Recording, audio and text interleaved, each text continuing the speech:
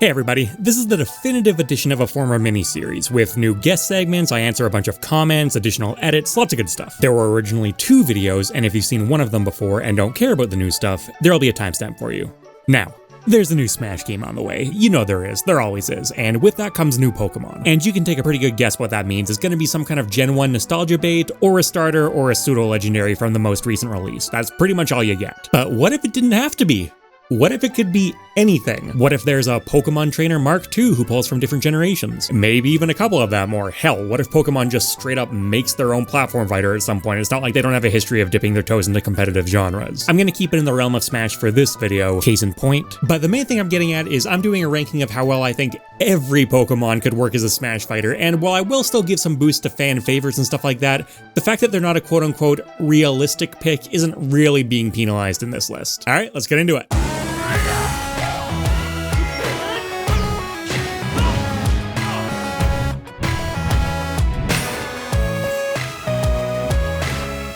Let's start with Kabutops as a nice kind of representative one. As far as body shape goes, this is pretty much textbook, right? Obviously, the main feature is those giant scythe arms, but then you've got a big head and you've got back spines and you've got a tail, and canonical size isn't even really an issue. It's 4 feet tall, it just basically drops right in. Forward smash, perfect place to use X Scissor. Side special, that's an Aqua Jet burst movement option. Up special, it can use Stone Edge and stick its claws into the stones as they're rising. And we already have water Pokemon represented in Smash, but nothing rock. That's a cool typing. So all the boxes are ticked. The only real question is how exciting a choice is Kabutops. And even as someone who really likes it, it's one of my all-time favorite rock-type Pokemon, just doesn't really do that much that I think other Pokemon on this list wouldn't necessarily do better. Very solid A tier in my eyes, though. As far as Kabuto goes, that's going to be in just use the evolution tier. That's not to say this is where every pre-evolution needs to go, though. For example, Charizard is already in Smash, but Charmeleon isn't. And I think this could actually be a pretty cool Echo Fighter. Obviously, by far the most prominent difference between the two is Charmeleon does not have wings, so you would need to change its run animation, and you would need to change a couple moves from Charizard, mostly the upwards phasing ones, and then obviously it wouldn't be able to triple jump anymore, and then you've got a smaller, faster, weaker Charizard with a few new moves, which is exactly the kind of thing I'd like to see Echo Fighters be. So does it help that Charmeleon is one of my favorite fire-type Pokemon and that I actually prefer it over Charizard? Yes, but I still think it belongs in good Echo Fighter tier, and Charmander is going to do the same. I'll put it like that. These tiers are not really going to be ordered like with most tier lists I make, but I do think it looks visually just better. I'm also going to chime in during editing here and mention that I use the term Echo Fighter. What I mean is more along the lines of semi-clone. I wish that Echo Fighters could be as diverse as something like Charizard and Charmeleon, but that's not really how Ultimate tends to do it. So this will get changed later in the video, but for now, every time you see it, just read semi-clone. I know in reality, Charmeleon would need a decent amount of animation work redone, maybe even too much redone for Smash's typical cutoff for clones, but it's going to be on the high end of what I'm letting slip through. And then for all this kind of stuff, Mega Evolutions and Gigantamaxes and stuff like that, for the most part, I'm not really going to mention them. I'm just going to assume that it's, final Smash territory, unless I feel differently, which there may be a few like that. I'll do the other Gen 1 starter forms here, which means I might as well just cover the other Gen 1 starters. Wartortle is going to go in good Echo Fighter tier again. It's not as inspirational as Charmeleon, but I do think it's just a nice, solid, slower, but stronger take on Squirtle. Maybe you want to do an Echo Fighter Pokemon Trainer, right? So it's still Gen 1, but the starting 3 are shuffled around in their evolutions a bit. That could be kind of cool. Bulbasaur, by its own merits, I think is substantially worse in that kind of role, but on the back of this team-up concept that already exists in Smash, he'll go up there too. Same with Venusaur. Blastoise is the one where that doesn't work. Its physiology is just too different to be an Echo Fighter, so it's got to be its own original creation. And it did make a decent candidate. The cannons are obviously its standout element, but it's got a chunky design and a big shell, kind of a heavyweight zoner thing going on. But the only reason I'm advocating for this Echo Fighter thing that used to be called clones is because they're easy to make. You can get an Echo Fighter character where you couldn't get another fully original character. Blastoise isn't easy to make, so now you're saying, okay, we're gonna put the time and effort in to make a real proper Pokemon Trainer 2.0, but we're still using the original 3. At that point, you've lost me. Although, now that I've said that, if we're gonna do this Gen 1 remix thing, the lineup that I think works best is Charmeleon as the middle, Bulbasaur as the little one. So then I guess Blastoise has to be the second evolution. Okay, I'll bundle them together and say, take as much from Squirtle as you can, and it would still be less work overall. You realistically couldn't translate much between Squirtle and Blastoise, but even like their particle effects for special moves, right? That kind of thing. Better than nothing. Let's get away from Gen 1 and from this expectation I'm setting that everyone might get their own little mini essay here. Basculin? That's a fish. It gets fish tier. So here's the thing about functioning in Smash.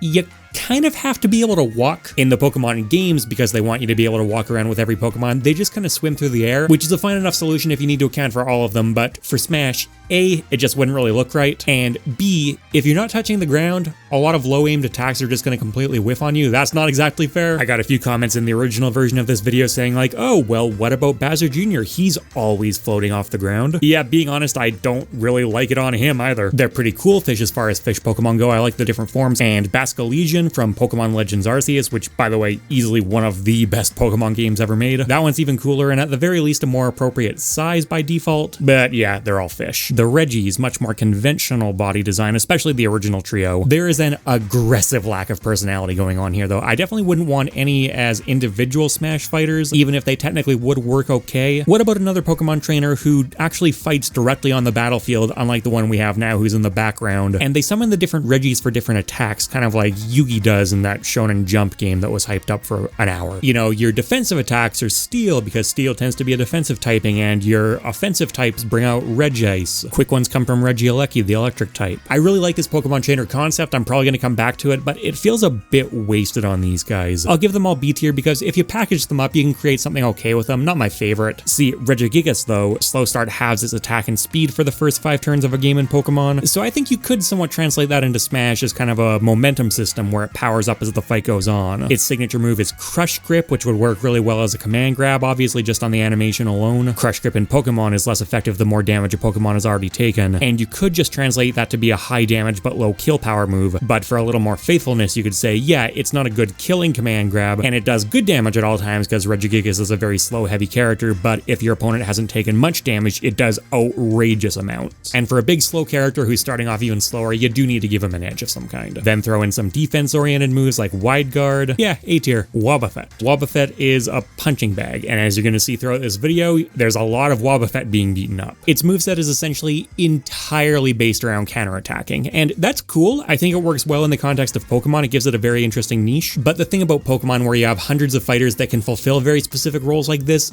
not all of them perfectly translate into Smash. Yeah, you could come up with a moveset for Wobbuffet. It smacks you with its head and its arms, and it has multiple counter-style moves still, but no, Wobbuffet as a Pokemon is aggressively designed only around counterattacking, and you need to take away a lot of that faithfulness to translate it, which I don't necessarily want to do. And yes, I know it had a role in the show, and I'm not ignoring that, but it has such a cool gameplay niche that I do value that more. I've done a similar video to this in the past over on my second channel, which wasn't about Pokemon, it was just about random other video game characters, and I penalized them heavily for not having a moveset that would naturally translate over smoothly into Smash, and I always get comments going, what are you talking about? Sakurai took a literal toy robot or a literal duck sitting on a dog and he managed to make coherent movesets for them. So I'm going to clarify it here. Yes, you could design a functional moveset in Smash for Wobbuffet. You could do that with any character. But if there are Pokemon whose natural playstyles lend themselves extremely well to the Smash environment, why am I more interested and therefore giving a higher rank to Pokemon where that doesn't apply? So I'm going to give him a C tier because it's vaguely interesting if nothing else. If I want to do this counter-focused playstyle, there are Pokemon that still have somewhat of a similar emphasis but fit more naturally, whereas Wobbuffet you need to break him out of his mold too much. The Unknown, kind of a similar thing again where there's a group of them and they're the alphabet. Those are their concepts and neither of those really translate into Smash very well. In fact, they translate into Smash miserably. I can't even picture like a Pokemon trainer that attacks with just a swarm of Unknown. That sounds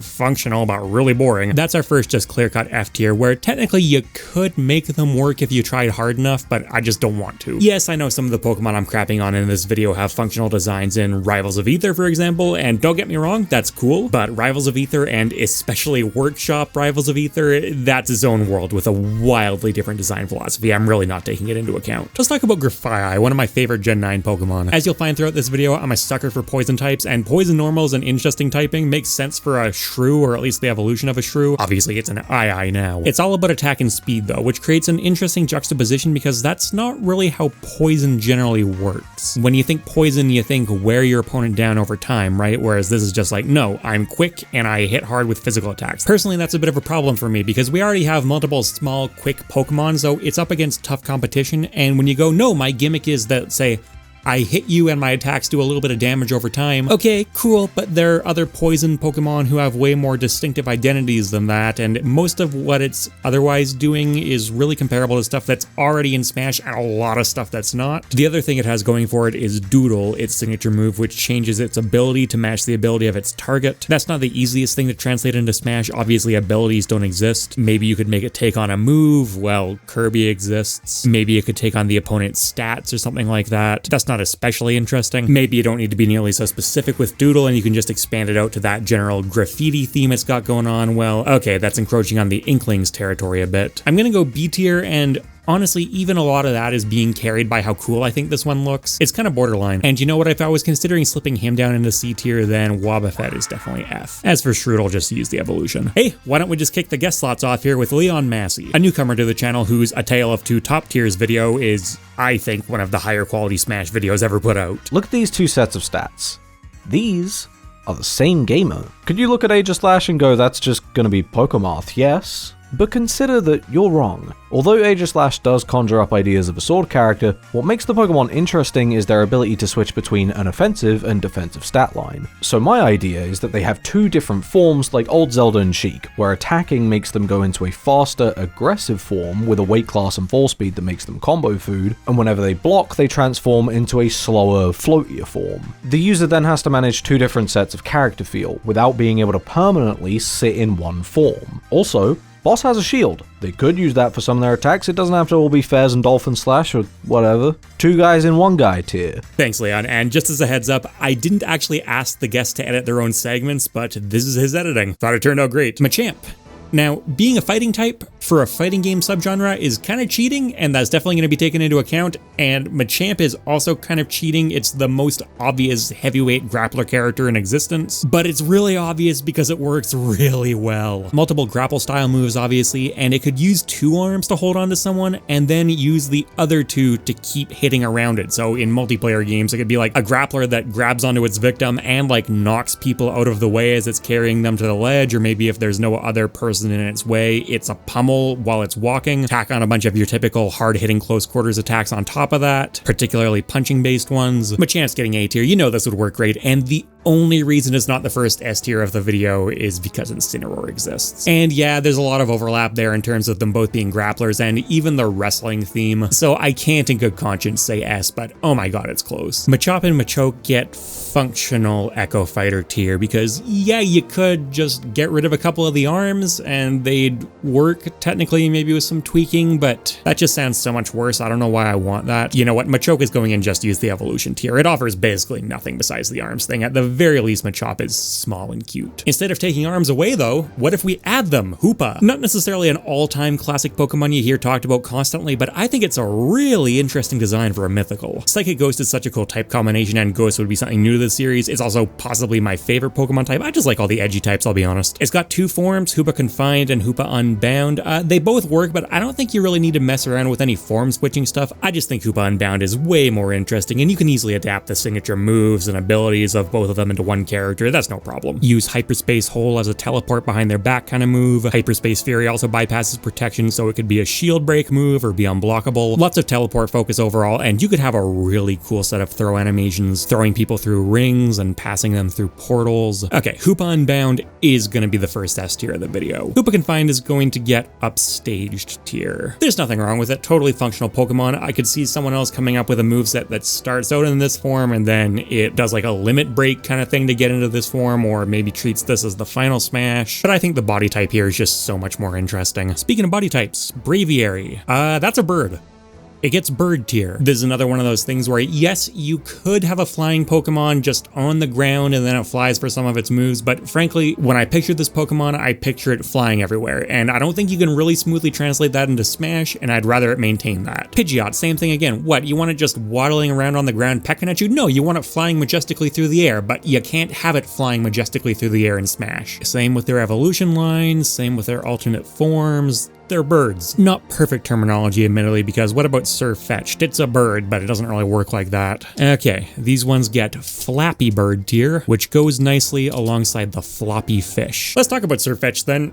I love it. Sword and shield fighter that uses a giant leak. I'm totally on board with that. Love how smug he looks too. Make him an aggro sword fighter. Give him moves like Brave Bird as a burst movement option, or maybe up special. Probably up special, because I think for side special you go Meteor Assault, his signature move. In Pokemon it's extremely powerful, but you can't move during your next turn. So in Smash I think make it a really rewarding burst movement option, one of the strongest in the game, and it's even got pretty good startup, but it's got a ton of end lag on it. The first move that it learns is First Impression, which is really strong, but you can only use it on the first turn you're in battle. Let him do that in Smash, make it maybe his forward smash, and then the first time it connects, or even the first time he uses it, probably just connects. That's a bit less extreme and a bit more Smash-like design. It's extra powerful. He gets A tiers. We have aggro sword fighters in the game already, and I just don't want to hear comments about, oh, another sword fighter got added to Smash, but I like them. I think the Farfetch'd are good Echo Fighters. You would need to change some animations because of the lack of shield, but other than that, basically a Surfetch'd with a shorter sword, smaller and faster. Maybe you need to change the signature moves as well. You know, suddenly that's starting to get into a lot of changes. Also just really not an interesting downgrade. Okay, more like functional Echo Fighter. Vespiquen. You know, there's kind of an interesting puppet slash swarm command style going on here. Slow and floaty, kind of Rosalina-ish, but then you summon in combis to help you out. Probably not a permanent thing like Luma, more just summon bugs in and then have them move into different positions and do different stuff. Sort of assemble and disassemble the swarm as needed. Attack order, obviously that's used to rush them in. Defense order is used to create some kind of walling effect. That could be like an anti-air attack. They quickly rise into the air as a vertical line. Give her some kind of projectile with the combis where they home in on the target, and then if you connect Sweet Scent first, they can home in way more effectively. That's a strong A tier bordering S. Then Combi just used the evolution, although it is technically showing up. So now we get to another new body type, the Quadruped. We have two of these in Smash already. One of them's a Pokemon, and Ivysaur is a pretty ideal candidate for it. Because yes, it is an unconventional shape, but it's got a very big head that works well for different attacks, and it's got the bulb on its back, which gives it something else to do. By far the most substantial though, it can spawn vines whenever it needs them, and it ends up doing that quite a lot because quadrupeds do have some inherent limitations they need to work around. Houndoom doesn't really have the same luxury. He's more or less just stuck with his body, and it's a pretty good shape for it. He's got claws that he can slash with, he's got a mouthful of sharp teeth, he's got the horns. Can't really do a whole lot with his skinny tail though. And Fire Dark is a type that's already taken by Incineroar, so we're working with a lot of issues here. That said, Houndoom is also my favorite Pokemon, so... Oh, I'm sorry, did you think this video was going to be objective? Yeah, Houndoom gets first crack at the interesting moves. Neutral special, Fire Blast. The move that Charizard has reserved for a final smash, Houndoom just gets to do that. Side special burst option is Flame Charge. Now, in Pokemon, it powers your speed up if it connects. So in Smash, we're translating that as if it whiffs, it's got a decent amount of end leg, but if it connects on an opponent, you can act out of it essentially instantly while still maintaining forward momentum. It turns into an incredible combo starter. Up special, that's Heat Wave, a blast of hot air rises up around Houndoom, and then down special, because this is a dog, is Odor Sleuth. It's your pretty typical bite attack that's just okay, but it can hit opponents who are spot dodging, rolling, or air dodging, and if it does bonus damage. I wasn't allowed to have video games in the house until way past Gold and Silver's heyday, and all I wanted to do was battle with the same Houndoom that I saw my friends using on their Game Boy Link cables, and now that I'm a grown-ass adult, I can do what I want, including put it at the top of my tier list above characters that definitely deserve it more. Okay, now to talk about a more objectively worthy quadruped. PJiggles, what you got? Hey everyone, PJiggles here. With my channel icon and name being based on a Pokemon, you might be surprised to hear that I don't really like the Pokemon franchise, but a character from that series I'd love to see in Smash would be Zacian, the box art legendary from Pokemon Sword that, as you would expect, wields a giant sword in its mouth. I honestly don't really care how Zacian would play or what its gimmicks would be, but the idea of essentially a dog that wields a sword in its mouth is hilarious. Reminds me of the great grey wolf Sif from Dark Souls 1, which is literally a giant wolf with a sword in its mouth. You can probably look at that fight and think of some ways Zacian would attack in Smash. I'm sure they could build an interesting moveset around this Pokemon, but considering Generation 8, which Zacian is from, has since passed, I'm not sure how likely this one will be when we get a new Smash game. Still, I'm gonna give it an S tier for Sword. Sword tier. Yeah, you get it. Then I'll talk about Zamazenta. I like it. I like it more than Zacian. I've seen the pictures. I've seen Zacian break multiple mediums of competitive play. I know how the world treats Zamazenta, but I think a wolf enveloped in this regal shield that looks like a lion's mane is one of the sickest legendary designs they've ever come up with. Yes, Fighting Steel overlaps with Lucario pretty heavily, but there's so much of a difference in moveset potential here. Zamazenta would have a lot of counter and armor moves, Behemoth Bash would just hit like a truck. If Zacian's going in S tier, Zamazenta's going in S tier too. It's been trod on enough, and I might as well just get all of the spite picks out of the way now. Mr. Mime. I think this is one of the weirdest, most unpleasant designs designs they've ever come up with for a Pokemon. It's like they hadn't really refined the idea of exactly what a Pokemon is yet. Horrifying to look at, the Mr. prefix causes some weird implications with how these animals are treated. Don't like it as a Pokemon at all, but goddamn if it couldn't have some fun animations in a fighting game. Put those weird jerky movesets where it's pretending to do stuff into play, have it actually make a wall, have it actually, I don't know, ride a car, whatever it is mimes do. You could really have it mime essentially any action and it would have a lot of charm to it. I think hatred and intrigue balance out to B tier here. Same tier for the Galarian form, it's a similar deal plus ice. Mime Jr. is theoretically a good Echo Fighter, except its body type just isn't really as well suited to it, so I guess that moves it down to functional Echo Fighter. But even lore-wise, it evolves into Mr. Mime after it learns the move Mimic, so Mime Jr. canonically is just not a very good mime. Yeah, just use the evolution on that one. And then Mr. Rhyme isn't as offensive to look at to me as Mr. Mime is. It also loses some of the charm though. It's based on Charlie Chaplin, which is kind of a cool source of inspiration, but it's not as interesting from an animation perspective as the mime is, or at least the full mime is, so I think it actually gets put below Mr. Mime. The original is still the one I'd most advocate for here. It's the purest vision. Just use the evolution tier doesn't quite cover this anymore. There. That ought to catch it. Spearow and Fearow are flappy birds. You know, Fearow has a little bit more going on. Seems to be kind of inspired by water birds, which do spend more of their time standing, but even then, it's got massive wings on it. It really would be restricted if it couldn't make full use of those. Another weird body shape, bats. They're not quite birds, but they are kind of birds. Okay, here's what I think is every bat Pokemon. I don't think they need their own tier. I'm just putting the Zubat, Golbat, Crobat line in Flappy Bird tier because that's really fundamentally what they are. I really like Crobat. I think it's an amazing design overall, but it doesn't really fit here. What the hell are these? Woobat and Swoobat. So straight up, I've just never played Gen 5, but I'm still really not a fan of its rip-off designs, the way they blatantly ape from older generations of Pokemon. I know that it's because you can basically only play as the new Pokemon during the main game, so Game Freak felt the need to put them out into the same niches.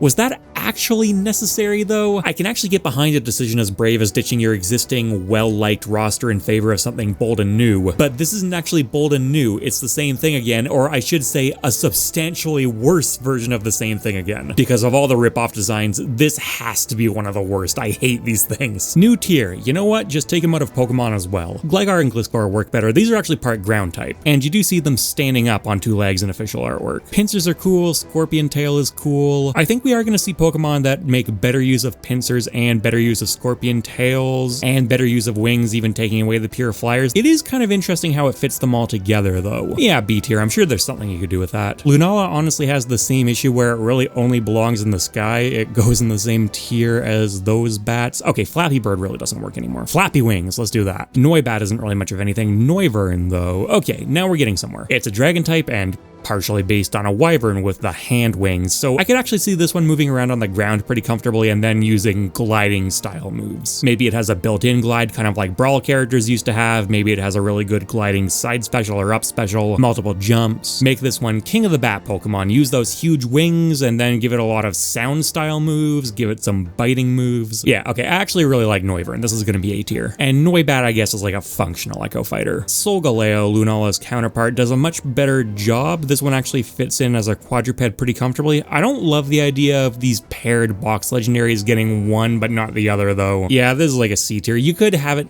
work as a pretty functional Pokemon on its own and then have Lunala come in for the final smash or something like that. Doesn't seem that satisfying though. Cosmog, Cosmoem, yeah, more like that. You know where I think this paired legendary concept works a lot better? Reshiram and Zekrom. By their own merits, not nearly so much. They're functional Pokemon, particularly Zekrom, but they're a bit busy, and the main appeal of this kind of thing is fusing with Kyurem, which by itself is even worse, it looks incomplete, but then you can use the DNA splicer to get Kyurem White and Kyurem Black. And frankly, both these designs are also a little bit busy and kind of big, and you'd need to scale them down maybe a bit more than would necessarily fit into Smash perfectly, but there is definitely something going on there where you could have both of them on the same character, a switching mechanic maybe, and Kyurem White is more focused on special attacks and Kyurem Black is more physical. For Smash, I think you would probably interpret that as Kyurem White is more of a distance character, Kyurem Black is melee. I'm probably gonna have to do that a lot throughout this video. A switching mechanic that works like that is just kind of awkward though, because it's like if you're further away, you switch to the long range one. If you're not, you switch to the close range one. It's pretty obvious. They both hit like a truck, so there's not really much of a Zelda Sheik dynamic you could do. I'm not willing to say I love the Kyurems, but there's something there. Then the others just use the evolution. And then the way the tiers work now, I think Hooba can just come down. The Voltorb line,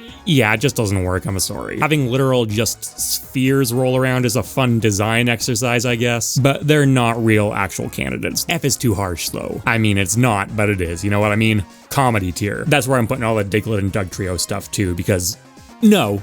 But if you want them, I respect it. Same with Execute. I'm not even going to stoop to just use the evolution, because if you can make a bunch of eggs fight, I want to see it. Executor does need to be considered a bit more. It has no arms though, and I know it's got multiple heads, which is kind of interesting from a design perspective, but you can't really do much attacking with them. It is a psychic type, so if you wanted, you could have it like disconnect its heads and use them for bashing. I don't think it can do that in lore. I don't want to see it if it can. This is just a C tier. You could technically make it work with the psychic theming. It can manifest arms or whatever, like arms out of the air, but why? I'm putting comedy above C tier. Screw it. At least they bring something to the table, especially when a Alolan Executor exists, because out of the two of them, yeah, obviously the base Executor would fit into Smash better as a character, but there's a reason the funny long neck dragon form got the Pokeball slot. Pit of an Unpheasant and what are you? Tranquil, I had to look it up. Middle evolutions, am I right? In any case, they're all flappy wings. Pretty bland as far as regional birds go too. Another Gen 5 bird,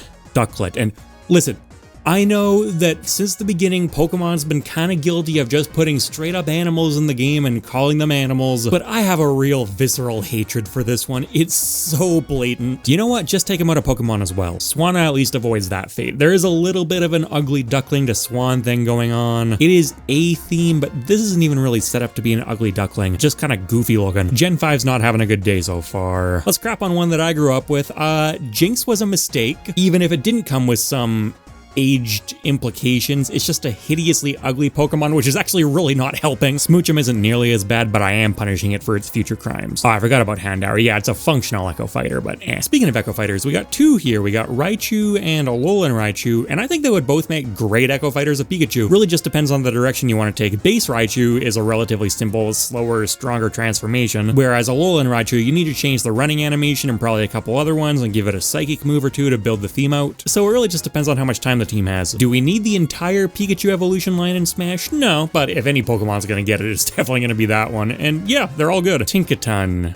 I really like this one. She was on my team for Scarlet. Fairy Steel is such a cool typing, and I love the small pixie-ish character with a gigantic hammer. Really lightweight, agile mobility, but with the frame data of a heavy and a massive disjoint to compensate. That could be cool territory. You know you're putting Gigaton Hammer in there as a forward smash, like a Ganondorf-style massive overhead swing. I say like Ganondorf instead of King DDD because I want it to be better than DDD's, although keep some of that shockwave aspect. It's got good fairy moves like Play Rough and Draining Kiss, which steals health, and then it's also got Pickpocket as a hidden ability, which lets it steal stuff. So I think definitely have some kind of health or power drain aspect in there. Maybe let it have some good moves that are very fast, but are just miserably stubby. And then the power moves are again more like heavyweight frame data. There's actually so much there. This is S tier. I was considering saying functional Echo Fighter for the other two, but I think it's more like just use the evolution. The entire appeal of Tinkaton is the juxtaposition between very small and light and then big and hard hitting. So keep the small and light angle, but then make the hard hitting part less hard hitting. It's not really clicking. Trevenant and Gourgeist are an interesting pair. Trevenant has Forest Curse, which sticks to your opponent and turns them into a grass type, and then Gourgeist does the same thing with Trick or Treat to turn them into a ghost type. Forest Curse is the one that makes more sense to me because I can absolutely see the more you landed on them, the more they grow grass, and then Trevenant also has some moves that are super effective against grass. Not all of its moves are, but I think it would actually be pretty cool for Pokemon in Smash to pay more attention to exactly what type of move they're using. Bring some of the type matchup system into Smash with them. This has technically been tried already with Pokemon Trainer, except it was just done really badly, and in Ultimate they rightfully took it out. But if you can inflict a type on your opponent and then have some moves on your kit set up to take advantage of it, that's pretty good. It's like a selectively powered Inkling mechanic. The unfortunate part of this is that canonically Trevenant doesn't actually have that many moves that are super effective on grass. It has some, but they're not really that big a part of its kit. Gourgeist is better set up in a 1 versus 1 scenario in that regard because it turns the opponent into a ghost type, and ghost moves are super effective on ghost types. If you translate translated into Smash though, that's not really as mechanically interesting. I like the concept of Trevenant having to go out of its way a little bit to capitalize on grass. And also the concept of making your opponent progressively grassier just seems a little more sensible than progressively ghostier. What do? You coat them in some kind of aura, or you make them sort of fade into the background, make them partially translucent. Grass seems way more readable, and Trevenant also has a much better body shape. Trevenant's gonna get A tier. I don't think I'm gonna go S tier because I doubt this is gonna be the only time in the video I come back to that selective move typing thing. Phantompus just used the evolution, so's Pumpkaboo. And then for Gurgeist, I'm gonna bring back the upstaged tier. I think you definitely go Trevenant. And while we're talking about Nightmare Fuel, here's Waidu covering Shuckle. You might think Shuckle wouldn't fit in Smash, but hear me out. You can't ignore the annoying gimmick characters that exist to make people really mad. That's a whole playstyle, and you know what it's time for, folks. It's time for entry hazards in Smash. Make Shuckle heavy, slow, and weak. But if he gets you to the ledge, you become like Sisyphus, climbing through Stealth Rock and Sticky Web and Infestation, only to get slapped back off stage with one of his disjointed noodle leg aerials. And then, you die at 80, cause he used Power Trick. So yeah, Shuckle would be unconventional, but look at Piranha Plant. Evil little ledge trap creature is a perfectly valid archetype in Smash, and for that reason, I rank Shuckle B tier. Darmanitan. So this is known in Pokemon as being just an all-out aggro fire attacker, which there's really no shortage of, and the same thing applies to its ice-type Galarian form. Ice is blatantly set up to be an offensive type. We're going to be looking at plenty of that today. Not too interesting, even if their body shapes are pretty well set up for a fighting game. The interesting part of these characters is their Zen mode, though. If their health drops under half, they get a Zen mode where they gain the psychic typing and have some stats shuffled around, which is a really cool mechanic, even if it's not particularly good competitively or anything. I don't care about that, but what I do care about is that the Zen form of base Darmanitan is immobile, and that's kind of a problem for a fighting game. The Galarian version is not, though. That one actually gets faster below half health, so that could be an interesting comeback mechanic. Its body type still does kind of suck after the transformation, though. So if the thing that really makes them stand out is something that can't really be translated into Smash particularly well, I gotta go C tier. I'll put the Zen modes up here too, because that is ultimately what's bringing them down. And then Darumaka's just used the evolution. Feebas is just a floppy fish. Milotic, though. This is the first serpent or snake design we've looked at so far. I don't really know what to do about this. I'm starting off with one where I just love Melodic's design. It's one of my favorite Gen 3 Pokemon, which is my first Pokemon generation that I was allowed to play, so that's saying a lot. Some heavy nostalgia value attached there. I don't think they work that well, and that's painful to say. Milotic is better than some, though. It gets to hold itself upright, and it gets to use that long protrusion on the end of its tail, those fins or the fan, bring that over its quote-unquote shoulder to attack with. You know, it's not awful. For jumps, it can augment them with water under its body, kind of like it's pressurizing itself up. Its main trait is being specially defensive. That's honestly kind of hard to translate to the Smash environment. You just make it pretty tough overall. It also has quite good special attack though, and that makes a lot of sense with water moves. I think Hydrokinesis is kind of going to be the theme here. You know what, I'm going to go B tier because if nothing else, it's really interesting, and this sea serpent-ish design is definitely more versatile than a lot of snakes. Can't really say the same for Ekans, the snakiest snake that ever snaked. Arbok is based on a cobra, which means it also stays really upright. Definitely can't achieve anywhere near as much as Melodic can, but I think if you were going for a design challenge, you could kind of make Arbok work. Don't even try with Ekans, though. I'm not calling that a proper Echo Fighter. Okay, first up, what's probably going to be many new recording days I'm coming back to for this. I was talking about Gen 3 nostalgia. Let's do the Gen 3 starters here. I think these are all great. I know I'm fighting against a lot of bias, but I still think this may be the overall strongest line of starters, at least in their final forms. Let's start by bringing on Zach from Honest Content, who's going to talk about Blaziken, and man, brave of him to send me a green screen file. Now I know what you're thinking. Zach, how dare you put in another fire-type Pokemon, let alone a starter Pokemon? How could you? But wait just a moment. While Blaziken's actual likelihood is probably low because of Incineroar and Charizard taking up the fire starter niche, I think Blaziken still brings plenty of things to the table. No, he would not be a Captain Falcon ripoff. First off, the firefighting typing, while yes, Lucario shares the fighting type, I don't think there's really a Pokemon that is representing martial arts or some of the premier fighting type moves like Sky Uppercut or even Brick Break. The other two fire starters were slow and lacked mobility. Blaziken could be the exact opposite, have high amounts of mobility, high jumps. I could see Blaziken comboing opponents to the top blast zone with up air kick attacks and finishing them off with an explosive KO tool. Again, maybe Sky Uppercut or Blaze Kick. I could see him using moves like Brave Bird as a recovery tool. Blaziken was one of the original Pokemon shown off in Pokken Fighters, and if you think he has 0% moveset potential, just look at the unique attacks that are in this game. Yes, is Gen 3 long from relevant? Sure. Blaziken is my personal favorite Pokemon of all time. I thought it would be interesting to bring up the moveset potential for a Pokemon people commonly overlook. Yeah, Blaziken is obviously fantastic. In fact, it's so obviously fantastic that personally, I'm more interested in Sceptile. Still a great body shape that can actually do more because of the leaf blades on its arms and then that giant tail. And while yeah, you obviously put powerful, iconic grass type moves on it, one thing that I'd actually really like to see it get is False Swipe, because it learns that in Ruby and Sapphire, and I get the impression that for essentially everyone who chose Trico as their starter, Sceptile was their False Swiper to this day is one of the Pokemon I most associate with the role, and False Swipe in Pokemon can never kill, so in Smash it would be cool if it was an extremely powerful move, like ridiculously powerful, but your opponent always abruptly stopped moving just a bit short of the blast zone, so you could put them in a very disadvantageous position really easily, but it would never actually finish them off. Make the rest of its stats, its hitboxes and frame data just fantastic, so it's a big part of its game plan, but then it needs to go out there to finish the opponent off. That would be a cool playstyle. And then Swampert I think also works really well. Water Ground is an interesting typing. I could picture it having a very low grounded playstyle, a lot of attacks that used its arms or its big head with the fins on it, and then also a lot of mud based attacks of course, which we don't really have in Smash right now. That could be cool. Sceptile, another easy S tier, and if I had any intention of putting more than one Pokemon in S+, that would be where it went, especially because Pokemon Sapphire was my first game and I went with Trico. And then Swampert, while I think it would work pretty well too, it doesn't lend itself nearly as obviously to the Smash environment. I can definitely see it doing like scooping attacks with its head fins, which is actually pretty well in line with the ground theme. I could see it doing like bulldozing kind of attacks. Okay, you know what? Screw it. Let's complete the trifecta. Trico I think is a functional Echo Fighter. The big difference is it doesn't have those leaf blades on its arms, which is not an especially interesting thing to take away. Grovyle technically works better, but I'm just going to put it in functional Echo Fighter as well because who wants the middle evolution? Okay! I get it!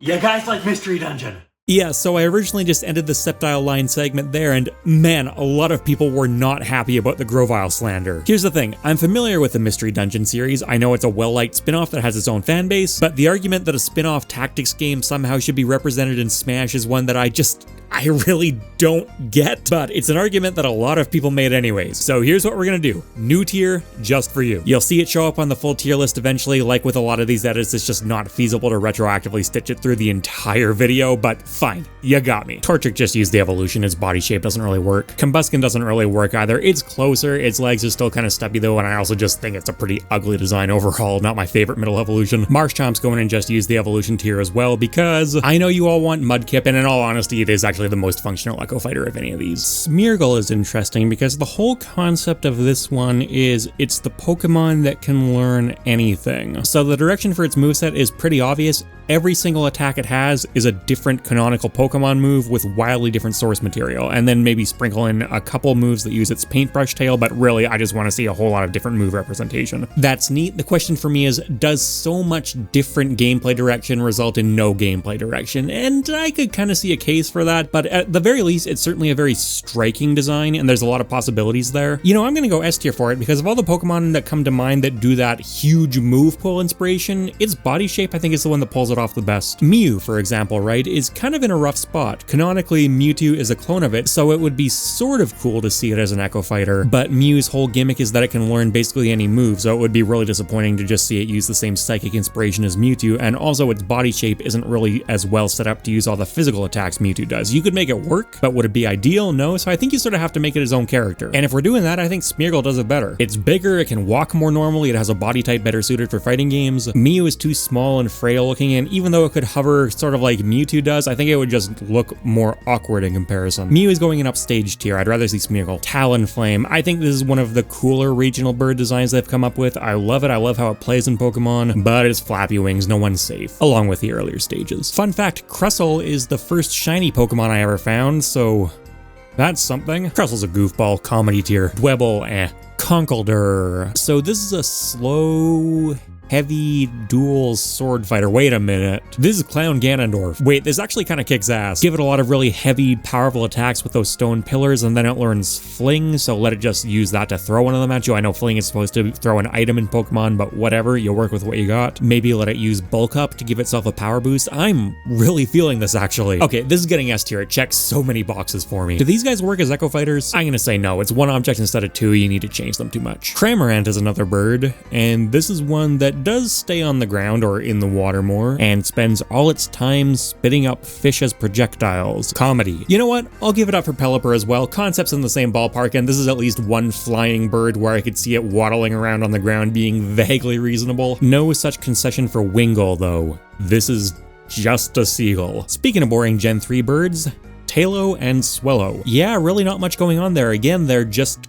kind of birds. Wait, did I forget about Lucario and already in Smash this entire time? No, I didn't. You saw nothing. Riolu is actually a perfectly good Echo Fighter, though. Doesn't have the spikes on the back of its hands like Lucario does, but that's okay. They make some appearances in Lucario's Smash moveset, but it's pretty minimal. Flamigo. So as far as bird Pokemon go, this one's more compatible than a lot of them. It's flying fighting type, and it doesn't really actually spend a lot of its time flying, much more fighting. You could actually kind of make this one work. You'd really have to force it, and the moveset isn't particularly inspired. Realistically, this is way more of like a C tier or below, but I like Flamigo. It's getting the full bias bump up to B. Scovillain's kind of interesting. I like the design, 2 heads. There's definitely some moveset potential there. The concept of a spicy pepper Pokemon is fun, and it's split grass fire type, so there's definitely some interesting stuff you could do there. I'm basically always going to advocate for grass types. Its signature move is Spicy Extract, which ups the target's attack but lowers its defense. That could have some interesting implications in Smash. Hit your opponent with it and they get a power boost, but they're also really easy to send flying, or maybe it could just be an extremely powerful attack, like outrageously powerful, but if it doesn't kill your opponent, yeah, they get a power boost for a bit. I think the more straight up just buff debuff aspect does make more sense based on the source material, though. Yeah, there's actually a lot here. A tier. Capsakid's kind of a nothing Pokemon with 1 head, though, so whatever. Gen 9s that I'm not such a fan of, though. Pawmi, Pawmo, Pawmot. These are all the same thing. I have no idea why this is a 3-stage evolution. Such a lazy design. Just get them out of Pokemon as well. They're so unnecessary. Electric Fighting is theoretically kind of a cool type if it was attached to a more interesting design, but even in that case, we have fighting Pokemon in Smash, and we definitely have electric rodents in Smash. Another kind of nothing evolution, Poliwhirl to Poliwrath. Now, Poliwrath is a perfectly functional Pokemon, but it's just not that interesting. Fighting and water type, whatever, those both exist already, and it doesn't really have that much of a gameplay direction to it. Politoed, the other thing that Poliwhirl was given to evolve into later, you know, that's more interesting. It at least has a distinct look and definitely more of a gameplay direction. It's a rain setter. I think weather Pokemon in general, though, while they serve very cool functions in Pokemon, are going to be a bit of a tough sell in Smash for the most part. Weather just isn't really a mechanic in the Smash series, and I don't think it should be. What are you going to do, have rain falling on the entire stage the entire time? No, that's just kind of dumb and horrible for visibility. The alternative is maybe having a rain cloud just spawn directly over Politoed and follow it around. Yeah, it sounds kind of forced and not totally within the spirit of what you're doing. The entire point of weather effects in Pokemon is they transform the entire stage. I'm going to put it in weather doesn't work tier, and I'm a bit hesitant to make this. I may end up getting rid of it because there's going to be a lot of debate about exactly what counts as a weather-focused Pokemon, but we'll start with it. Poliwrath, like I said, perfectly fine Pokemon, but just really boring. Poliwhirl is technically a great Echo Fighter because it's the same Pokemon, but whatever. Don't use Poliwrath, and if you have to, definitely don't give us 2 of them. Castform, this is a great example of what I'm talking about. Castform's entire thing, like, all it does is changing along with the weather. And you could translate that to just being kind of an elemental user, but again, you're taking away the core spirit of the Pokemon, and his body shape just doesn't really work on top of that. It's sitting on clouds, has to hover off the ground, it's way too small. It's getting weather doesn't work, and honestly, this is more just like a straight up F tier, but if they're not going in the weather tier, who is? We're getting into it already. Gogoat. Grass Quadruped is kind of a tough sell considering that we already have Ivysaur in the game, and on top of that, it's a little bit of a one-trick pony. One-trick goat. It headbutts you. It's a C tier, and Skiddo would work technically, but why? Speaking of quadrupedal one-tricks, we have Tauros. This is just even more of a straight-up charge in and do one thing kind of Pokemon than Gogoat is. The basic one is a normal type. It brings essentially nothing to the table besides its body attacks, which are functional. It's got hooves and it's got horns, but whatever. The Paldean Tauros in its base form is at the very least a fighting type, like Tauros probably should have been since the beginning, but even that one is kind of the same thing. Yes, you can breed it into fire versions or water versions, so they're at least a little bit more fleshed out, but again, Smash is not suffering from a lack of fire or water Pokemon, and if we're going to add more, there are way more interesting ones than any of these. C tier for all of them. I could sort of see this maybe working in like a Pokken sequel, but for Smash, there's just so much more interesting material to pull from. I talked about Castform floating on a cloud. The Jin legendaries kind of do the same thing. These are interesting. There's 3 in the core group, and each of them have alternate forms. A lot of awkward stuff going on with the body shapes. You might want to incorporate all 3 of them into a moveset, like a Pokemon trainer design somehow, but that's potentially difficult to do because their forms just don't really fit into Smash that well, so you have to go for their secondary forms. Tornadus, I don't think that one translates into Smash at all. Landorus is a bit better, but I think by far the best fit from a body design perspective is Thundurus. It's got clouds around its hand, and having it float across the stage with its feet kind of scraping along the ground, that actually makes sense. So if you really want to have the Jin represented as just like a conventional fighter, I think what you do is choose Thundurus Therian as the base form, and most of the attacks are done like that, and then it can switch into its incarnate cloud floating form for different special moves and stuff like that, and mobility options, even while it's jumping and rolling and air dodging. And then if you want to include the other 3, bring them in for the final Smash. And then I say the other 3 because unfortunately, Enamorus is here too, and I just hate how it looks. I'll put Thundurus at the front, but the entire core gang in B tier, because obviously you're going to include all of them somehow, and even if you don't want to go with that, use this as the lead concept, there's something you could do. And you might say, well, you're kind of forced to include Enamorus in there as well. This is my list, I'm not forced to do anything. They already had a perfectly fine thing going on. You didn't need to drunkenly stumble in and crash the party like that. On the topic of which, Bouffalant. The sheer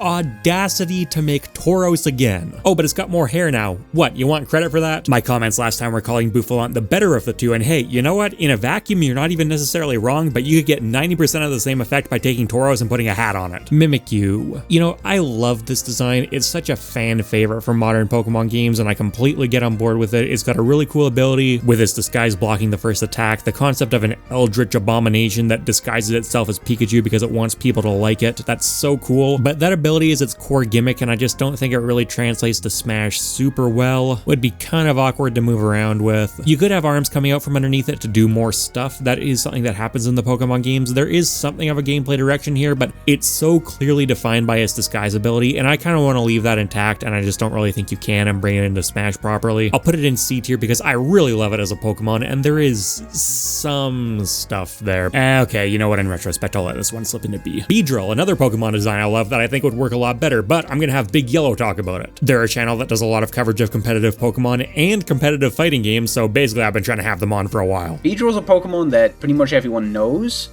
but people don't really think a whole lot of, and because of that, I think it would be really funny if they made Beedrill a character that starts off pretty unassuming, and once they have all their stuff set up, is just like the most obnoxious character in the world. Basically, make Beedrill a set play zoner is what I'm getting at. I'm thinking pretty average mobility, pretty average weight, pretty big hurt box, not very good recovery. Maybe make their up be something like Fell Stinger, doesn't go very far, but it's a powerful finisher. But give Beedrill the P+ Ganon Hover.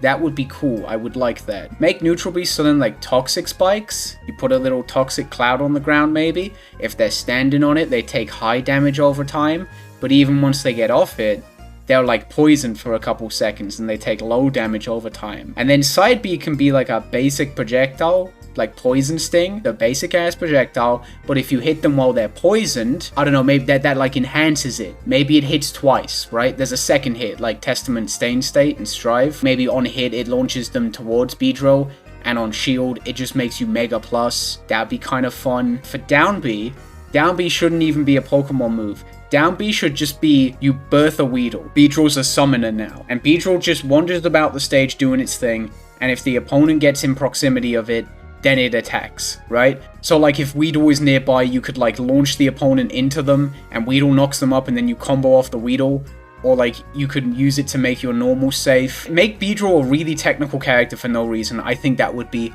very funny. That's what I'm getting at. So I guess that means I gotta put Weedle in the same tier, and Kakuna does absolutely nothing. Along with Metapod, that's a lot of hardened spamming. How dare you put Caterpie in my Metapod fighting game? Now, Butterfree, the actual candidate, I've got so much nostalgia attached to Butterfree. The first episode of Pokemon I ever saw featured it, but it's Flappy Wings. It doesn't work. I'm sorry. Oh, I forgot why not. Yeah, if you're not going to choose the funny punching bag Pokemon, I don't know why you're going to choose the funny not punching bag Pokemon. Better Echo Fighter territory though. We've got Igglybuff, Wigglytuff, and Screamtail. Let's start with the cute one though. I'll hand Igglybuff off to Larry Lurr. I have the perfect Pokemon to put into Smash. So, we all love Melee, right? And there is one particular character in Melee that they all love, and that is Jigglypuff. So my idea is, like in Melee, you know, Pikachu, Pichu, let's add Igglybuff to the roster and just give Igglybuff a similar moveset to Jigglypuff, except we'll make her lighter, and instead of giving Igglybuff a strong rest kill like Jigglypuff has, we'll make rest do what it does in the games. So when Igglybuff does rest, she will fully restore her HP, so her percentage. I think that is a terrific idea. It's very well thought out, and I can't wait for them to actually do it. Wigglytuff isn't as naturally balloon-shaped as the other potential clones are, but it does still puff up the same way that Jigglypuff does, so a sort of slower, heavier, blimpier version does work. And then Screamtail is essentially just a strict upgrade on Jigglypuff. It has a stat boost because of its ability Photosynthesis, and it's got a long tail on it, or hair that kind of forms a tail. Obviously, being a strict upgrade over Jigglypuff doesn't really work. You would need to tone it down for Smash, but it's not like we haven't seen that before. Pichu canonically is just supposed to be worse Pikachu, and yet it was a dominant character in Ultimate's early meta before it got nerfed. Its direction isn't nearly as straightforward as Wigglytuff, and it's also a Psychic type, so you would need to give it at least 1 or 2 Psychic type moves to fit the theme as well. You know what I think could be a cool way to go with it? The way Photosynthesis works is if it's holding the booster energy item, which it would, even if it wouldn't appear on the model, it boosts the Pokemon's highest stat by 30% unless it's speed, in which case it's a boost of 50%, so let's emphasize that, and I say you interpret that as Screamtail being way faster on the ground, but way slower in the air, and having fewer jumps. Then it can have some longer ranged, particularly ground attacks with its tail as well, because Jigglypuff is almost entirely defined by air mobility. Taking that away means you need to add some pretty substantial balancing factors elsewhere. I think there's something to that. Both of these get good Echo Fighter. Stoutland. He'd have the Pokemon victory theme, except played on bagpipes. That's pretty much all he does, but it's good enough for me. And yeah, just use him, although Herdier actually has a pretty good middle evolution. Stantler is just a deer, but with Pokemon Legends Arceus letting it evolve into Wordier, we have something to work with here. It's a Psychic deer. Obviously already have a shape to work with, the antlers, and then you throw on Psyshield Bash, this defensive Psychic move, make it an armored burst movement option. That one's easy. And because to some extent Wordier is one of the faces of Pokemon Legends Arceus, I think it would be a cool candidate for the strong and agile styles that game introduced. Maybe make it like the Street Fighter characters where you can do tapped and held versions of its moves, maybe even all its moves. I think B tier, it's got some strengths, but it doesn't really bring that much to the table besides its own home series mechanic, which is obviously not the only Pokemon that applies to, and deer just have some limitations as a quadruped design. There's only so much you can do, not bad though. Then Stantler, yeah, it's a deer. Sawsbuck is also a deer, and this time it's just a deer. Wait, is this Gen 5 again? Yes. The seasonal design is a gimmick in the context of the Pokemon world. You know, it's okay. In the context of Smash, no, that's not going to work at all. Honestly, F tier. If you're going to go with a deer design, they're so far behind Wordier, it's not even funny. Maybe if they're your all-time favorite Pokemon, and statistically someone watching this video would probably say that, you could make an argument for being able to choose the season they're going to use ahead of time or something like that. Pick it from the character select screen. That's a really interesting mechanic, but give it to who? Them? No, I'll tell you what you do. You give it to Genesect. Genesect's signature move is Technoblast, and it changes typing depending on which elemental drive he enters battle with. So at the character select screen in Smash, you choose a drive for him to equip. Think of it like choosing a Mii loadout or a Smash 4 custom moveset. And its neutral special is Technoblast, and that obviously changes heavily depending on the drive equipped, but then it could also have a couple of other moves. It's Jab and a few Smash attacks and things like that that also use the cannon, and their properties get changed depending on which drive you enter battle with as well. Hold the Shock drive and it gains some paralyzing moves, Chill drive and it can freeze, Burn drive does more damage, Douse drive has more kill power, and they have different hitboxes and frame data, and maybe you can opt not to enter into battle with any drive, in which case you get sort of the most balanced approach. And then plenty of its moveset stays intact across all drives, just like the real Genesect does. Its download ability could be used as a counter, it could use Magnet Rise as a recovery option. S tier, I think Genesect is great. Alcremie. Its identity in Pokemon is shooting missiles made of hardened cream at people. In-game playstyle wise, its only standout stat is special defense. Like I said, that's kind of a hard thing to translate. It comes in a bunch of different flavors, so it would have some pretty sweet costumes, I'll give it up, but you know, hopefully I'm getting a bit more than that with my Smash character. Weird shape and size, its signature move Decorate is just a basic stat boost. Its Gigantamax form on the Giant Tower of Cake is kind of interesting, but some Mega Evolutions may translate properly into just core Smash movesets. I really don't think the Gigantamaxes do at all. I'm willing to do some scaling for Smash, but I'm not willing to go that far. Yeah, this is like a C tier. Cake decorating is a theme that you could work with, but I don't think it's a particularly compelling one. And then Milcery has just used the evolution. Mile, the Deceiver Pokemon, a Pokemon that then fights with its back to you so that it can bite you better. That could be pretty cool. Let's bring on Aaron for a more detailed look at how it could potentially play out. With Legend ZA coming out next year, Mega Pokemon are going to be highlighted again.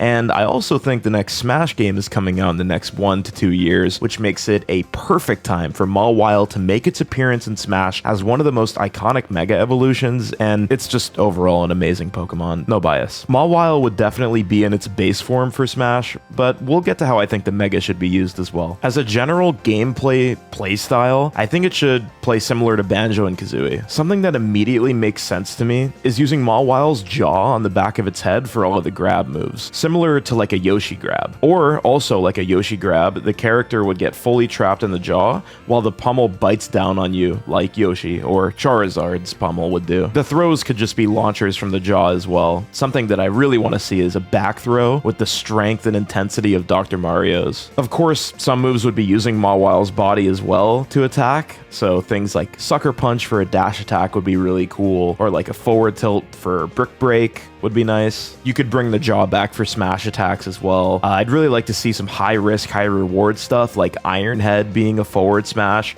just super slow, super strong move, or like Crunch as the down smash. Similarly to Cloud, like it could just attack both sides around Mawile, but just be a lot slower and stronger as well. Maybe it could scoop and send to the other side. That'd be really dope. Now, I'm a sucker for unique mechanics when it comes to Smash, so I would really like to see a like stockpile, swallow, spit up type of thing. Down B could be stockpile. It's just a slow move that charges it. Could cap up to 3 stockpiles and it would show above the character's portrait. During this, you could just have maybe increased defense or attack, whatever you think would be the most balanced or unbalanced. I want Mawile to be OP. And then depending on how many stocks you have, your neutral B could be a swallow, again similar to Yoshi, would command grab your opponent and then spit you up, removing your stockpile charges but doing massive damage depending on the amount of charges you held. Finally, Final Smash could easily be Mega Mawile. Mawile would rush at you and grab you, and if it successfully does so, the cutscene of Mega Evolution from XY or ORAS would play out, and then Mawile would do a massive play rough on the opponent, and it would be super cool. Overall, S tier, best Pokemon, best fighter. It would be amazing. Let's make it happen. And I'm putting Mega Mile in A tier as a standalone fighter. Aaron's one of the new guests for the video, and in the original version, I actually advocated for only using Mega Mile, no evolution. It's a very similar concept, except, of course, with an extra jaw, so you could wring some more attacks out of that, but maybe just a bit less faithful. And then its neighbor on the tier list here, Sableye. I think you do the same thing. Have Mega Sableye fight with a gem as kind of a pseudo two-handed club. The Mega evolution is defensive, and its ability is Magic Bounce, which bounces hazards back, so you know it's going to have some really good reflector moves in there. Power Gem would make an excellent neutral special projectile, then throw in some nasty little gremlin style moves on top of that. I really like that too. I'm not sure that this small Pokemon that just hunkers up would necessarily be the most fun thing to go up against, but there's clearly a strong direction. Finneon, Luminion, Floppy Fish, Plusle, and Minun. Look, I'm not saying they'd be great, and they're very, very blatantly competing with Pikachu and Pichu, but the fact that they operate as a positively and negatively charged duo, there's something to that. An Ice Climbers-ish kind of design. Duos are complicated, and I'm not willing to expend too much brain power on this one, but there's something there. I don't think these are F tier. Again, you know, if these weren't overlapping so heavily with Pikachu, I could see them even going a little higher. Pandamouse and Mousehold, though, okay, that's pushing things a bit. I know there's supposed to be some of Scarlet and Violet's goofier Pokemon, but the joke doesn't really land for me. They're just bland. Mousehold is bringing something to the table, though. It's like 2 sets of linked Pokemon that hasn't really been done before. I just wish the mice themselves had some kind of variation between them, although I think they're supposed to be based on lab mice, so that's kind of the point. Alright, C tier. Beautifly and Dustox, Gen 3, and we're already starting to rehash Pokemon. Yeah, Flappy Wings, and I'm not giving the Cocoons any consideration whatsoever. They're just bad. Wurmple, whatever, I just feel nothing. Oh yeah, they did it again. We have enough. Oricorio. This is a design that I thought actually worked really well in Pokemon Sun and Moon. It's kind of a Darwin's Finches thing. They change form depending on which island you're on. And it is better than a lot of bird Pokemon in the sense that at the very least it's standing upright. It's a dancer Pokemon and its dances are generally done on the ground instead of in the air. They're still small and pretty awkwardly shaped. You could get some decent attack animations out of each one, but combining them is tricky. Fitting them into the Smash template is tricky. You could have a Pokemon trainer that makes use of them, I guess. Kahili technically is an Elite Four member in Sun and Moon who uses Oricorio, but of all the characters and of all the Pokemon to expend that gimmick on, really, I'm gonna go C tier for these to acknowledge the fact that at least I had to stop and think for a second about them, but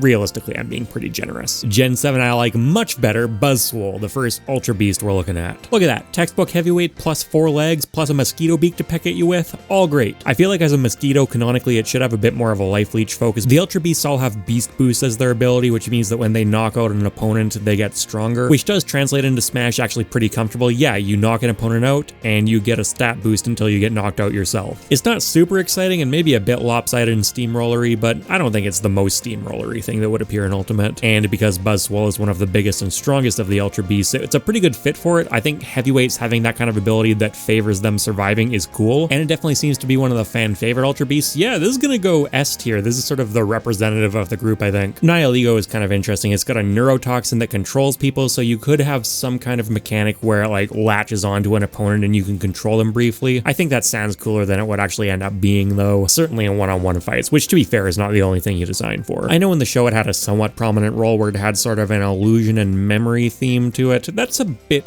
hard to translate into Smash. Its body type almost works, and it has movements that are supposed to sometimes resemble that of a girl, which would definitely be creepy, but it's still ultimately a bit spindly and not nearly enough of it's there. It's not the worst concept out there, I guess B tier. Pheromosa has the same spindly problem, except much worse. It's kind of a write-off from that alone. Has very little going on outside of that too. It's based on a beauty queen, so you might expect it to have sort of an allure moveset, moves like Attract and Charm, but it doesn't even do that. This one originally ended up in D tier. The comments did manage to talk me out of that a bit. I still think there are plenty of Pokemon that do its job better, whether we're talking about as a kicking Pokemon or as an Ultra Beast, but I can do C. May as well just keep the Ultra Beast train rolling here. Xurkitree. It's an electric type Pokemon with a pretty basic moveset overall and not really much significance to Pokemon either, but it does have a body shape that works decently well, and because it's based on wiring, it could have some really fun bendy animations. I'll go B tier. Celesteela. Striking design if nothing else, kind of a bamboo meets rocket ship thing. The fact that its arms are totally stiff means there's not that much for it to do, and its torso is extremely skinny, although that is balanced out by the hair or shell, so I don't think any hurtbox issues would really pop up. The big stiff floating arms are kind of cool, but also pretty restrictive in a lot of ways. Nothing that inspiring in the moveset. In the show, again, the main thing it does is that sort of rocket blast off thing. That's the part that really stands out. I'll give it a C. It's kind of whatever. Kartana, an origami sword fighter, grass steel. It's cool. I like it conceptually. Like a lot of the Ultra Beasts though, it is very foreign and alien and featureless, which is intentional, admittedly. But considering I know there are going to be more sword fighter type Pokemon to look at, why would I go with this one? C tier again. It's functional, but it's not interesting. If it could like unfold and refold itself into a bunch of different shapes, we may be looking at something different there, but as far as I can tell, there's no source saying it can do that. Naganadel. At first glance, this design just doesn't really look like it should work at all. It doesn't have legs, but I could see it keeping itself upright with its wings, and its stinger is sort of slanted forward a bit on the ground. That's not a horrible stance. I really like it and used it on my team, like I'm sure a lot of people did. It's a poison dragon that's shoved in your face. That's gonna happen. Like I said, I'm a sucker for poison Pokemon, and there's a lot to work with here. It's a dragon type, so it's also got a lot of interesting features that you could pull from in that aspect. Could make plenty of good moves based around stinger thrusts. It's blatantly supposed to be the cool Ultra Beast, but yeah, they got me. A tier. Poipolag, give me the dragon. Stakataka. Having a bunch of different organisms form themselves into a tower like that is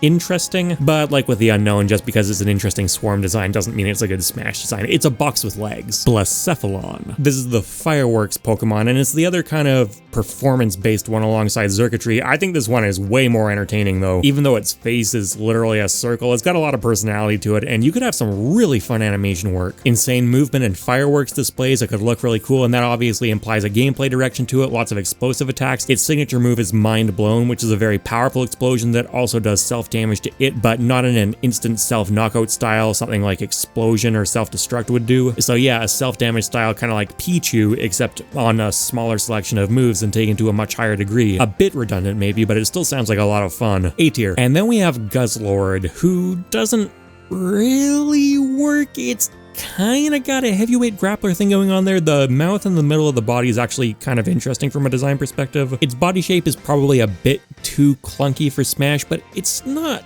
unusable, and my complaints would mainly be with the way it had to move around, and obviously it wouldn't really be moving around that well anyways. Okay, it's a bit rough to work with, but I think you could work with it. Let's go B. Alright, let's just do a bit of cleanup on Gen 7 here. Necrozma is another Pokemon where its base form doesn't really matter, it exists for the sake of transforming into something else. I'm thrown for a loop right off the bat though, because I kind of hate these designs. We have Dawn Wings Necrozma, and I think unlike base form Lunala, this one can stand. It still definitely doesn't look like it's supposed to though. Duskmane Necrozma, as with Solgaleo versus Lunala, works better. I think it's way too busy still, and it doesn't even really look that much like a Pokemon, but it's functional at least. We're gonna start with Ultra Necrozma though, because this is easy. You know what? Just take them out of Pokemon as well. This is potentially my single least favorite Pokemon design ever, and as far as I'm concerned, is the series totally jumping the shark. It looks like the kind of fan Yu-Gi-Oh card I would have drawn when I was 12. Oh, and by the way, this is another ranking that upset a lot of people in the original video, except this time,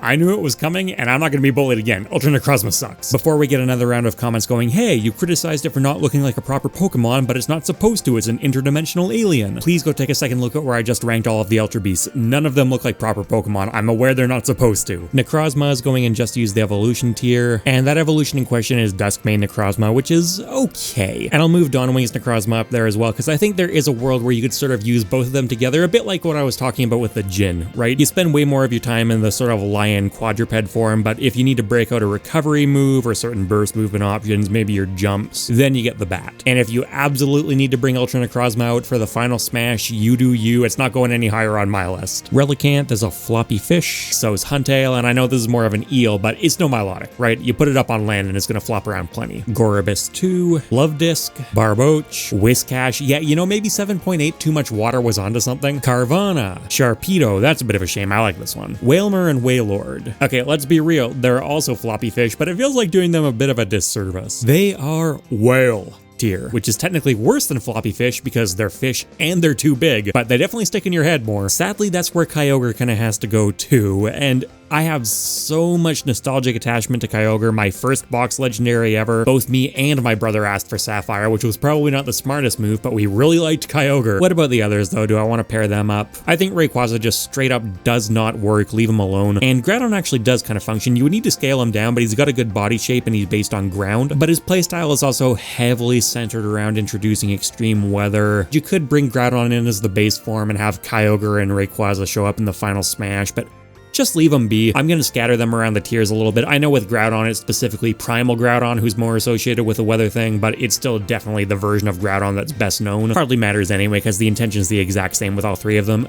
Just let them do their thing in Pokemon. Malamar. This is a fun one, the overturning Pokemon. It's an upside down squid, and being upside down is a major part of its identity. It's got a long history of you needing to actually physically flip your device upside down before it'll evolve in whatever game it's in. But once it is evolved, I think there's a lot to work with here. It's got really big whippy arms that it can slap you around with and grab you with. It knows topsy-turvy and it has contrary as an ability, and you could have a cool mechanic where after some or all of its moves, if you hold a button down, it enters an upside down stance, where its moves that changes completely until it does another attack. A lot of work for the developers, but we're in pure fantasy territory here, who cares? I'm only really taking that into account for Echo Fighters. A tier borderline S, it's really fun. Inkay is just kind of a baby squid though. Cute, but that's about it. Another Pokemon with the contrary ability where all of your stat changes are inverted, Superior, but I'm gonna bring PK Beats back to talk about that. Superior's got good speed with the potential to have huge range and flexibility due to its snake physique, but its attacking stats generally leave a bit to be desired. That is until you consider its hidden ability Contrary, which can be paired with Leaf Storm, a powerful move that would normally decrease your special attack, but with this hidden ability, your special attack would actually go up. Now, being able to essentially give yourself rage by just using a move would be even more DLC than what DLC is, so maybe we can do an inverse of rage. After all, if more rage makes you stronger, having Contrary would mean having more rage would make you weaker, which could perhaps incentivize a more hit-and-run playstyle. And could be paired still with some form of Leaf Storm, where you can get some of your power back by landing the attack, which will be in limited supply, perhaps like Banjo-Kazooie's Wonder Wing. If this was paired with the new Pokemon Trainer loadout, then you could either start out with Superior to try and get some Leaf Storms in order to increase your power and offset any that you might lose by getting Rage, or to make use of Contrary in the context of whoever it is you're fighting against. Or you could save Superior for when you're at higher percents and focus on footsies Heeews, or whatever the snake equivalent of that is, using their high speeds to avoid getting KO'd, at the cost of being a lot less powerful. I'm thinking like Lucario with no aura, and this footsie meta can be balanced out by giving Superior a larger hurt box, because having a runaway forever strategy, as we know, sucks. Now, because Smash generally doesn't have many debuffs in play,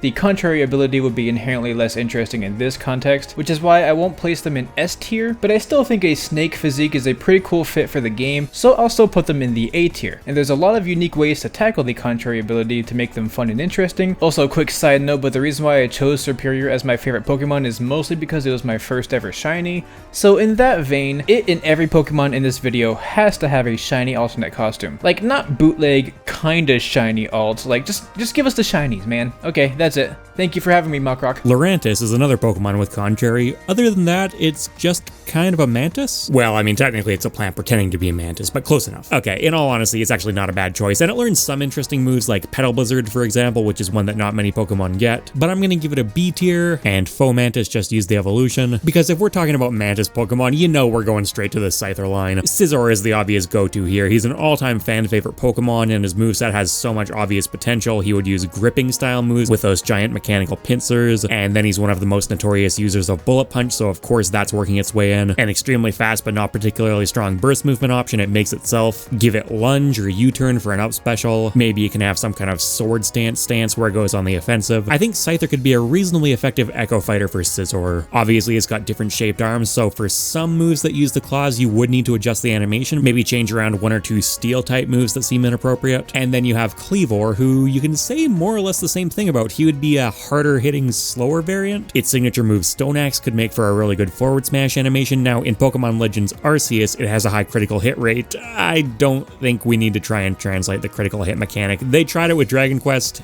I don't think it works. But the other thing it does is stick splinters into an opponent so they take damage over the course of a few turns. I think that could work. You could just have it do a damage over time thing, but I think save that for the poison types. Maybe make it so it messes with their mobility a bit. Maybe make it so that the next hit that Cleavor lands does extra damage. You're like driving the stone shards into them. Then throw like one more rock type move in there and make the same kind of animation changes you would need to for Scyther, and this one doesn't fly like Scizor does, so a bit more adjustment would be needed. This would be definitely one of the higher effort Echo Fighters. Scizor is still going to be the poster child, and that's an S tier for me. And the others, yeah, good Echo Fighters. Heliolisk. There are a couple of vaguely interesting things going on with this design. It has Parabolic Charge, which is a healing electric move. That's not common. It's also got Electrify, which turns other moves into electric types. But at the end of the day, it's a small, speedy electric Pokemon. We have that. This is a C tier. I don't think it's bringing that much to the table. And Helioptile is it without the collar, the most interesting aspect. Skuntank. It's a pretty straightforward quadruped. Apart from that giant bushy tail, you could definitely get some attacks out of that. And it's a skunk, so it's got some charm to it, and it's obviously a poison type, so it would use a lot of poison and cloud style moves. Yeah, B tier. It's not brilliant, but there is a clear direction to it. And Stunky is actually a pretty good Echo Fighter too. Poison Pokemon I like even more though, Toxicroak. Tons of personality on this one, really cool design, would fit very well into Smash. Bipedal with a horn and spikes on its hands to attack with, that's essentially textbook. It's got that sack, which I'm pretty sure is supposed to be more like a sack that a frog vocalizes with, but you could definitely put some kind of charge attack in there where the sack swells up. It's poison fighting type with the poison touch ability, which means it can sometimes poison on contact, so yeah, you give it beat 'em up moves with poison effects. A bit like Grafaiai, but this one's nowhere near as speed oriented. Sludge Wave could make for a really cool up special. It surges up inside of it, kind of like a toxic waterfall. I'm putting it in an S tier. I love it personally, and I think that it just slots right into Smash. As for Croagunk, strictly speaking, it's not a perfect match for Toxicroak, but it's a pretty solid pick and a fun Pokemon in its own right. Arguably even more popular in Pokken, they definitely showed it favoritism. Croagunk, yeah, put it in too. I'd be on board with that. I guess I never really cleaned up the Superior line. Let's do that. Snivy, I know it's got its fans in its own right. It showed up in a fan game and stuff like that. You can't really make it an Echo Fighter though, and I don't think its presence is really strong enough to work on its own merits. Yeah, sorry Snivy fans, that's an F. Same with Servine. Now, you could make these two Echo Fighters of each other if you wanted, but I'm not going there. Let's finish up this line while we're at it. Emboar. Oh look, it's a fire fighting type starter. Great. If we're looking at the heavy fire starters, you've got Incineroar and you've got Charizard you're competing against. If we're going fire fighting type starters, there are multiple other candidates I'd much rather have. I think the heavyweight angle is definitely what you're looking at, especially because its signature move is Heat Crash, and that one's not really that interesting. All it does is scale up the damage based on the weight differential between the two characters, which is not a mechanic I'd want to see replicated in Smash. And on a personal note, while I think its shiny form is okay, and honestly could almost have been the default version, Emboar overall is just one of the ugliest final starter evolutions that we've gotten so far. Really don't like it. And the same applies to Pignite, the middle evolution, although I'll give that one at least a bit of a nod for the name. And the same applies to Tepig, including the name. Now, I like what they've done, you know, Tepig, Pignite, Emboar, it's clever, but from a pragmatic and personal sense, not interested. F tier. Which leaves us with Oshawott and Duat, and these just don't work as Echo Fighters at all because it's the very rare case where they start out bipedal and then the final evolution is a quadruped, and they're just not super interesting to me, so those are definitely just use the evolution. And you know what? I'm putting base form Samurott there too because it's fine, but the Hisuian variant, as far as I'm concerned anyways, basically leaves it in the dust. It's water dark instead of pure water, so it has definitely more of an identity going on, and it doesn't look that different visually, but I would say that basically everything they have changed is an improvement. Its signature move is Ceaseless Edge, which works just like Stone Axe. One thing I didn't mention though is that the amount of splinters changes depending on whether you use strong or agile style, so I'm bringing in a bit of a curveball here. Is going up in S tier with Hisuian Typhlosion and Hisuian Decidueye, because if you want to make a Pokemon trainer from the Hisui region who fights using that strong and agile style that I talked about adapting earlier, I am so into that. Yeah, I know they're all fully evolved, that's totally fine because in Pokemon Legends Arceus, it just uses the standard form of the Pokemon until they fully evolve. There's nothing saying you need different evolution stages, and because Pokemon Legends Arceus is a much more active game where you as the trainer actually are put in harm's way, this is the perfect opportunity to actually bring the Pokemon trainer onto the battlefield like I was talking about earlier and have each Pokemon responsible for different attacks. Hisuian Typhlosion's signature move is Infernal Parade, a blast of fireballs that does more damage if the target has a status condition. Yeah, bring it in and put some other moves on the kit that inflict status conditions. Maybe one of those status conditions can be the defense drop inflicted by Hisuian Decidueye's Triple Arrow. You don't really need to be too literal with them. Plus, you know that one's going to be doing a lot of kicks with those massive talons. I can see it so clearly between the Pokemon trainer's active participation and all these great source moves to pull from and the strong agile style, this would just be a slam dunk. So I guess we have a couple more starter lines to talk about. I think Hisuian Typhlosion's spiritual ghost fire thing is much more interesting than base level Typhlosion's pure fire. There's plenty of other stuff in Smash like that. Admittedly, there was less at the time when Gold and Silver first came out, but even then it wasn't totally new territory. The flames erupting from its back are a bit of a direction you could go in, but summoning fire,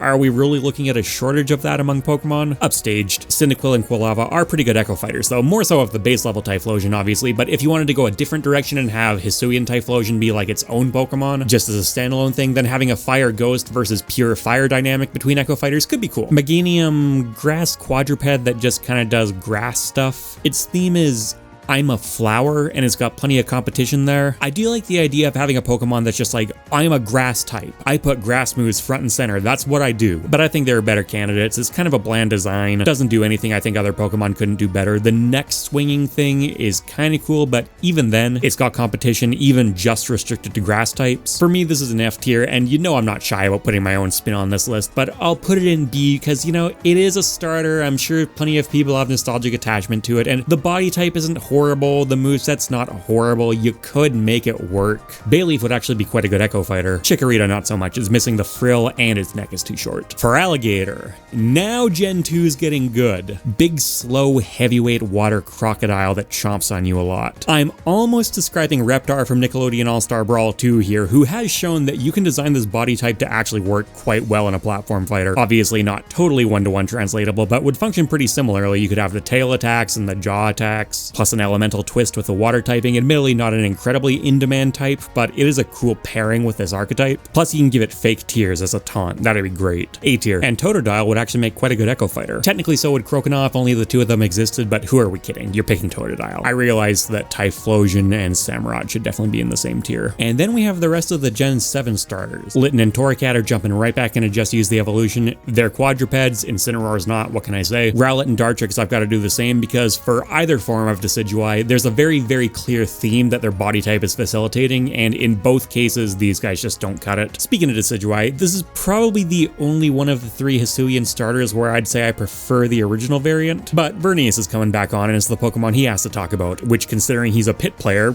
yeah, that checks out. When MockRock asked me for a Pokemon I wanted added to Smash, I immediately thought of Decidueye. He's by far one of my favorite grass-type Pokemon, and able to bow and arrow just like Pit does, so they'd be an instant new main for me. Decidueye having a really unique pool of moves to use is also another great selling point in my opinion. I could totally imagine them using a mixture of grass, flying, and even some ghost-type moves in his Smash moveset. In terms of playstyle, I want them to play super fast with great airspeed and mobility, paired with a bunch of range attacks as well. But to compensate for that, they'd have light weight to make them not completely unstoppable while flying around at Mach speeds. Oh, and speaking of flying, they'd absolutely have at least 3 jumps. Decidueye and Pit would definitely be best friends if he ever got into Smash. The Hitmons, Hitmonchan, Hitmonlee, Hitmontop.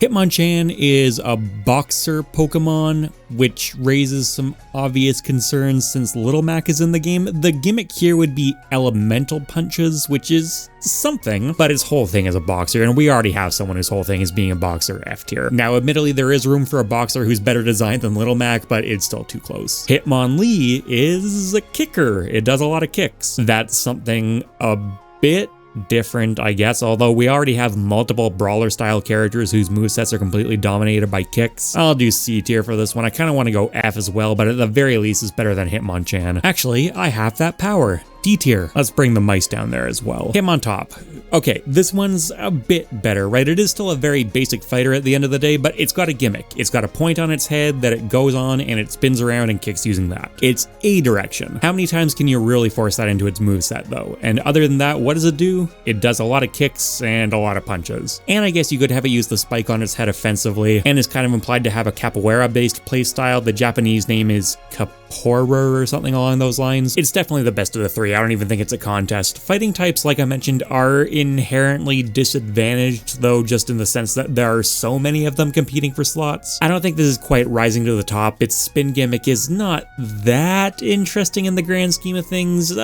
B tier. It works, but it's one of these cases where everything it does, someone else does better. And as far as Tyrogue goes, if I'm not interested in the evolutions, why do I want the more boring junior form? Lantern. I like it, but it's a floppy fish. So is Chinchu. Noctowl. I like it, but it's flappy wings, so is Hoot Hoot. Also, why is this normal flying? Why isn't it dark? Like, they had the dark type in Gen 2. It was actually what introduced it. You'd think if anything, they'd want to show it off more. You know a dark Pokemon that I really like though?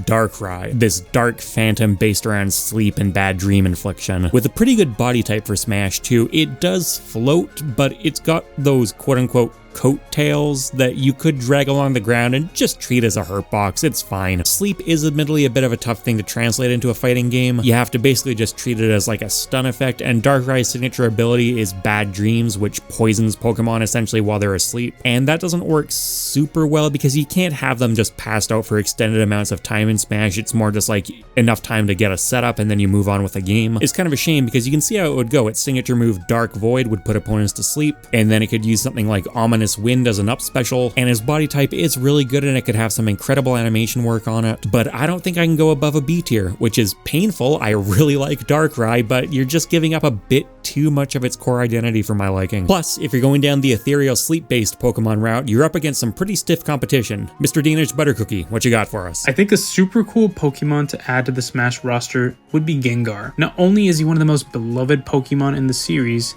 there's actually a lot of potential here, and compared to the other Pokemon, he can be pretty unique. Picture this, a large Donkey Kong sized character that moves as fast as Ridley. It's pretty cool. As for his moveset, I was thinking his down B could have Hypnosis, like a small area of effect sleep move, kind of like Jigglypuff's Sing.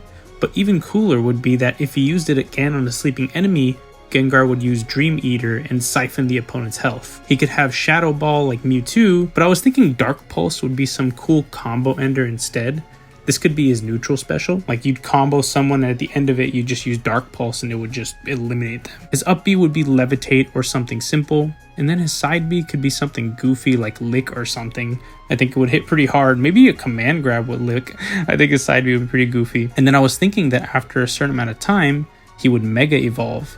Maybe then his Dark Pulse could be a Shadow Ball instead or something, and all of his other moves would just be enhanced and deal more damage and knockback. He'd be on his fists like DK, It would be pretty sick. Some sort of time-based thing. It could be a damage-based thing, but either way, I would like that to be kind of his limit. And then his final smash would be the Gigantamax version of himself, and he would just swallow everyone up and torment everyone inside of him. Like a truly terrifying badass. I think he'd be absolutely perfect. Thanks MockRock for having me, by the way. Good luck with the rest of the vid, and have a good one. Now, personally, as much as I do like Gengar, I've always been in the Haunter is cooler camp, but I've got to admit Gengar is definitely the right choice. Not only is it obviously just way more popular overall, it's one of the most popular Pokemon, but Haunter also just isn't the best body shape for Smash. It floats around at quite a sharp slant, which also means it doesn't really work as an Echo Fighter. Ghastly gets the same treatment. Jellicent is a fun ghost design. You could call them floppy fish, but you know, because they're ghosts, they can float around, and their body shape is still not necessarily fantastic in that circumstance. They just have a very big head and small torso. It's kind of a weird ratio for a fighting game. Maybe serviceable. As fun as their designs are though, that's kind of when their luck starts running thin. Their special defense tanks, that's a bit of a rough identity to try and translate. Their movesets don't really add any kind of depth beyond that. I like them, but they're pretty typical C tiers. They're the kind of Pokemon where you could make them work if you really desperately wanted to force it, but there's just so many better options. If you do want to force them in, Frillich is actually a reasonably functional Echo Fighter. You change the head dimensions and you radically change the identity, so you know, relatively simple change that has big effects on gameplay, but it's not interesting. While we're talking about things that aren't interesting, Throw and Sock.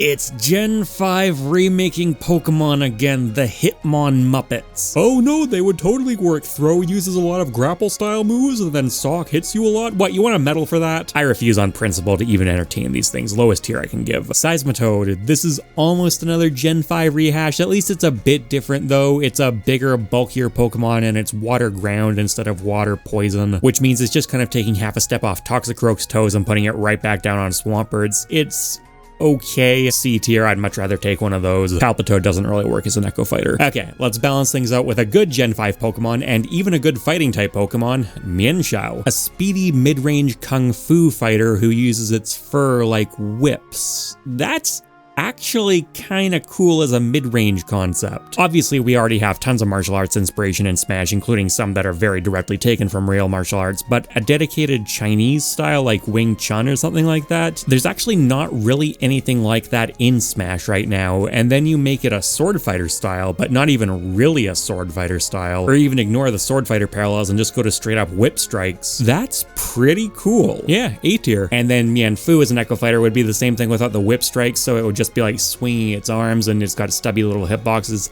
You could make that work, but I don't think it's that interesting. Would probably take quite a few changes too. Tyrantrum and Aurorus. This is a strong set of fossil Pokemon, goddamn. For Tyrantrum, who is just a straight up T-Rex, but also gets to be a dragon type and a rock type, so that's pretty cool. It can have a couple of different abilities. Strong Jaw increases the power of bite moves by 50%, and Rock Head removes recoil damage. So just make that the basis of the playstyle, coming back again to that Reptar inspiration I was talking about earlier, in some ways even more blatant. Aurorus' ability comes into play here too, Refrigerate, which makes normal type moves ice type. So I think it would be fun if he made multiples of its normals able to freeze. That's not a realistic option. That's what the competitive community calls moves like jabs, tilts, smash attacks, and dash attack, but I doubt that's the same in Japan where the games are actually made, but we're just spitballing here. I still think Aurorus is a cool quadruped design who could definitely get a lot of work out of its long neck and its like mystical ice and rocky ice type moves. Tyrantrum strong A tier, Aurorus upper B, and then both their pre-evolutions, Tyrunt and Amora, would make great Echo Fighters. Corviknight, flappy wings, very heavy flappy wings, but you still want this thing flying. It's the flying taxi service in Gen 8, come on. Obviously the same deal with Rookidee and Corvisquire, and then Skarmory, the Pokemon that Corviknight was blatantly designed to be the power-crept version of, and one of my favorite Pokemon ever, by the way. Yeah, leave it in Pokemon. Much stronger Gen 8 candidate, Grimmsnarl. Really cool, just base-level Pokemon design to start things off. Dark Fairy looking like this folklore nightmare coming right out of the Black Forest. It's got a bit of almost a Bayonetta thing going on where its hair works like muscle fibers and it can unfurl them and use them to snag people. Obviously has some really strong gameplay implications. Its signature move is False Surrender, which in the Pokemon series ignores accuracy and evasiveness, so I think you could treat it the same as I proposed for Houndoom's Odor Sleuth, where if an opponent is dodging, it hits them anyways and actually gets better. That'd be very in line with its tricky fairy tale nature. If you just take a look at the list of moves it can learn, Confide, Fake Out, False Surrender, Flatter, Fake Tears, Assurance, Sucker Punch. I'd want to see a bunch of dodge style moves where it like rears back and then charges charges back in. That's an S tier for me. And then Impidimp and Morgrim. The hair manipulation is a big part of the interest of Grimmsnarl to me, and Morgrim does have it, but in a way that you would need to completely redesign how it worked. Just use Grimmsnarl. The Toucanon line are all flappy wings. I like Toucanon as far as regional birds go, and it would work better than some. I'm not asking for quite the same kind of majestic flights as some of the regional birds would get, and its beak definitely gives it more gameplay direction, but I don't think it's enough to bump it up a tier. Primarina. So this one's signature move is Sparkling Aria, which cures burns. That's not interesting. And most of the rest of its moveset honestly isn't that inspired, but it does have great animation work. And it would be kind of cool to get a seal in there somewhere. I suspect most of them aren't going to make it very far. This sort of seems like the one that could, like a very mobile seal. It's got really big long fins and a flappy tail that it could fight with. I still think it's by far the worst Gen 7 candidate, whereas Decidueye could drop right into Smash and Incineroar is Incineroar, but it's solid. This feels too low, honestly. I think it's in the wrong tier. I think part of it's also I've been just a bit too generous with some of these. I'll leave Guzzlord as the B tier Ultra Beast, the others are coming down to C, and then Executor and Arbok, Gogoat, Jellicent, and Seismitoad, those are getting D tier. They're just barely hanging in there. As far as Popplio and Brionne go, they're actually pretty decent Echo Fighter candidates if you're gonna take that route. Yeah, I brought it up. Here are the rest of the seals. Yeah, here's Seal. It's a seal, so I guess that's a pretty good acid test. Okay, maybe let's go to Dugong first, and it's not necessarily floppy fish territory, but I just can't see this thing really moving around on stage. Plus, it's basically just a seal. You could technically maybe make it surf on water, kind of like Squirtle does. You could even make that argument for some of the fish, but all that effort for a seal? I mean, I'm supposed to be saying for a dugong, but no, it looks like a seal, but not nearly as much as Seal, who is going in F tier right alongside it. And if that wasn't enough, we have Spheel, the spherical seal. I don't know who thought we needed this, but you know what? I want to shake their hand. This is kind of fun. I don't know who decided to drop the theme afterwards, but I'm not shaking their hand. Sealeo is a seal.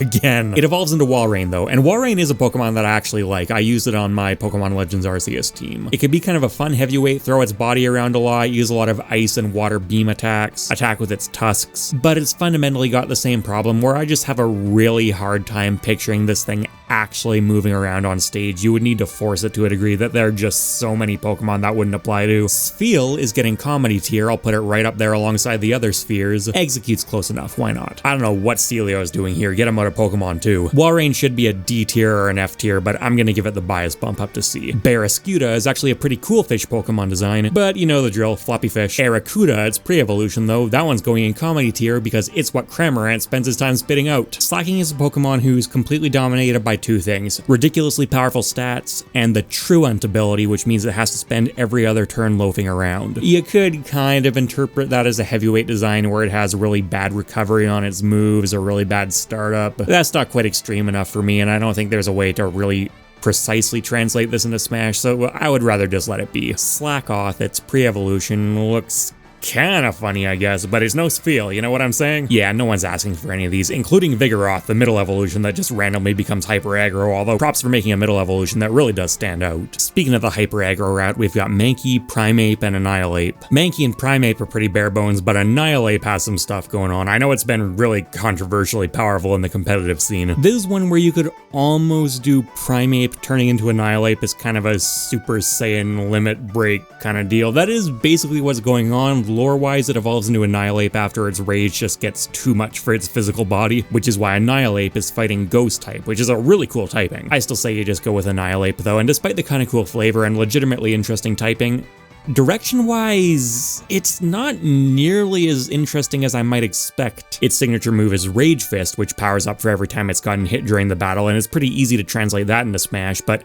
Rage is already a whole mechanic, and then you have a character like Kazuya where Rage Drive is literally something he already has. Terry has a similar comeback mechanic, and Lucario's in that camp as well, and that's just a fighting Pokemon that it's competing with. At first glance, I was like, oh yeah, Annihilape's great, but then if I think about it more, the reason my mind went there is because I've seen all of this in Smash already. I think I gotta go C tier at best. Put Primeape up there with it to acknowledge the potential dual playstyle you could make. And then Mankey just is the evolution. Not only does it not really fit into that dynamic, but it's also got a tail that you need to account for in all the animations. At least I have an opinion on them though. Minccino Cinccino. Never have I felt less emotion when I was looking at a Pokemon. A nice cooldown after all this rage talk. Apparently there's a subset of my audience who's extremely emotional towards these two, and Her? let's chill out a bit more with Meloetta. I like this design. I'm not generally into Pokemon that look quite this human. It can come off as a bit creepy, and I'm not saying they totally avoid that, but the music staff for hair thing is such a cool concept. There are two versions of Meloetta. There is Aria form and Pirouette form, and it's pretty easy to picture a bit of a chic Zelda thing going on where Aria form is a bit slower and longer ranged, and Pirouette form is more agile, and you trigger this change by connecting a move called Relic Song, which you could just assign to a down special, maybe make it a damaging move if you want to differentiate it a bit more from Pokemon Switch or Sheik and Zelda's old Transform. But I think you could do a bit more with it and make it more intentional and more dynamic. Give Meloetta special canceling on some moves like the Shotos can do, except they can only cancel into Relic Song. Make it like a radiating, damage-dealing move that causes them to transform when it's used, and let them start a combo, activate Relic Song, and then make the transformation so fast that maybe even in some cases they can continue their combo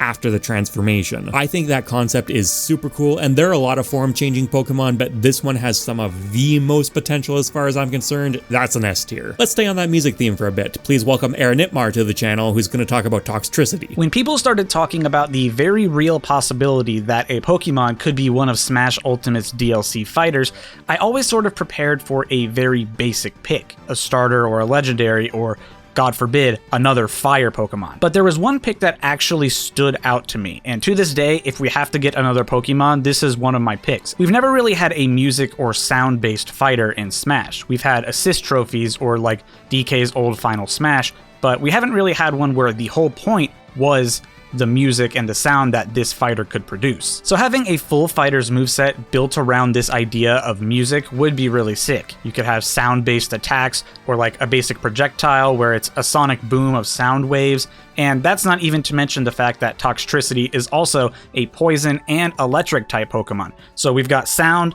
poison, and electric moves that could all be fused into this really unique moveset that we haven't really seen anything like in Smash before. And of course, you know I'm all about the different costumes that characters can have in Smash, so Toxtricity having the two different forms of Amped and Low Key is just perfect for this hypothetical fighter. Yeah, Toxtricity, specifically the base version, is my favorite Gen 8 Pokemon and one of my favorite Pokemon ever, and definitely one of my picks for an actual Smash candidate that I think would really slot in well. That doesn't make Toxel follow up behind it though. Mantine and Mantike. Oh, this is interesting. Are they flappy wings or floppy fish? They're floppy wings. Gotta do what you gotta do. Lunatone and Solrock. They're inanimate objects. I know they're technically psychic types, so they can make themselves float and make other things float, but get serious here. Minior's in the same camp. There's a bit more to this one. It's got the shields down mechanic, so depending on how high its health is, it'll be in either the meteor form or the core form, but that's not enough to base a Smash moveset around, and even if you wanted to, it's a comeback mechanic. I just talked about those. There are so many in Smash already. There are so many better candidates in Pokemon. Magmortar. See, the problem here is a lot of the stuff that comes to mind for me, stuff like, oh, it could shoot fireballs out of its cannon hands for projectiles, and it could launch a steady stream of fire as like a rocket propulsion recovery move. Am I not just kind of talking about me Gunner there? I like the Heavy Zoner archetype, and Magmortar is a candidate for it, but it's facing a lot of competition, and fire in particular is pretty oversaturated. I think I gotta go C tier. Now, to its credit, there is a very strong, clear gameplay direction here, and if either the Smash roster or the Pokemon roster were a lot different, this would probably be much higher, but as is, it doesn't interest me. Its counterpart, or what I think is supposed to be its counterpart, it's not a direct link, but they definitely do seem to be associated with each other. Electivire, this one's more interesting, if nothing else just because of its Pokedex entry. This one builds up charge in its horns and then lets it out by touching an opponent with its tail, so there's kind of an implied charge up limit-ish sort of mechanic going on there, and it's a good body shape that looks like it would fit into Smash pretty naturally, and we have plenty of small, fast electric types. Sort of bigger, bulkier one is in slightly shorter supply. Its actual moveset isn't crazy, but B tier. As for all the pre-evolutions, not only are they not particularly interesting compared to the fully evolved forms, but their body types actually directly don't facilitate the gimmicks I was talking about. Another Gen 1 that got an evolution way later. I'm just gonna start by talking about Rhydon. Good design. I like it as far as it appears in Pokemon, and as a Smash candidate, it's a biped with a big tail and a horn, so it's kind of rocking that Reptar body shape again, except with the addition of a big horn on top of that. Now, its typing of ground and rock doesn't necessarily open up nearly the same kind of possibilities as someone like Feraligatr, but it could make good use of them, and I could definitely see it being a Pokemon that would stomp on the ground to create earthquakes and stuff like that. Okay, now I can talk about Rhyperior. What the fuck did they do? Rhydon was a perfectly nice, clean, functional design that they absolutely butchered down the road. I hate this thing so much. I really wish this one just never existed to begin with, especially because it really messes with the lineup, right? Because let's say you did want to have this evolution line in Smash. Rhydon isn't really significant enough that I think you could reasonably choose it over the evolution for any particular reason, unless you were doing another like Pokemon Trainer 2.0 deal, but in that case, please don't do Gen 1 again. I'm still gonna give it C tier because it's just a pretty natural fit, if not a bit of a boring one, but if Rhyperior never existed, it would probably be higher. And Rhyhorn isn't a terrible quadruped, but it definitely wouldn't work as an Echo Fighter. Dusknoir. Ghost is one of my favorite Pokemon types, and this is one of my favorite Ghost Pokemon. A big, bulky, physical Cyclops. That's awesome. To some degree, it does have the Haunter problem where it's a floater and its tail would need to drag out behind it, but it's got a much bigger, rounder body and its trailing tail isn't anywhere near as significant a part of the design, so you could just have it just slightly off the ground and sort of cheat and put quote-unquote feet hurt boxes underneath it that aren't actually tied to anything, and I don't think it would register as too strange, and then the tail can be just kind of dragging along the ground. I got to admit though, I am trying to force it a bit. It could be so cool though. You could have all these slow, heavy elemental punches, and then it could use Leech Life, which it can learn, and it makes a lot of sense because again, this thing's a total tank of a Pokemon. You could use Pain Split, which equalizes the life tally between each Pokemon as kind of a combination of a counter and something like Robin's Nosferatu. I love the concept of a heavyweight ghost life manipulation Pokemon so much. But there's no getting around the body shape issue. It's a bit of a problem. See, if it looked more like Dusclops, that's an S tier right there. But it doesn't, which means Dusclops is not really compatible as an Echo Fighter, and frankly, I think it's a fraction as cool to begin with. And then Duskull is actually more compatible as an Echo Fighter, but it doesn't even have hands. Okay, you know what? Screw it. I changed my mind. Dusknoir to S tier. We'll make it work. Maybe that'll keep the Mystery Dungeon fans off my back. Its ghost neighbor here on the tier list, Bannet. I think this is another case where you just leave it in the Mega Evolution form. Really love this design, and the lore behind it is cool. If Bannet opens its mouth, its cursed energy escapes. This is it with multiple open quote-unquote mouths. And if you wanted to go off the beaten path of existing Pokemon moves a bit, which they generally do in Smash, you could have it open its mouths wider to shoot out that cursed energy as a projectile that doesn't even need to have a name that's tied into a Pokemon move. And it's also the marionette Pokemon, so it could have some really creepy, jerky, awkward animations to it, which would be so cool on a ghost type. So it's actually got quite a bit going for it, even outside of a pure gameplay context, but once we get into that, there's a bit of a direction too. Mega Bannet has the Prankster ability, which means that any of its status moves get priority as if it was using Quick Attack. So this could be a Pokemon with a lot of either dedicated status delivery moves like Will-O-Wisp or Icy Wind, or just a Pokemon who has multiple moves where a natural byproduct is, say, their forward smash lights their opponent on fire while their up smash freezes them, something like that. And then you could make Hex the centerpiece of their game plan, which deals additional damage and knockback if the opponent is afflicted with a status condition. A little bit like how Zetterburn from Rivals of Aether has strong attacks that do more damage and knockback if his opponent is on fire, except maybe Hex even gains different bonuses depending on which kind of status condition your opponent is afflicted with. And this one can even float directly above the ground quite comfortably. It's got a great design, it's a ghost type, so it's definitely got the bias there, strong moveset direction, really fantastic animation potential. I have no complaints. I don't really see a reason to bring base level Bannet in. I think the Mega Evolution just does what it does but better, and then shop it as a blob. Speaking of blobs, Grimer and Muck. Okay, they're blobs of pollution that slowly move along the ground. Can you really see any of them jumping around in a platform fighter or really jumping at all? I like Alolan Muck. I used it in my Ultra Sun playthrough, but it's not a Smash fighter. You know who'd be great at jumping though? A cat. Please welcome Silentor to the channel to talk about his favorite. My choice as a playable fighter for Smash 6 would go to Meowth. It is one of my all-time favorite Pokemon. It was always heartbreaking to see the little cat only being held captive in a Pokeball. I can see Meowth being a very movement and combo heavy type of fighter. Put Pikachu and Diddy Kong in a blender and out comes a perfectly balanced Meowth. A bit slower than Pikachu, slightly taller and a tad lighter than Diddy Kong. Meowth should feel very agile, like a cat should be. Meowth's main normal attacking moves are its claws, giving it more range compared to your typical brawler character like Mario, but still less range than a typical sword fighter. As for specials, I would 100% use its most unique move, Payday, as its neutral special. We already have a reference in Smash, so we just use that with less damage, but chargeable. Let's make use of its ability pickup for the down special slot. It can either get a Destiny Knot, a Bottle Cap or a Heavy Nugget, increasing in damage and knockback. And if you like the thrill of gacha and feel extra spicy, give it a Golden Bottle Cap for extra damage and knockback. For side special, Feint looks like a great idea. Looking similar to Zoroark in Pokemon Unite, it would give Meowth even a secondary recovery move. And talking about recoveries, let's not forget up special. As an up special, I would pick the hot air balloon shaped like a Meowth from the Team Rocket trio in the anime. You gain more distance pumping more heat into it, but if you pump too much, it goes bananas like Diddy's barrel. Theoretically, the hot air balloon would also make for an incredible Final Smash cinematic in Smash 6. Overall, I would put Meowth in A tier. It's one of the most iconic Pokemon from the anime and technically Pikachu's rival as well. I think you cannot go wrong with that. Okay, Meowth has been treated weirdly over the years. I agree the base form Meowth is actually great. Let's start with the base form Persian.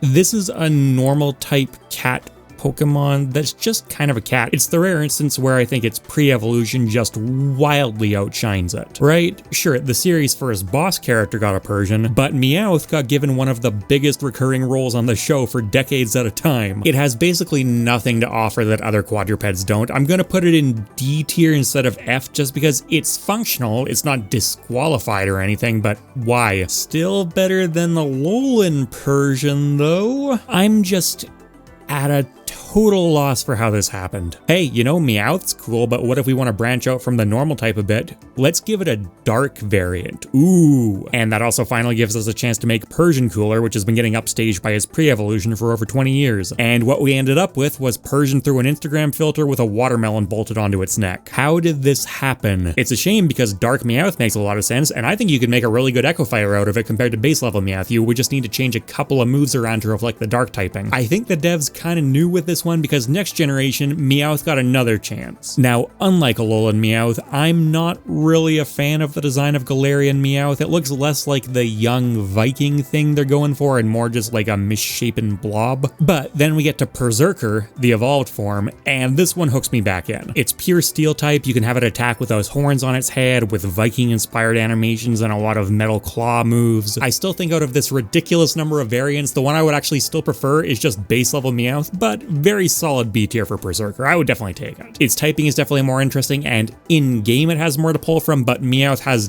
decades of source material from the show, right? That's gotta give it a boost. As for Galarian Meowth, it's also steel type. It doesn't have the horns, so you would need to change some head moves around. It's not interesting to me, but you could make it work. The elemental monkeys, Simisage, Simisear, Simipour. Like I said, I skipped Gen 5. I know these are very controversial Pokemon. I don't 100% understand why. They don't seem that bad to me. I know there was a huge Japanese poll done a little while back which put Simisear as the least popular Pokemon in the entire country, and I'm not saying it's a home run or anything, and the fact that there's a starter who's also a fire monkey with a way better design is not helping its case, but it's also a series full of absolute nothings of Pokemon. I don't know, I don't get it. The main issue for me with these is they're very blatantly a trio. Having any of them represented individually would just feel bizarre, and then I don't know who's asking for a Pokemon trainer using the 3 elemental monkeys or anything like that. These are all like D tiers, and the thing is, if only one of them existed, it might be placed higher. The body shape's perfectly fine. Pansage, Pansear, and Panpour are ones I'm struggling a little bit with for the placement because by the strictest definition, they would actually be really good Echo Fighters if you wanted to have the evolved trio in there. But for the most part, I've been treating the good Echo Fighter tier as one where I would actually want to see the Pokemon in it too. More monkeys, Aipom and Ambipom. Ambipom is a normal type, so it has less moveset potential compared to the elemental monkeys, but its body shape is way more fun with the double tails, and also, importantly, it's not part of a trio. It's free to just do its own thing. And I think that could be kind of cool. Yeah, there's obviously a lot of potential there to just like slap people with the tails, but you could also have it moving around with its tails and attacking with its smaller limbs individually. I think B tier, it's not amazing, but it definitely works. And then Aipom just used the evolution. It's 1 tail versus 2 tails, so you would need to radically change the moveset. We're coming across that 1 sword versus 2 swords thing again. Diggersby is actually kind of in the same camp, funny enough. It's a rabbit with ears that are giant grappling arms. It actually reminds me quite a bit of Cerebella from Skullgirls, who has a pretty fun moveset. I'm not giving Diggersby credit for that. I'm not saying you could just slap her moveset on it, especially because, weirdly enough, Diggersby doesn't actually canonically know that many grapple style moves. A bit of a weird choice. Moveset potential wise, Diggersby I think is a little bit below Ambipom, and also personality wise in terms of animations and stuff I think is way below, and Ambipom was already kind of a like halfway point between B and C for me, so C tier is fine. For Bunnelby, the arm ear things are starting to come in already, but they're not really developed enough in the same way. Just use Diggersby. And then I'm kind of pulled between flowing back to monkeys or flowing into more rabbits. Why don't we just do both and talk talk about the Gen 8 starters here. Let's do Cinderace. This was the starter I went with in Shield. Design-wise, in terms of just how well I like it as a Pokemon, it's okay. It's not my all-time favorite. Pure Fire could definitely be mistaken for firefighting, but I think people were getting sick of it by that point. As far as being a Smash contender goes, though, it actually works quite well. First off, its body shape obviously just kind of plops right into Smash, no problem, and it's also got an extremely clear moveset and animation direction because it's a soccer Pokemon. Its neutral special, yeah, that's Pyro Ball, where it kicks a burning ball at you. Could give it a timing-based element, like it's shown up in a lot of fighting games, but use Donatello from Nickelodeon All-Star Brawl 2 for reference. Or for a slightly looser one in terms of function, but probably closer to the physics, Wii Fit Trainer's Header, which, yes, technically is some soccer overlap already in Smash, but it's really not that bad. And then you obviously give it a lot of rabbit attacks, Bounce comes to mind, and a lot of other kicking attacks. It's a fast Pokemon who would be based around approaching behind flaming soccer balls launched at all sorts of different angles. Like I've said, fire types are very saturated, but it's just so screamingly obvious how Cinderace would fit into Smash. It's not my all-time favorite starter personally, it's good enough, but from a pure compatibility standpoint, which in theory is basically all this video is supposed to be, it's so good. Scorbunny, technically speaking, doesn't really have quite the same full-on soccer theming as Cinderace does, but I think that's okay, you could stretch that a bit. Good Echo Fighter. And then Raboot turns into what I think is supposed to be a ninja for a little while, although it's still just called the Rabbit Pokemon. Yeah, Middle Evolution Syndrome, it's technically fine, you could absolutely make all three of them work if you wanted to, but you're not going to. Rillaboom. Obviously some very surface level comparisons to DK going on here, but I don't think you make this one a grappler at all. It needs to carry its drum around with it, and I think that would make for a hilarious weapon. Less of a sword fighter and more of a giant club fighter. It would actually have two weapons. It would have the drum and then the drumstick, and depending on what kind of attack you were doing, faster ones would use the drumstick and heavier ones would use the drum. Rillaboom's Grassy Surge ability creates grass terrain when it enters the battlefield. You know what that sounds very comparable to? Is Sylvanos from Rivals of Aether, who generates grass when he walks around. You obviously couldn't take it to the same degree as in Rivals of Aether. Those kinds of stage controlling elements are par for the course, whereas they're quite rare in Smash, but some kind of planting or terraforming mechanic could be really cool to see. Maybe he beats his drum and that creates like a nature song that brings grass up that offers him some kind of benefit. Wait, it knows Grassy Glide, which would just be a burst movement option, and then in Pokemon it gets priority on grassy terrain. This is just Sylvanos' B-Stash. Screw it, just make it Sylvanos, we're done here. And Sylvanos is awesome, S tier. Thwackey I'm gonna give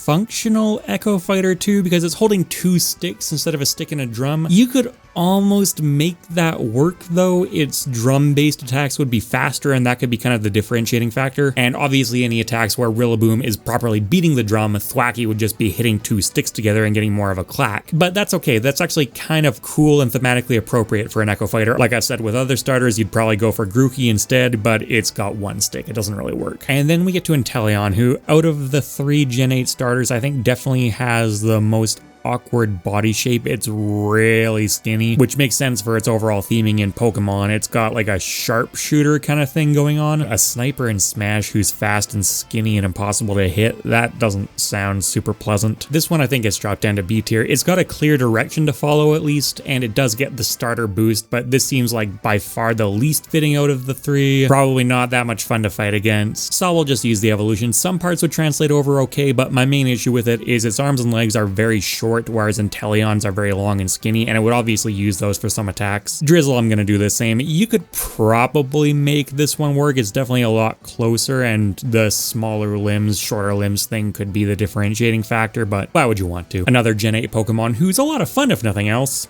Phalanx. Just a bunch of little guys marching around and forming themselves up in different ways. Completely impractical for Smash, but comedy tier. We're having fun here. Hey, you remember Heeew? The guy who dropped a bunch of the biggest Smash Ultimate videos ever made, and then won a Nintendo tournament, and then peaced out? I coaxed him out of hibernation for a bit. He's here to get us back on track with more serious Pokemon. I don't know much about Pokemon, but I think this Pokemon is one of the coolest designs in video game history. I'm talking about Klefki. I was looking at Pokemons that have the worst designs, and this was the first thing that popped up. I don't know how it's gonna fight in Smash.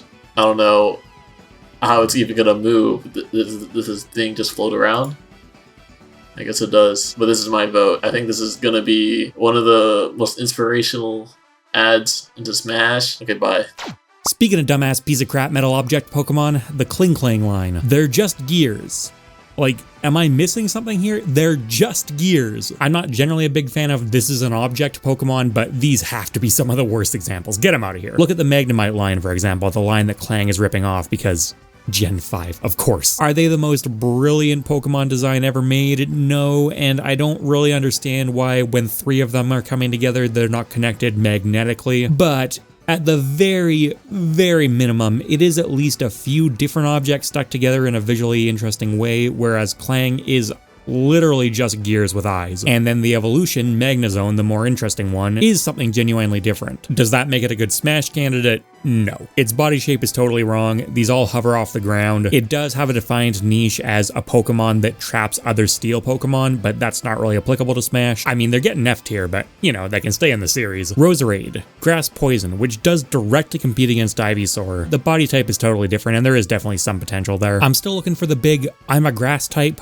I do grass things Pokemon, and this one's getting closer. It learns a lot of the essential moves, your Giga Drains, your Grass Knots, but it's feeling like more of a B tier. Extremely functional Pokemon, but the body type, while it works well, doesn't necessarily lend itself to the most incredible playstyle, and like I said, Ivysaur's a thing. Roselia would make a really good Echo Fighter, Budew not so much. Also, I think this is the last straw in terms of rating inferior forms of mid-tiers above those mid-tiers. Here's what I'm gonna do. I'm gonna drop good Echo Fighter down, and functional Echo Fighter along with it. Yeah, let's just do this. Let's group all the Echo Fighter stuff together here. Hawlucha couldn't actually be an Echo Fighter of Incineroar. That's not how it works, but you could almost see it, right? They're both wrestler Pokemon. This is the Luchador. It would have a more high-flying fighting style. I think B tier. Don't get me wrong. It's hard outcompeted by Incineroar, but if Incineroar never existed, it could be a reasonable candidate. On the topic of Pokemon that already exist, anyone order an electric mouse? Oh, I'm sorry, electric fairy mouse, because that makes such an enormous difference. Yeah, the only reason I really remember Dedenne existing at all is because in the card game, it was a really staple Pokemon for a long time, entirely because it was a one-card draw engine. That's essentially it. Every Pokemon generation seems to need a Pikachu, but Smash already has 2 Pikachus, and I advocated for 4 Pikachus. We don't need a 5th Pikachu. Or a 6th, hey Pachirisu? Now, after the original video aired, one of my Korean patrons chimed in to let me know that they're legally obligated to protest against Pachirisu slander, a law the government enacted in 2014 right after Seijun Park won the world championship with it, and this protest has been noted.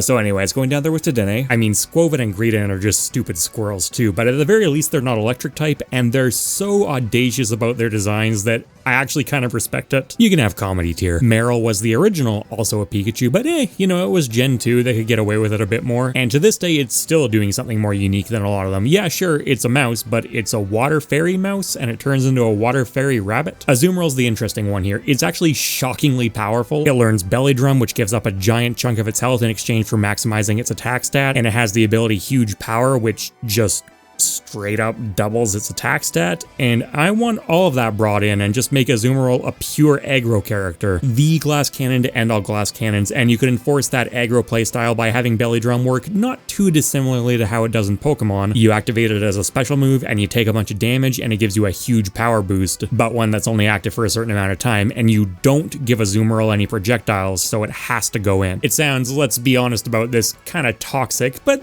the fun kind of toxic. It would be a nightmare to balance, but assuming you could, let's go B tier. Meryl, I think I'm going to go good Echo Fighter because Huge Power isn't the only ability Azumarill or Meryl can learn, so you could just have it be the more balanced version, right? Take away Belly Drum and lower its offensive stats overall and give it some corresponding buffs. It could work. Azurill, the baby version, is almost there, and it would be fun to introduce a move or two where it bounces around on its tail. Give it that instead of Belly Drum if it's the down special, for example, but I think Meryl's the stronger choice, and more importantly, Azurill doesn't have arms. Another Gen 2 with no arms, Murkrow. It's got flappy wings instead. Same with its evolution Honchkrow. Now, this one is like a big barrel-chested mob boss Pokemon, so you could definitely see it lounging around on the ground a bit more, but it's still portrayed as flying. Crabrawler. This is a boxing Pokemon, and I've already talked about Hitmonchan and how that space is kind of crowded out by Little Mac. Obviously a very different body shape here that does kind of work. It does definitely stand out a bit more, and I just like Crabrawler. It's a fun design from Gen 7. I'm gonna give it C tier, way above Hitmonchan. It's got so much more personality, it's more distinct, more fun, could still work at least acceptably well. And then we get to Crabominable.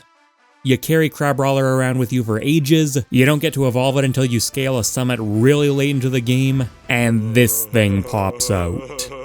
I have never felt this betrayed by a video game. You know what? While we're taking Pokemon out of Pokemon, Licky Licky, a truly repulsive mess. I am definitely going to call it a downgrade over Lickitung, its pre-evolution, but not a sharp downgrade. This wasn't exactly one of Gen 1's shining moments to begin with. The thing is, there actually is a pretty reasonable moveset design direction for these guys, but I don't care. I'm not going to bat for them. And alright, Lickitung can at least stay in Pokemon. That's the best I can do. I think I'm just in slash and burn mode here. Aromatisse, it's creeping me out, and I think it's supposed to be based on a Plague Doctor and their good vibes sense that they use instead of real medicine. And yeah, Plague Doctors are inherently creepy. They're a common horror motif, but this isn't even really that kind of creepy. It's more of an I'm questioning the artist's tastes and sensibilities kind of creepy. This is hideous and not particularly interesting. What is it doing here? Silicobra and Sandaconda. As I've mentioned, snakes aren't exactly starting out in a position of power on this list, and then you take an exceptionally awkward body shape and coil it up on itself so that it moves awkwardly even in its native series, and then while the concept of compressing its coils to blow sand out of its nose is creative, I guess. That's the Pokemon's whole identity that would work for maybe 2 moves in Smash, and then we're stuck with this ugly sausage we're trying to build the rest of the moveset around. Not only could Sandaconda not really do anything in Smash, but it's also by far one of my least favorite Gen 8 Pokemon. I think Silicobra deserved a better evolution. Okay, I've heard some more low tiers. Let's bring in EE to talk about an actually cool Pokemon. You know, honestly, I don't find it particularly difficult to explain why I think Heracross would be the perfect addition to the Super Smash Bros. Series. I mean, look at this guy. He is just a tank of brute force, big body, which means he's gonna get a little slow, but don't worry, I've got a moveset to kind of compensate for that and help him out a little bit. Let's start first with his up air, okay? Obviously, a lot of his attacks are gonna be based on that huge horn. I'm thinking that up air is gonna have crazy KO potential, something like a Fox's up air, actually, when you really think about it. Maybe even Pyra from Aegis. How about down air, right? Just the ability to just spike is gonna cover a lot of ground too. Again, that horn is gonna be leaned on heavily, but how about his special attacks? For a neutral special, how about we do Bullet Seed, right? It'll kind of mirror Mega Man's pellets, and it'll be annoying and disruptive, but not overpowered. A side special, Mega Horn. I think the ability to use Mega Horn would be pretty cool. Again, it's a signature of that horn he has, and you can even charge it up too, so maybe you can get some early KOs on the lighter cast. I'm thinking his down special should be counter, right? Again, he's a big body, might be a little bit slower, but how about off that counter too? It kind of pumps up what he's able to do as well, right? Kind of give a little boost, kind of take a little inspiration from Incineroar in that regard. And an up special, keep it simple. You can angle it too. It'll just be like fly. You know what I mean? He's got those big wings on his back, so we want to take full advantage of that.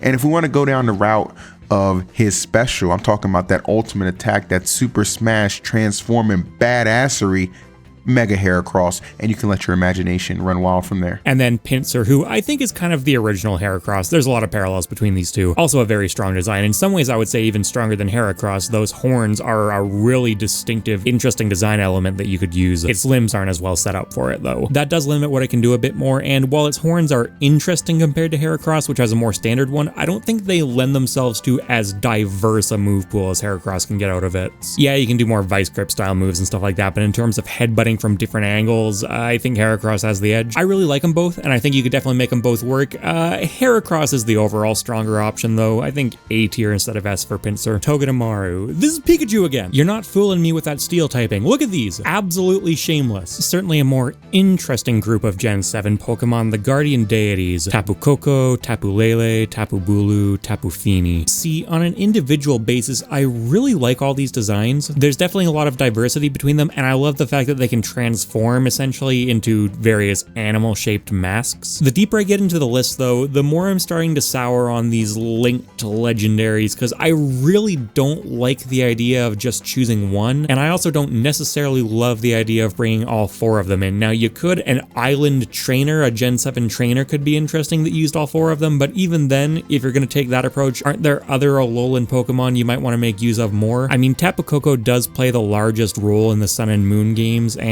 it is maybe the strongest option. It's electric type, which is definitely an overcrowded option, but all of the Tapus are associated with creating different terrain types, electric terrain in this case, which I think has a lot of potential for synergy with the moveset. Tapu Bulu creates grassy terrain, which, as I've already covered, I think Rillaboom would do better. Tapu Fini creates misty terrain, and Tapu Lele creates psychic terrain. I just don't really think either of those lend themselves as obviously to Smash as electric terrain, where it's like, yeah, you have an electric field around yourself that powers up your moves kind of deal. That at least makes sense. You could have some kind of conduction system even. I think I'm just going to give them all B tier and call it a day. They're cool Pokemon. They're relatively important to their generation. There is definitely a distinct identity there. They're also really weird to work with. Tapu Koko coming in as a standalone fighter with the others appearing in the final smash. It's not the worst thing in the world, but its signature Z move is already a perfectly good final smash without needing to involve any of the others. Not to say that you couldn't, Smash is no stranger to total blowout, stuff like that, so I'm gonna keep all of the Tapus bundled together, but for the record, Tapu Koko could also work as a standalone B tier fighter. I got some comments disagreeing with me about penalizing bundled Pokemon like this, and you know what, honestly, I do get that angle. You definitely could make Tapu Koko work, and I don't think it would feel particularly weird, but at the end of the day, it's going up against Pokemon where there are none of these friction points you need to stop and think about, right? And hey, tier lists are supposed to be relative, and the theme of this particular tier list is not just, can I think of a Smash moveset for this character? It's all encompassing, it considers every factor. Another quadruple set of legendaries, the Treasures of Ruin from Gen 9. These have the same problem where I think you need to group them up to really feel complete, and there are some additional issues on top of that. Tinglu has a body shape that could work for Smash. Shampao has a body shape that could work for Smash. I don't think it's nearly as good. I really like it as a standalone Pokemon. It's probably my favorite of the 4 designs. I love that concept of the icicle-ridden sword being shoved into its mouth as its fangs. But in terms of how it could actually use it to fight in Smash, you're kind of looking at a Zacian-like thing, except it's lower to the ground and those swords are always stuck sticking straight down. So there's really actually quite awkward, cramped angles you're working around there. And then the other two, Chi-Yu, well, that's just a fish. And Wo-Xian, it's not nearly as bad. It's not has its own tier for just how incompatible it is with Smash levels of bad, but picture this thing jumping around Battlefield. I don't think you really can. The signature move they all share is Ruination, which halves the health of their target. That doesn't translate super cleanly into Smash. You need to take some pretty heavy liberties. Their signature abilities emit an aura that cuts a stat for everyone else. That kind of has something to work with in Smash, but it's not that great either. I think I have to rank them collectively and I'm going C tier. That's mainly out of respect for how these two designs at least kind of work, and if you wanted to make like an old-timey Pokemon trainer that fought with these 4, you kind of could. This is the defensive one, so you can picture it coming out just to deal a few defensive moves, but even then I'm probably being a bit too generous. Realistically, I really like this set of legendaries as they work in Pokemon, so there's probably a bit of bias going on there too. This is definitely the best I can do though. Gimme Ghoul. Putting the base version of this in Smash is like putting a Korok in Smash. I'm not even going to entertain it. So that means you would need to use the chest form, which is how it actually fights, and there's something there. It could swing the chest around as a weapon and stuff like that. It's not that good though, and if we're going down the coin-themed Pokemon route, I think Meowth just wildly outperforms it. It barely even has a moveset, which makes sense, right? It's supposed to be more of an environmental interactable than anything else. It evolves into Goldango though, which is a repulsive looking Pokemon, definitely one of my least favorite Gen 9 designs, but it has a body type that does work. It can spawn a surfboard for itself, so that's kind of a fun way of moving around. Its signature ability just soaks up status effects, which I know it's pretty good in the competitive scene, but that's not really translatable to Smash in any interesting way. I'm going to give the Black Diamond Cheese String D tier instead of F, and frankly, quite a bit of that is just because of the surfboard thing. Even then though, right, it's competing against Squirtle, and against Alolan Raichu, and its signature move is directly competing against Meowth. Yeah, it's just like a really ugly version of a lot of existing Smash and Pokemon things. I'm also going to chime in and post here because I definitely should have mentioned, this is actually not an unrealistic pick for Smash 6, it's the 1000th Pokemon, right? That's a big deal, and there's very little objectively wrong with it, so if this was more of a straight up predictions list, it would actually be much higher. As is, the reason it's down here is because I personally hate it and think it's a really bad design for the 1000th Pokemon, although for the record, later this will get moved up a bit. Gimmighoul, absolutely not. The Staraptor line, definitely one of the most beloved regional birds, but those wings are looking pretty flappy to me. Sandygast and Palossand in comparison, extremely grounded Pokemon. Too grounded as a matter of fact. This is another case like Muck where it's like, okay, they're fun, I kind of like what they're doing here, but can you actually see these moving around a Smash stage? That's an F tier. A ground Pokemon that I think works a lot better, Marowak. Let's see if Odyssey Central agrees, a channel that does tons of these Nintendo rankings. Marowak is one of the lucky Pokemon to have a pretty clear weapon that a moveset can be based around. The large bone that it wields would essentially turn him into a sword fighter the size of Pikachu. On top of just basic swings of the bone, Marowak would of course have to incorporate Bone Meringue, one of the Marowak line signature moves. This could be implemented by either having Marowak throw small bones, similar to Dry Bones in Super Mario World, or he could throw his main bone forward, similar to Pyra's Blazing End. I'd also love to see the fire from Marowak's Alolan form implemented in some way. Maybe the flames could be added to his smash attacks to really emphasize their strength. Due to Marowak's pretty clear moveset at potential, I think it deserves to be an A tier. And I think I'm going to put Cubone in functional Echo Fighter instead of good Echo Fighter. Yeah, of course it would work. It's basically the same Pokemon as Marowak, and that's kind of the problem. It's not really bringing that much new stuff to the table. Marowak, as Odyssey Central said, is a small sword fighter, so Cubone being a slightly smaller sword fighter. Although, you know what? There is no Alolan Cubone, so maybe you take the fire element of it away, and that's the difference. That's good enough. All right, good Echo Fighter. And then why don't we do a pair of guest segments and appropriately bring in Vars? Alrighty, so the Pokemon that I chose to add to this series is Gallade. I'm a huge fan of pairs in the main series Pokemon games, Latios and Latias, Espeon and Umbreon, Gardevoir and Gallade, Nidoking and Nidoqueen, Plusle and Minun, Zangoose and Seviper, although those two hate each other, but you get the point. Seeing as how Gardevoir is already an instantiable Pokemon, I opted for another Pokemon that looks like it could have a really nifty moveset. I know it's another Swordy, just hear me out. The shining feature of Gallade is its proficiency in different elemental slash attacks, as evident by receiving the new Sharpness ability in Scarlet and Violet, along with an extensive repertoire of cutting attacks: Night Slash, Aqua Cutter, Sacred Sword, Leaf Blade, Fury Cutter, Air Slash, Psycho Cut, X-Scissor, Shadow Claw, and so on. Being a psychic fighting type raises interesting questions, where it can specialize in a combination of physical and magic attacks in a manner of speaking, almost like Robin. For its hypothetical neutral special, I think I want to give him a physical attack, Vacuum Wave, allowing Gallade to launch a lightning fast punch at his opponent that trades damage and kill power for speed. I had half a mind to give it the same properties as Joker's gun, where it's technically not a projectile despite having very long range, and it applies hit stun when close enough. Don't worry though, I'm not giving it a downward variant.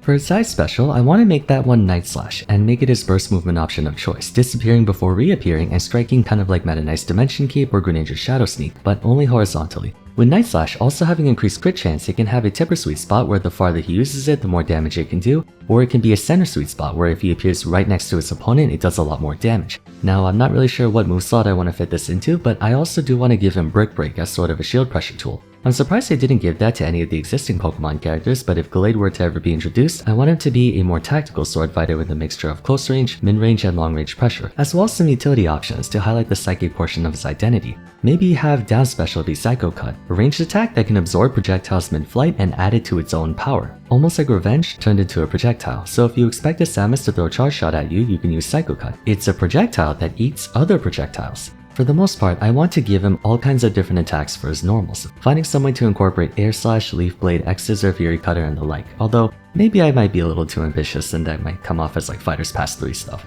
I could go on and on about this, but I'd rather not take 40 minutes, so I'll just leave it at that. Give us a Pokemon Sword fight in Nintendo, please. Yeah, and for the record, if there was any channel on YouTube that was my pair, it would probably be Vars3, his Smash channel. There's been more than one case where we've been literally working on the exact same video topic at the same time. As for Gardevoir, this is an all-time fan favorite Pokemon to the extent that if you actually did make that Pokemon Trainer 2.0 with 3 different Pokemon from different generations that weren't starters, it would legitimately make the shortlist. Its body type would drop right into Smash. It would have these graceful, flowing, ethereal movements. It's Psychic Fairy type and obviously a special attacker, so it could use a lot of beam style weapons and things like that. There is definitely some overlap here. The frail Psychic type, that's directly competing against Mewtwo, even if Gardevoir is also Fairy type and wouldn't be doing the same kind of physical attacks. That flowing, graceful, floaty thing, well, that's kind of Rosalina. So for me personally, this is kind of an A tier alongside Gallade, but because it's so popular and such an actual proper realistic pick, I'll give it the bump up into S. I like Gardevoir a fair amount as well. I used it on my Pokemon Legends Arceus team. And then we get to Iron Valiant, kind of a combination of Gardevoir and Gallade. Now, this would probably take too much work for an Echo Fighter. That said,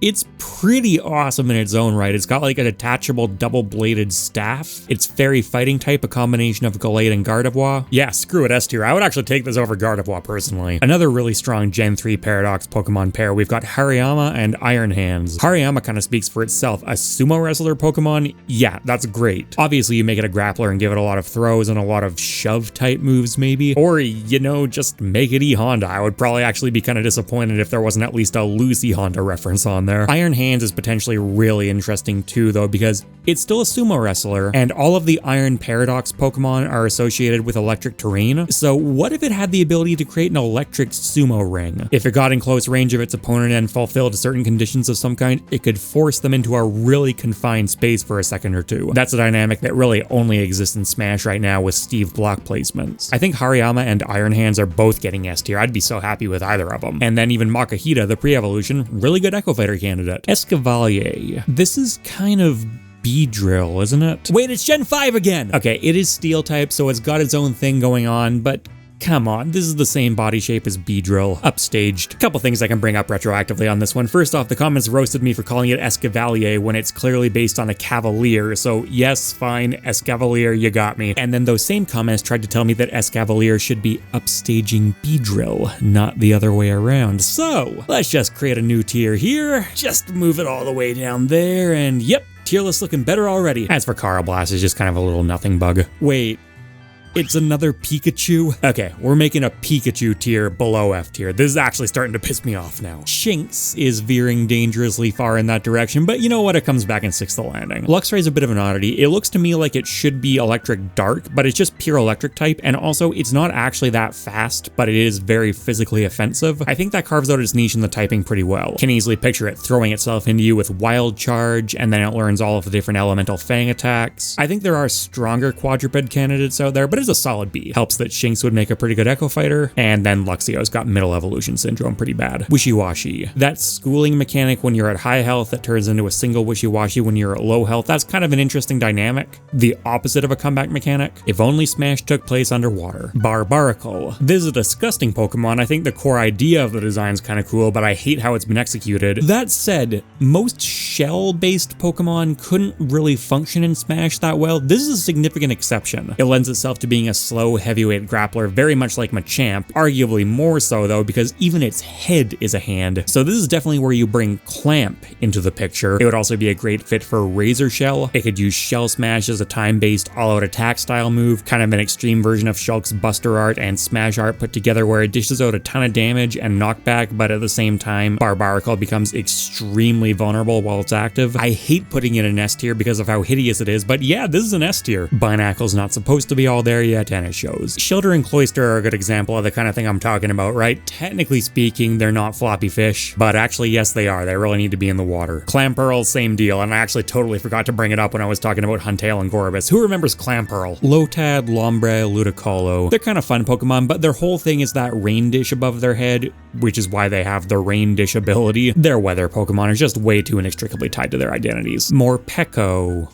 Are you a Pikachu? I don't think I'm willing to say that. It's more like Mimikyu. It's a design that's sort of playing off the concept of being a Pikachu. Half the time its signature move is electric type, and half the time it's dark type, and it just changes at the end of every turn. You could translate this kind of thing into Smash pretty comfortably. It's an involuntary change, so just have it be an involuntary change. Maybe every time it lands a hit it transforms, or, you know, ends a combo it transforms, or it just does it periodically and you can't do anything about that. That said, half the time it's straight up Pikachu, and I don't think the mechanic is brilliant. There's definitely a lot of potential with this idea, but I don't think Morpeko is necessarily how you want it delivered. Altaria. So this is my favorite dragon type Pokemon. I love how it plays with the theming while still looking like it belongs to it. Perish Song is one of my all-time favorite Pokemon moves. I think it's so cool, but I can't lie to myself. It's dragon flying, which, yeah, of course it is. It's flappy wings. Latios and Latias are in the same camp. In this case, they're not actually flying type, they're dragon psychic. But look at them, they're not supposed to be crawling around on the ground on those little stumps, they're supposed to be zipping around at Mach speed. Their wings aren't that flappy, but they're still wings. Same deal with Lugia, might as well just crush all the legendaries' hopes and dreams while we're at it. Now, this one works better, admittedly. It has more like hand wings than just pure wings, but try to picture this thing crawling around, it's just creepy. I'm giving it flappy wings. I know some people might advocate for a bit of a boost here. It's a super popular Pokemon. It's one of my girlfriend's favorites.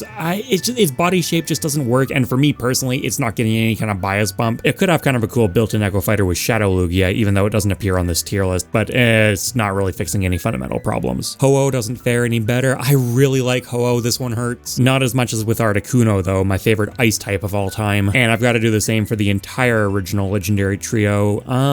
They're Galarian forms. Galarian Moltres just traditionally flies around, so it's gotta go into flappy wings. The others actually don't, though. Galarian Articuno's official artwork has it crossing its wings, and that's actually because in-game, it's a psychic type and it hovers around, and you could have it hover just barely off the ground pretty comfortably. Its standard pose almost suggests that. The Pokedex talks about its feather-like blades that can shear through iron, so it could be kind of almost a bit of a sword fighter deal, or at least brawler, and then it fires off a lot of psychic and ice beam attacks as well. And then Galarian Zapdos isn't really as conceptually interesting, but it obviously has a very strong moveset direction with powerful kicks and pecks. Its signature move, Thunderous Kick, lowers the target's defense, so it could be like a shield break move. The thing about Arctic Uno, Zapdos, Moltres is you do absolutely need to package the three of them together. You could. Moltres fits in there really awkwardly, but if you wanted to do a Galarian Pokemon trainer where each move is a different attack, you know, it could come in for up special or something like that. Galarian Articuno is actually a pretty decent candidate by itself, but you can't have it by itself. So you know what, it brings the others up with it. There's something there. Garganical. This one's kind of fun. Rock Salt Pokemon, pure rock typing, just a big bulky rock thing. It learns Salt Cure, which deals damage over time, especially to water and steel types. That obviously has no application, and again, damage over time is something I'd generally rather say for the poison types, and other than that, it does rock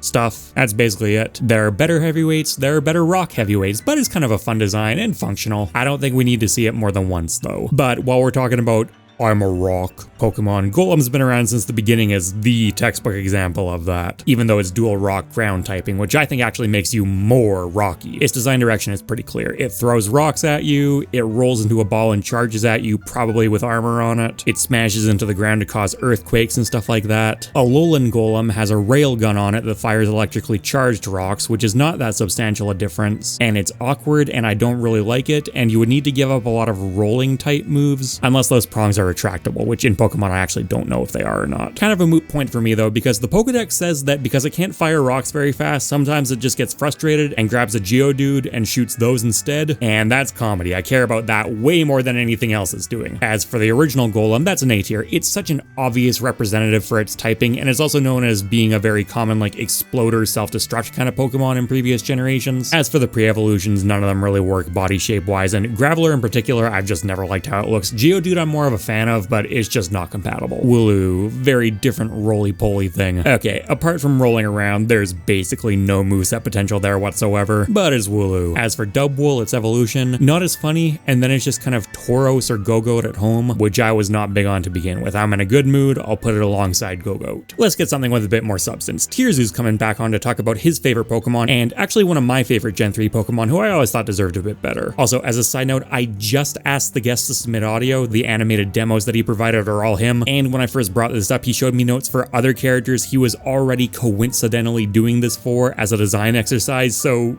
yeah, this is very much in his wheelhouse. Sup everybody, Patch from TierZoo here to represent my all-time favorite Pokemon, the Gen 3 Grass Flying type, Tropius. Luckily, trying to conceptualize a moveset for a leafy banana dinosaur with wings is not too difficult, as all of its defining features already have representation somewhere else in Smash. Its wings and flying type make it pretty obvious Tropius would have the ability to double jump multiple times, similar to Pit or Charizard, and its grass type attacks could easily be slight variations on Ivysaur's special attacks, maybe replacing Bullet Seed and Razor Leaf with Air Slash and Magical Leaf. But most importantly, Tropius could finally be the character to end the monopoly on banana peels that Diddy Kong has had since Brawl. Tropius' down special is the move Natural Gift, which drops a random helpful berry-themed item from Tropius' neck. This could be a banana peel, turnip, food item, or even a healing field or banana gun if you're lucky. The only drawback would be a long recharge time. Although zoner heavyweights tend to be kinda mid in Smash, I would hope that the utility of the banana peel and the healing potential of its food items would be enough to break Tropius out of its lackluster competitive battling record and land itself in a higher tier spot. Volcanion. This is an interesting legendary. It's a quadruped, but it's a very upright quadruped. I think its body shape would actually fit in pretty well. Dual fire and water typing, which as I've been over half competition in Smash already, but that combination is so distinct and interesting. It's like a steam-based character. That's pretty unique actually. There's a lot of moveset potential there that doesn't exist in Smash right now. It's got really big chunky limbs that it could use for attacking, and then that pipe on top of it actually splits in half, so you could use it especially for upwards facing attacks as another set of limbs. That one's feeling pretty A tier to me. A decidedly different take on the quadruped idea, Mudsdale.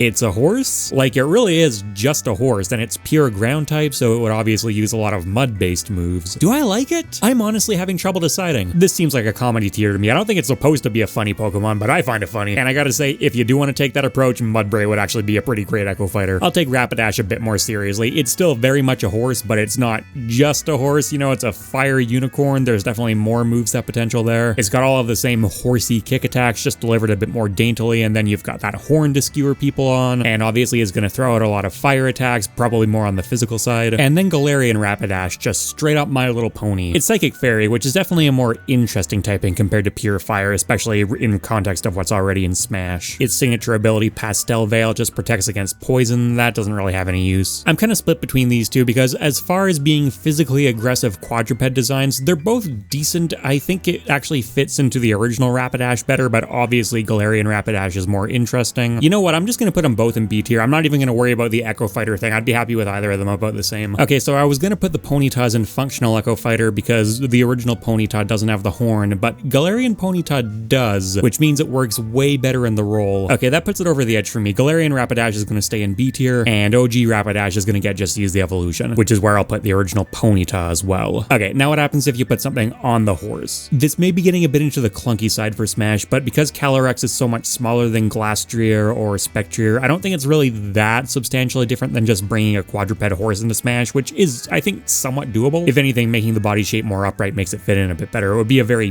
big character, but I don't think unmanageably big. Ice Rider Calyrex is the physical attacker, and Shadow Rider Calyrex is the special attacker. They both have similar abilities, knock an opponent out, and your attack stat or your special attack stat get buffed. I've talked a little bit about how that mechanic would work already. I thought it worked then, I think it works now. So there are a lot of decent parts in place. The question is really just more, how do you want to take this? I think because Calyrex can ride either mount, you could get away with a pretty seamless stance change system here. No need to make it insane this time around, just a basic Zelda Sheik transformation dynamic, where Ice Rider Calyrex is much heavier and has a focus on physical attacks, and then Shadow Rider Calyrex is more mobile and has more projectiles. And the neat thing is some moves would still carry over between both forms, because whenever Calyrex itself is attacking, which it wouldn't be doing that much, but it's still got a giant head, so maybe for its upwards moves, that's going to stay exactly the same regardless of which form it's riding. And because the Ice Rider's Chilling Neigh increases attack when it knocks an opponent out, and Shadow Rider's Grim Neigh increases special attack, I think you maintain that buff just on the one horse. And then as a Smash character, I think it would be cool if you designed them to have very polarizing elements, so you have to make a difficult decision sometimes about whether you want to keep the buff or you want to switch into the more optimal form. I still think they're potentially a bit too clunky, but the concept of a horse rider character is really intriguing, and there's a fair amount to work with. A tier. And who the hell cares about any of them individually? Urshifu, the other form-changing Gen 8 legendary. This one's so insanely obvious. It's got the Rapid Strike and the Single Strike forms. Rapid Strike, a bunch of small attacks, Single Strike, bigger, heavier attacks. They look essentially identical to each other, so it's pretty easy to just make this like a stance system. It knows Unseen Fist, which bypasses protection style moves, so that's just a straight up shield breaker or unblockable attack. That one kind of writes itself. In fact, a lot of this moves that kind of writes itself. The main thing is just how you want to package it. In canon, Cubfu is supposed to walk one of two paths, the path of darkness or the path of water, and then permanently transform into one of these. So you know what? Rather than having it do like an in-game dynamic stance change thing, something like Zelda and Sheik again, I think you select what form it's going to use beforehand, kind of like that Genesect drive idea I was talking about, except there's only two of them. That's the most faithful way to do it, which I do value quite a bit. Once you do that, though, you just kind of end up with two relatively basic fighting Pokemon. A more agile one that probably has some more counterattacking moves in there, and then just a straight up all-out attacker. Both of which are playstyles that are already represented in Smash. Yes, it's easy to see it just as a regular Pokemon with some moves being Rapid Strike style and some moves being Single Strike style, but you kind of need to start breaking away from the canon if you want to do that, which I have established I'm going to penalize in this video. The other thing you could do is start the battle off as Cubfu, and then partway through it evolves into either Single Strike or Rapid Strike, and maybe that's based on your actions. Oh, you know, that's got some potential to it, and then you stay in the Urshifu form for the rest of the game. That'd be really hard to manage, way more nuanced than I can dedicate time to in this video, but that's an idea for sure. I'm going to put him in S tier purely on the basis of this walking the path concept working out in practice. If it was just Urshifu I was talking about, honestly, even though they're really obvious picks, I find them kind of boring, but as a package deal, I think you could probably come up with something pretty great for this. You know who they apparently couldn't come up with something great for? Dunsparce. Not a standout Gen 2 Pokemon, but it's good enough, and it waited patiently for an evolution for many years, and then they dropped Dunsparce, the same thing with one more body segment. I wouldn't respect myself. I've got to have standards of some kind. My comments wanted me to put Dunsparce in comedy tier last time, but if there's one thing that a generation of YouTube pranksters has taught us, is that cruel jokes aren't actually funny. Okay, it's about time we talk about the ice cream cone, definitely one of the most controversial Pokemon ever made. I'm not willing to go to bat for Vanillux too hard, but it's far from the most offensive Gen 5 Pokemon for me. Yeah, it's kind of a stupid idea, but the evolution line makes a lot of sense, and the final result is at least visually decently pleasant. Comedy tier. More so the comedy of the reactions people would have if this thing ever made it in. One scoop's gotta be half as funny as two scoops, though. And hey, while we're talking about controversial Gen 5 Pokemon, DeBuzz is gonna come back on to talk about Garbodor. Garbodor, I don't know how to pronounce his name. That like literal giant piece of garbage. I literally thought this on a whim. I'm like, what's something really stupid to be added in Smash that's never gonna happen? And obviously, this Pokemon I think would just be like kind of a close range grappler-esque character, pretty slow, pretty heavy, hits pretty hard. I was thinking you can give him a lot of like space control moves, like you can use like his Smog or Sludge Bomb, kind of like a Piranha Plant like Poison Cloud to control space. Give its attacks a literal like poison effect, so it does like damage over time. Maybe get things like Body Slam, so it's like when you're up close, it has like these really powerful cash out moves. You know what we're actually give it like Explosion, or maybe give like a command grab, but he just like grabs you and he just like yeets you across the stage, or like he can move with you like a DK would. All I know is this Pokemon would probably stink, literally be like garbage tier, because he's a slow grappler, hard-hitting character. I can't imagine having good recovery. Just like the idea of like fighting this thing is so cursed, and I'd love to see it in a game just for how cursed it actually is. As for Trubbish, I could debate different Echo Fighter placements, but it's also garbage. Or is it trash? Or rubbish. Dancy. As far as standalone legendaries go, really not that interesting if we're just drawing from the games, honestly. It's a diamond-based rock Pokemon. We have plenty of stuff like that. In the show, though, or more accurately the movies, she had a bunch of Carbinks following her around, so I think that's where you draw more inspiration from. And then this character starts getting interesting, because you can have like a puppet dynamic going on, placing Carbinks on the stage, and then you could have her firing light beams that intersect with the Carbinks in different ways. You could set up these reflection matrices, with the backing of two typings that we're not using in Smash right now. The body shape would work okay. Hovering just above the ground with this wouldn't actually look too odd. Yeah, you need to maybe stretch things out a bit, but this could work pretty well. I'm gonna put them both in A tier as a package deal. Okay, so this entire time I've had Sandy Shock sitting down here in the Mega tier, because even though Scarlet was the game I played, I totally forgot this was a Paradox Pokemon. Didn't exactly leave much of an impression on me. I'll give it D tier instead of F, because at least it has legs, so it's technically more compatible than the rest of the Magnemite line. Fluttermane, a far more impactful Paradox Pokemon. First I want to talk about Mismagius though. I know I've already talked about a Hex-focused Pokemon, but Mismagius would also make so much sense, a literal witch who also learns Hex and a bunch of status moves. It is directly competing against Bannet for a pretty specific role though, and when you compare the two, Mega Bannet has proper arms, whereas Mismagius just has strips of cloth that are supposed to look like arms. You could make them work for sure, but they're not as good. Both of them would need to hover slightly above the ground, but Mega Bannet can stay upright quite convincingly, whereas Mismagius is always illustrated with a heavy slant. It doesn't have that in-lore leaking curse element or that marionette style animation potential. In fact, its animation of like that slow, flowing, soft motion with the skirt as the body, that exists on plenty of Pokemon. When I think of anything it brings to the table, the body shape, the moveset, the archetype, the spellcaster gimmick, there are just way too many other Pokemon that we've looked at or are gonna look at who do it better in my eyes. Witch is not a Smash moveset by itself. You need to set it in more concrete terms. But it is still a really cool theme though, and I like Mismagius. I'm gonna put a pin in it for now. And Fluttermane, while it's an incredibly strong competitive Pokemon, and I think one of the cooler looking Paradox Pokemon, if nothing else just because it updates Misdreavus, who's also cool, it does have the fluttering mane, which you could kind of use as arms, but it's also very small and it's got a shorter quote-unquote skirt, so even if you did have it hover just above the ground, it wouldn't look as natural. A very squat Pokemon, kind of hard to fit in, and its actual core moveset isn't really offering anything that unusual. You could make it work, but just barely. This is like a D tier that's a really cool D tier, which gives it like a bump up into low C, I guess. And Misdreavus is essentially the same Pokemon, but not as cool, doesn't have the same potential for the fake arms, move pool smaller. The Gen 8 fossils. Okay, I get what they're doing here. They're fossils that weren't actually put together properly, which mirrors some real events that took place in the UK. That's cool. Nice real world inspiration. It's a shame that the end results are so unpleasant. Now, personally, as someone who really likes the fossil Pokemon and the generations that have them, I was really annoyed when this is what popped out, but I know a lot of people got a kick out of them, so I will reluctantly put them in comedy tier, except for you. You just need to go. Scolipede. This body shape doesn't totally work. The major issue for me is the lack of arms. It could also potentially stay very low to the ground as the centipede, but it holds itself upright, so that's not as big a deal. It does have the ability to roll into a ball, which even though for a lot of people that doesn't have the best connotations across the entire Smash series, that does give it some moveset potential for sure. It's got those long horns and a long abdomen that would function as a tail, including some essentially horns on the end of that too, so there is stuff to work with here. It also has the speed boost ability, which in Pokemon ups its speed by a stage at the end of every turn, so you could maybe have a bit of a Regigigas thing here, where it's like a momentum-based fighter. It gets faster and faster as the fight progresses, but a little less extreme.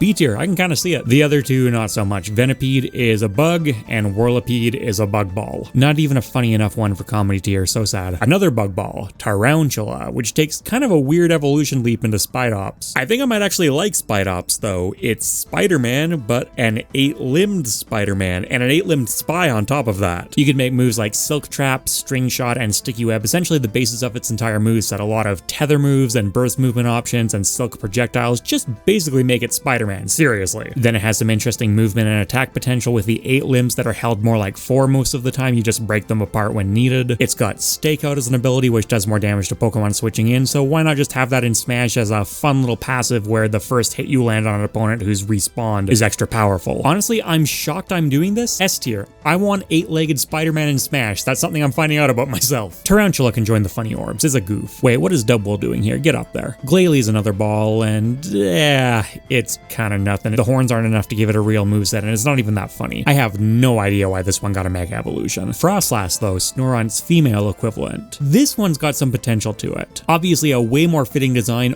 almost humanoid, but with the arms coming off of its head, and while it definitely does have something of a weather identity, that doesn't totally dominate it. There's nothing that really makes it jump out to me, but this seems like a B tier, very functional, and I do like the design of Frostlass, much more than Glalie as either a Pokemon or a Smash character, and then Snorunt can join it and just use the evolution. I think I might even like this one's design more than Glalie, though. Corsola is your typical floppy fish, the Galarian form's right there with it, and then Cursula, less typical, and I guess you could have this one floating around if you really wanted to, but look at it. Quillfish in the same boat, or I guess not in the same boat, that's the whole point. Same with the Sui and Quillfish, too round to walk, too serious to be funny. And then Overquill, this one's really not moving outside the water. Alright, then back on dry land, after a few years away, welcome Introspective back to the channel. Fuecoco would be perfect for Smash. I mean, you have Charizard and Pichu already, so just put them together and there you go. Fuecoco, sure, he's only a foot tall, but he has all the tools required to fight in this game. Neutrals, aerials, and smash attacks, all covered. Razor Sharp Chomper.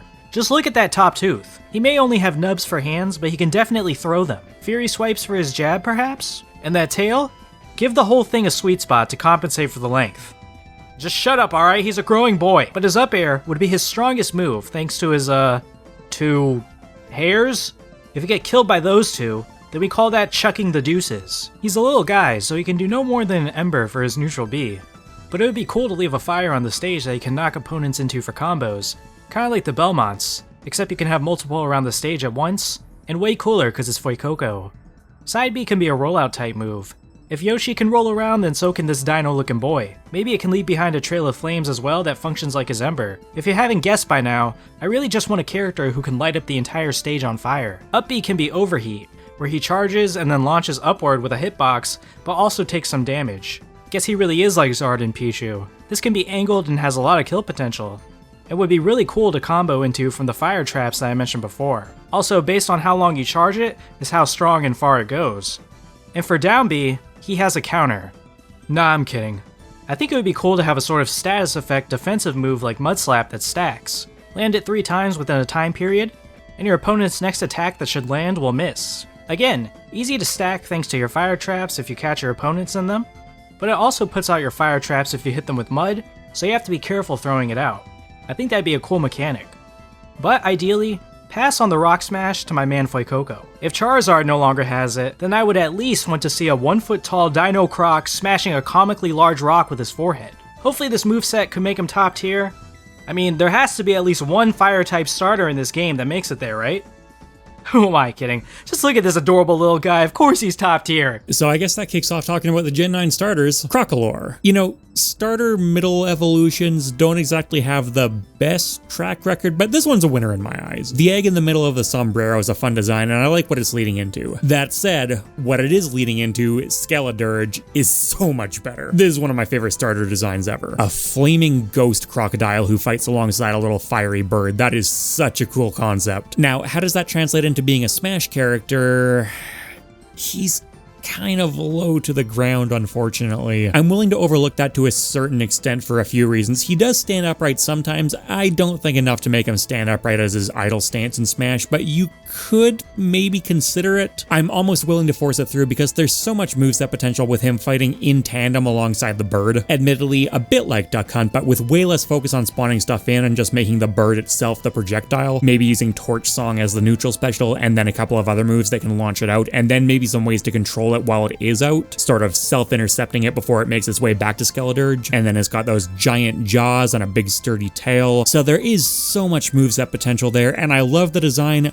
I can't get over the low quadruped thing completely, though. That is going to factor in. I can't resist A tier, though. Yes, there absolutely is a lot of bias going on here. I love Skeledirge, just the one I picked. But having said that, apart from the one flaw, which you can force your way around, it's really rare for a starter to come pre-packaged with this much moveset potential. And honestly, Crocalor, I'm putting in the same tier, because I think if you wanted to do another, like, Pokemon trainer type character who uses starters but not starters from Gen 1, and you didn't feel comfortable using the quadruped Skeledirge, Crocalor is a perfectly fine substitute. Quaquaval. See, this one's body shape fits right into Smash. Skeledirge was the singer Pokemon, but this is the dancer Pokemon. A lot of the moveset is fairly obvious. It would clearly use dancer style moves. Its signature move is Aqua Step, which raises the user's speed, and I think it would make sense to treat that quite literally, use Aqua Step as a burst movement option, and if it connects on an opponent, Quaquaval gets a speed boost for a little bit. It has Torrent as an ability, which boosts its water type moves when it's at low health, and in Smash you could literally have it do the exact same thing, a comeback mechanic that only applies to its water type moves, some of that type awareness I was talking about bringing in from earlier in the video. Interesting dynamic on a lightweight Pokemon. We already do have a lightweight character with a comeback mechanic in Smash, Sephiroth, and it can create some tuning issues and can feel a bit wonky, but I think it's still worth exploring. This should be a clear-cut S tier, except god I hate this thing. Oh my god, it looks so stupid moving around. It sticks out like a sore thumb compared to basically any other Pokemon. I am certified not a fan. Really happy I didn't choose the duck. I almost chose the duck. Alright, it's an S tier. As far as Quaxley and Quaxwell go, those are both getting A tier. They're relatively functional Echo Fighters to begin with, and again, if you wanted to do that Pokemon trainer pulling from starters that aren't Gen 1 thing, the water hair alone gives either of these a decent amount of moveset potential, and their body shapes are good too. This applies to Sprigatito and Floragato as well, and as far as Meowscarada goes, yeah, no, this is the clear-cut S tier. In fact, it's so clear-cut that I think it does push everything else down to A, except Fuecoco, of course. It's a biped with a mask and cape and claws, all of which create additional attack routes. It's got this definitive magician direction to take. Delzathan did an entire video on Meowscarada, so check that out if you got time. But in the meantime, I've brought him on to talk about a different Pokemon, Lycanroc, and there's actually a bit more to that. A little ways back on this channel, I did a video completely reworking Ganondorf from the ground up for Smash, and then on my second channel, MockRock Talk, I made another video reacting to some fan movesets that other YouTubers created. Delzathan's video on Ganondorf was one of 3 I looked at there, along with And Yet No Bananas and Fiber Optic Broadbean, and I asked if all 3 of them would be interested in coming and talking about some Pokemon, and yeah, they were all on board. I was really into all of their Ganondorf Smash movesets, so let's see what else they can do. So this Gen 7 trio missed the boat originally, possibly because the super prominent Dusk form became a big deal several months after Ultimate picked its Gen 7 newcomer. Which is a shame, because there's something really cool here. Smash still doesn't have an Earthbender character, and this one could do interesting stuff with a hard-hitting Stone Edge, Trap Hazard Stealth Rock, and more. Could even tap into the Dusk form's alternate Fury mode, like Ash's Lycanroc in the anime, for a short-lasting buff to attack speed in certain conditions, and you'd have a fan-favorite newcomer in the making. That damn near need a miracle to get in now, despite how popular the line still is.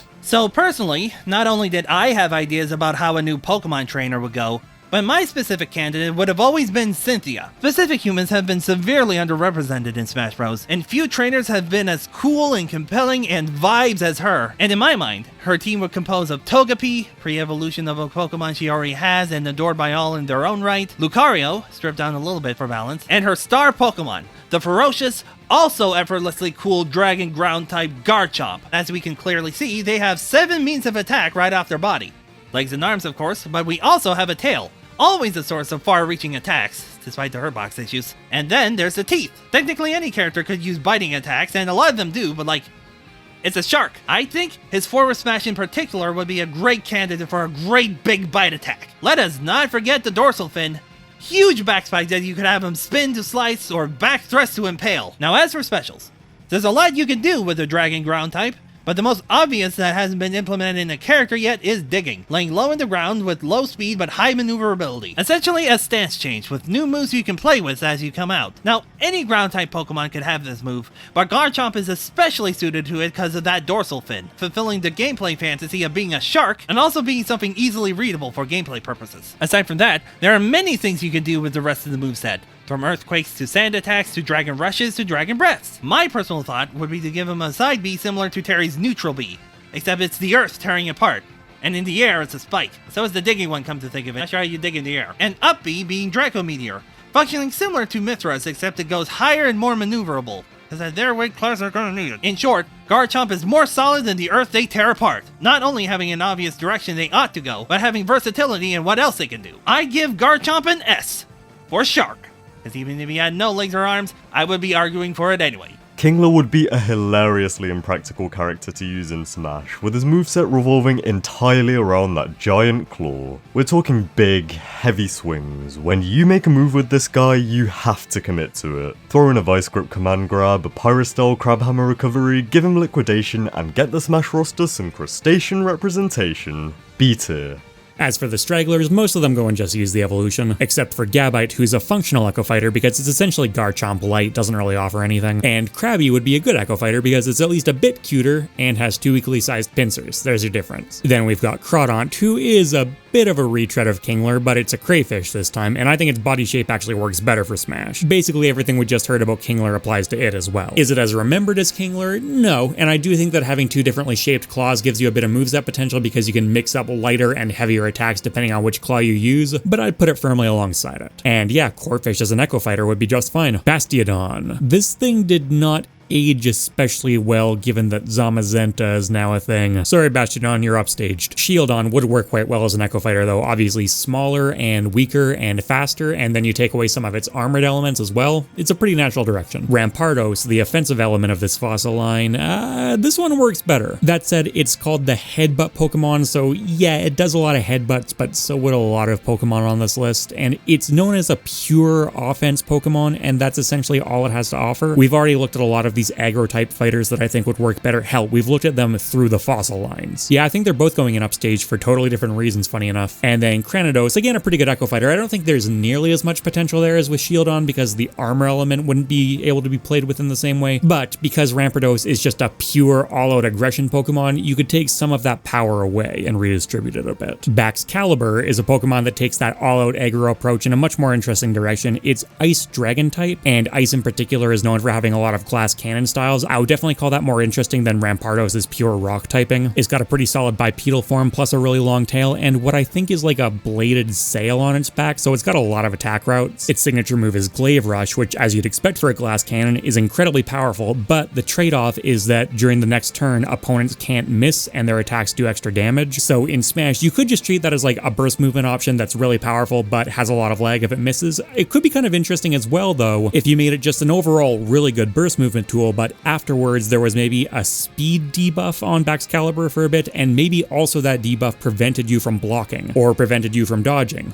or let you still block but your shield took a lot of damage, and then the debuff just wore off after a little while. It's the pseudo-legendary of Gen 9, so a relatively well-known and well-liked Pokemon. It doesn't necessarily do any one thing better than other Pokemon on this list do, but I'm feeling a pretty solid A tier. Arctibax would actually function really well as an Echo Fighter, and it's even cute. It's a middle evolution, but it looks more like a first stage. And that's because the actual first stage, Frigibax, looks like this. Someone needed to be cute. Yeah, you're getting just to use the evolution, and frankly, it's holding onto its place in Pokemon by a thread. Cherim. It's a Pokemon that stays in one form most of the time, but when it's exposed to harsh sunlight, it changes into a different form. Weather doesn't work. Dragonite, one of the original pseudo-legendaries. This one's fun, a big roly-poly dragon. I gotta say though, it's overlapping a lot with Charizard. Making it orange and green is not doing it any favors, but even besides that, in the context of Smash, Charizard is already the heavyweight dragon. I know that Dragonite is literally a dragon and Charizard is not, but that is absolutely splitting hairs for these purposes. I'm sorry, Dragonite, I like you, but you're upstaged. And actually, Melodic is upstaging Dratini and Dragonair pretty hard as well. I guess while I'm here, I'll clean up the Gen 1 fossils. Never got to before. Yeah, this isn't going to be a long process. Omastar has the tentacles, which vaguely resembles something you could make a moveset out of, but other than that, that this is another one of those we're talking about a platform fighter situations here. As for Aerodactyl, it is better. Those wings are looking pretty flappy, but it does have at least a bit of the wyvern design going on with the hands in the middle, so it could crawl around. That said, I don't think it's really particularly well set up for it. It would have to be lurching around a lot more compared to something like Noivern, and also it's just not really bringing that much to the table. Yeah, it's got the jaw I could attack with. Yeah, I could throw out a couple rock moves, but I could say that about plenty of Pokemon. And it really does just feel like it should be in the air. It's based on a Pterodactyl. That's its biggest selling point. Rock flying is a somewhat interesting type juxtaposition, but Aerodactyl just isn't that well set up to deliver either half of it. I was about to put Aerodactyl in D tier, but you know what I think I'm going to do instead? I'm going to bring Mega Aerodactyl into the mix, because this one delivers way more on the rock half of things, and I could see it being grounded much more comfortably. Looks a lot heavier, and it could prop itself up on those rock points and use them as attack vectors. Is it insane? No, but I think that actually gives it the bump to C, at the cost of demoting the original. Mandibuzz is not escaping the Flappy Wings fate, though. Vullaby, its pre-evolution, would actually work better here, because at the very least, it has a reason for not being in the air. It doesn't look like it should be flying around majestically. And to be fair, Mandibuzz as a vulture isn't at the absolute top of the majesty scale, but nah. Good try though. Hey, look at that, the Gen 9 birds. Nope, not a single survivor. Ice-Skew. Okay, this is a bird that's something more. This one has at least a bit of a fun gimmick if nothing else. It starts out in Ice Face mode, and then if it gets hit by a physical move, it takes no damage, and instead some of that ice breaks off and it goes into Noise Face mode, or No Ice Face mode. I actually honestly don't know how you're supposed to pronounce that. And then if it starts hailing or snowing, it goes back into Ice Face form. And weather doesn't work, but a goofy penguin with ice on its head, that works, if by works you mean makes me chuckle. Another one that makes me laugh?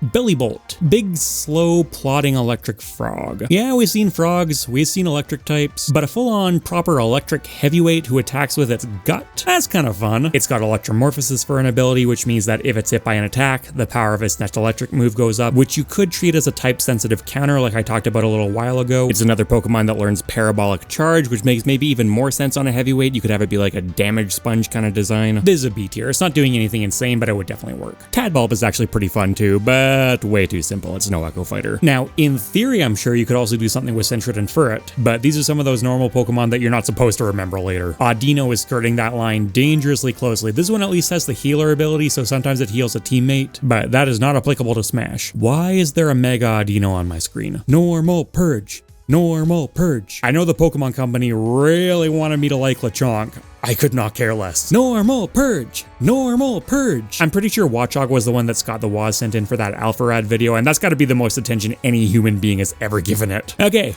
Arceus, a fun normal type. This one has a bit of an awkward body shape, I'll give you that. But given its status as the originator of all Pokemon, I want each individual move to be a canonical Pokemon attack, and if that means manifesting plenty of different types of energy all over the place, I'm fine with it. It's got a huge move pool in the Pokemon series, and I definitely want that taken advantage of. As for Judgment, its signature move, that one changes type depending on the plate that Arceus is holding, a bit like Genesect's Drive, except this time around, you can choose any type plate rather than just being limited to 5, so that whole pick before the battle starts thing is too clunky. What I think would work instead is make it a delayed projectile that rains down from above, pretty much how it appears in Pokemon, and have its typing and therefore some properties of it change depending on the type of whatever the last move that Arceus used was. In Nickelodeon All-Star Brawl 2, my main Korra works like this. Every single move that she has is assigned to one of the 4 classical elements, except for her neutral air, one of the centerpieces of her kit, which changes element depending on the element of the last move she used, and then it gets new traits with it. Arceus' body would honestly probably work pretty well as is, and then it's the god of all Pokemon, so much moveset potential, so many directions you could take it. This would just feel weird not to put S, and it's one of those Pokemon that's so important you could actually somewhat reasonably expect to see it show up in Smash at some point. Alright, going from the creator god of all Pokemon to something a bit more reasonable scale, here's Design Doc coming on to talk about Drifloon. Yeah, that's right.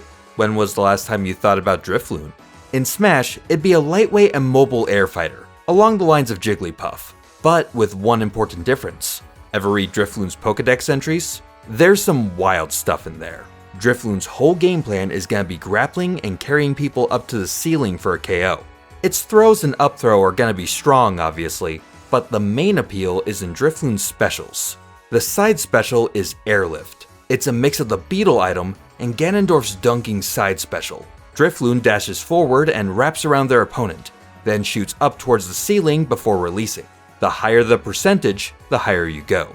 The other couple of specials support Airlift, and I guess we should put in some actual moves in here. Its neutral special is Shadow Ball, a straightforward projectile that can mark a target on contact, making them easier to airlift. And let's really commit to the bit and make the up special not even a recovery move. Let's do Astonish instead, a faster, close-range move that stuns a target within its radius, like Zero Suit Samus' stun gun. A stun target should be easy to airlift, right? Hey, remember when I said that the Pokédex had some wild stuff in there? Yeah.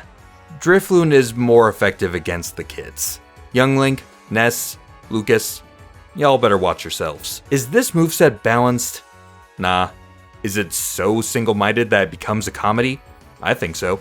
D tier for Drifloon. And then for Drifblim, honestly, it doesn't get much less sinister. Normally, I'd probably work with Drifblim and assign Drifloon an Echo Fighter, but you know what? Drifloon works. I'm just gonna go with the flow and give them both the same tier. Kecleon. The concept behind this is kind of intriguing, if nothing else, right? It's a chameleon Pokemon, and it has two abilities. Color Change switches it to the type of whatever move it was hit with. That's a bit rough to work with, but its other one is Protean, which changes it to the type of whatever move it last used. So I could see almost a bit of a Magic series system where it, for example, has a light, medium, and heavy attack assigned to particular typings, and those are all sort of designed to cascade into each other. You could also just make it another one of these Pokemon that has a huge amount of moves from all across different typings. That doesn't necessarily totally reflect how it actually works, though. And being a chameleon Pokemon, you could play around with visibility a little bit. I think it's kind of a poor man's version of some of these other shifting concepts, but the body shape's there. I think a very solid B tier. It's another one of those concepts that would probably excite me a lot more if some other Pokemon didn't exist. Hydreigon. This is an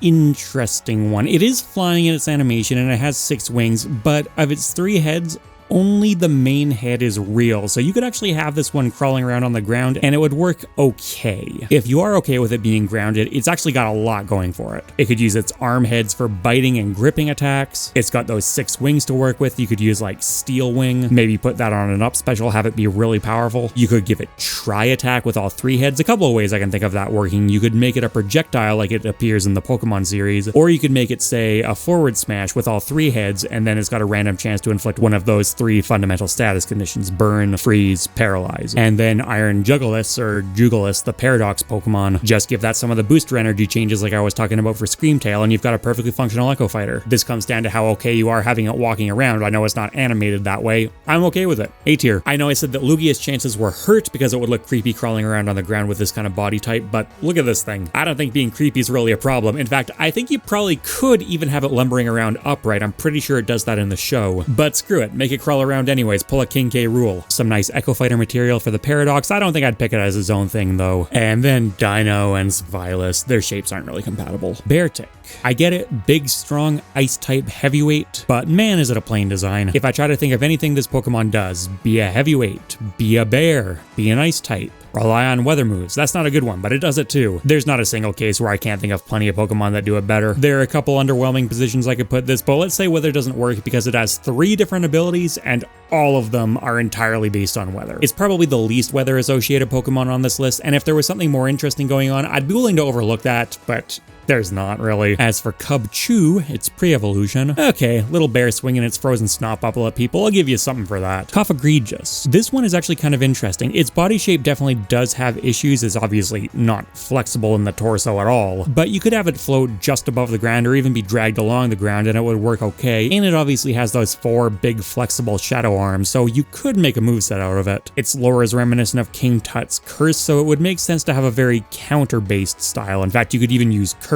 In Pokemon, when a ghost type specifically uses Curse, it loses a huge chunk of its health, but then it also places a massive damage over time effect on its opponent. Supercharged poison, essentially. I think that could be translated as a very interesting counter attack in Smash, where you still take full damage from the attack, even magnified damage, but then your opponent gets a massive damage over time effect placed on them. You could get a really interesting translation of Shadow Claw using all 4 of those arms. Forward Smash would be the go-to option, but picture like a forward air where all 4 of those arms are swinging through as this flurry type attack, and all of them have a tipper mechanic. And then Runerigus, its Galarian form, doesn't really work as an Echo Fighter, unfortunately. Its limbs are just too different, or the things serving as limbs, but the actual core concept translates over just fine. Personally, I actually prefer Runerigus, but the original is definitely the more iconic one, the more familiar one, slightly more in theme with how well known the Egyptian curses are in pop culture, so it's gonna get the B tier. Runerigus, I'd love to put it as an Echo Fighter, but you just have to change too much. And then Yamask and Galarian Yamask will join it down and just use the evolution. Shout out. It's well known for being the only Pokemon that could ever swear because you used to be able to record your own audio for it. I don't know how they didn't see that coming, but doesn't even have that going for it anymore. Just a pair of wings. Reuniclus. This is an interesting one. I think it's themed around cells dividing. When I see its body shape, the first thing that comes to mind is Grappler, but it's actually a psychic type. I think that's because it's using its psychic powers to hold cytoplasm together. It's kind of a cool design. I think you could have it hover just above the ground just fine, and I don't think it's supposed to be transforming its shape too much, but you could have it bend and stretch a little. A Grappler with psychic abilities. That's really not bad. I'm gonna go A tier for this. I actually think it's pretty interesting. Duosion and Solosis, not nearly so much. They're blobs. Kingambit. New evolution of Bisharp introduced in Gen 9. Really striking design. It is depicted as sitting, or pretend sitting, but honestly that's totally fine. The shape still works, and this is actually maybe the most compatible slithering Pokemon we've seen so far. Clearly a huge amount of moveset potential with that outrageous helmet, or head, I actually don't know. It's called the Big Blade Pokemon, I mean, duh. Its signature move is Kowtow Cleave. It's nothing really special, it just always hits. Doesn't even bypass guards or anything, it's just really accurate. And then it's got a few different abilities, but really it's got one ability, Supreme Overlord, which boosts its power for each Pokemon that's already been defeated on your party. That's a really cool distinctive ability in Pokemon. It doesn't really directly translate into Smash at all. You could maybe generously stretch it to be some kind of passive that boosts your stats for each stock you're down, or the equivalent in other game modes, but that's just Diet Lucario. I really do like the original more. Obviously, in a team fight, you could translate this okay, but you can't really design a passive like that to just work with teams. I think I'm gonna go A tier on that one. Some points off for its signature ability not really working. Bisharp worked totally fine as its own thing before Kingambit came around, but now that it's here, it is a lower evolution, so it's kind of awkward to fit in. It's fine, but you can't really make it an Echo Fighter, and it's not really important enough to be its own standalone thing, and even if it was, Kingambit is just still a much more interesting pick. Slurpuff.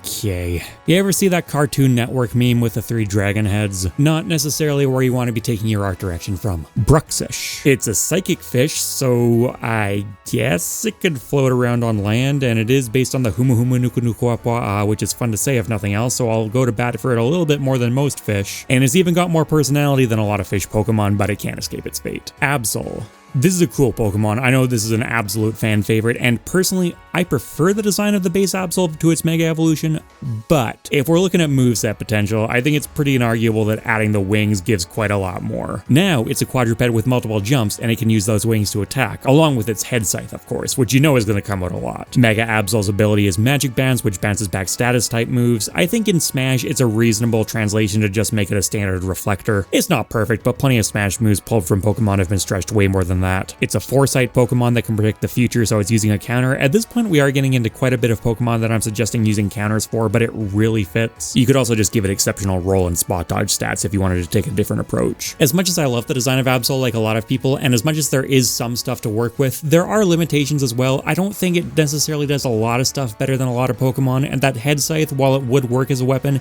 it's got that awkward head movement thing that I've talked about before. Having said that, add the wings of Mega Absol onto that, and I think you get something pretty interesting. I'm going A tier. And base level Absol, I'm still going to put in B tier because I suspect a lot of people would like to see it. Jumping from one fan favorite to another here, Eevee and the Eeveelutions. There are a few different ways I can picture to tackle these things both individually and as a collective. How could they work individually? A-Star the Third is coming back to the channel to talk about his favorite Eeveelution and how that could work. Mock set off a ton of neurons in my mind, thinking about all the cool ways that I could make a cool moveset for Umbreon. Dark type Pokemon, defensive, tanky, doesn't have a lot of damage output, right? So I really wanted to lean into that. So we got a medium-sized Pokemon, fairly fast, right? Got a good recovery, but low damage output. And the Pokemon will struggle to KO, because tanks generally have a problem with that, unless they have good defensive play. They'll also have some issues with being outranged. So Umbreon has a little passive going on where, you know how stages have shadows under platforms? If there's a shadow on stage, Umbreon's rings will begin to glow, right?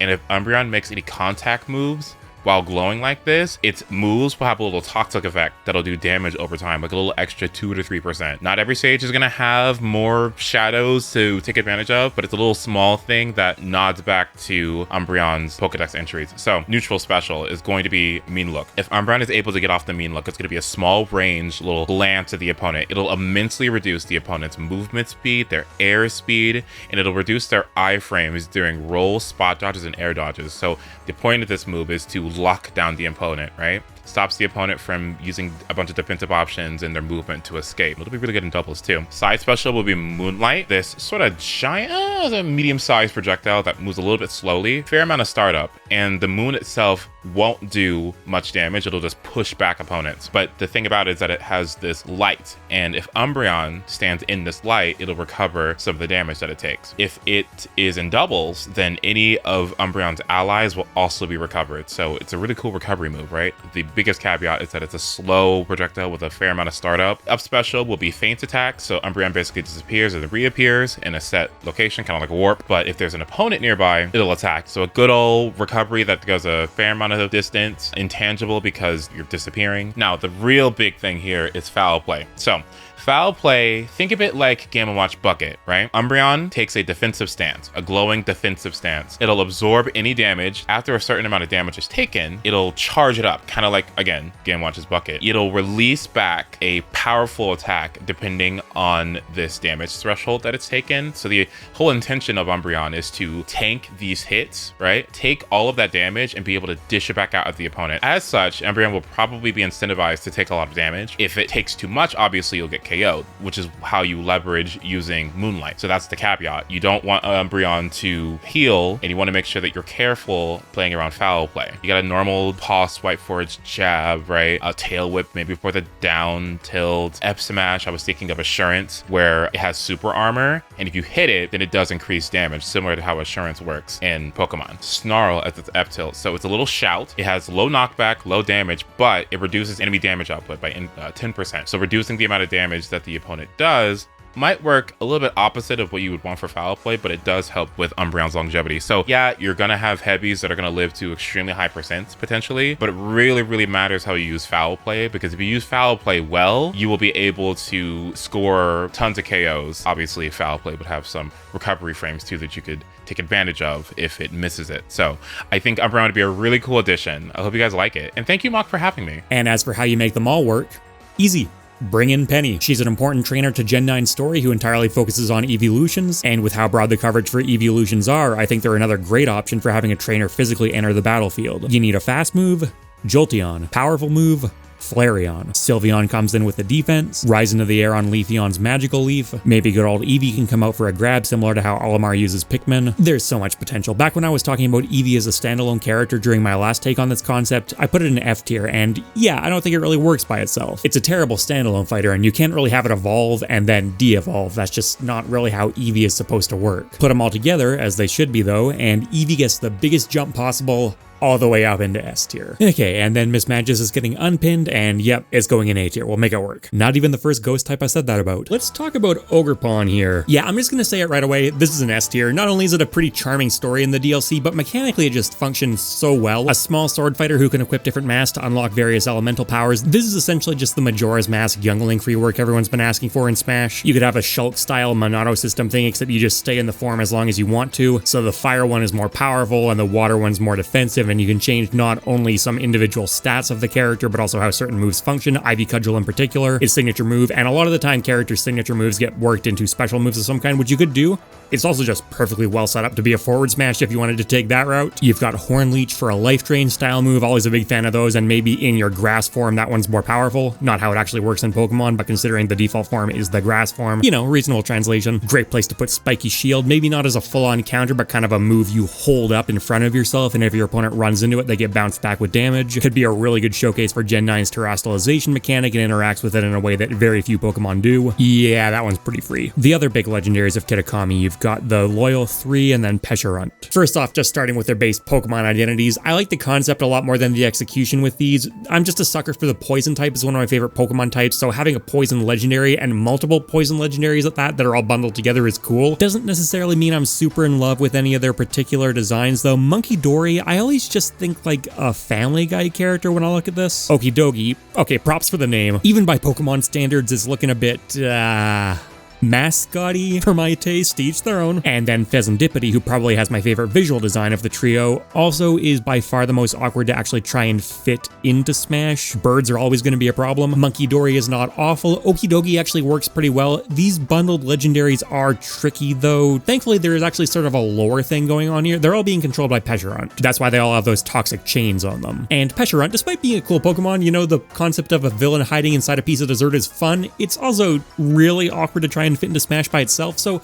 I think what you need to do is you need to combine these all together. Have kind of an evil Pokemon trainer thing going on where Pecharunt is the one who's out there on the field with one of these Pokemon at any given time, and then most of the attacks are coming from whichever one is out and is being controlled at the moment, but Pecharunt can also launch some attacks of its own, and they're both hittable. Maybe kind of a reverse Rosalina and Luma situation where the puppet character is much bigger. It's kind of awkward and unwieldy, and realistically this should probably be a B tier, but it's getting my bias bumped up into A. I really like the concept of this group of poison legendaries, it's fun. And then the other Kitakami legendary, Blood Moon Ursaluna. This one works fairly well as a heavyweight design. I like the fact that it stands upright. It definitely gives it an edge over the base form Ursaluna, just a more compatible shape. Its signature move, Blood Moon, could be pretty directly translated into Smash as a projectile that you set and then after a delay it fires. You could even maybe make it so that it tracks opponents before it fires. That may be a bit over the top. It would obviously need some testing, but it is in line with Mind's Eye, Blood Moon Ursaluna's signature ability, which adds all sorts of caveats that make it easier to hit targets. Add on something like Headlong Rush being used as a really cool dash attack option. Yeah, fun heavyweight potential, A tier. Base form Ursaluna isn't awful, and in Pokemon Legends Arceus, it was the new Ursaring form on the block. Didn't really get that much time to shine. This one's definitely just nowhere near as interesting. And then Ursaring, you may think at first glance it might work as an Echo Fighter, but it stands so upright compared to Blood Moon Ursaluna, who's very hunched over, so you would need to basically change every animation. I don't think that's worth the effort for, again, just a much more bland Pokemon. And yeah, same thing for Teddiursa. Breloom.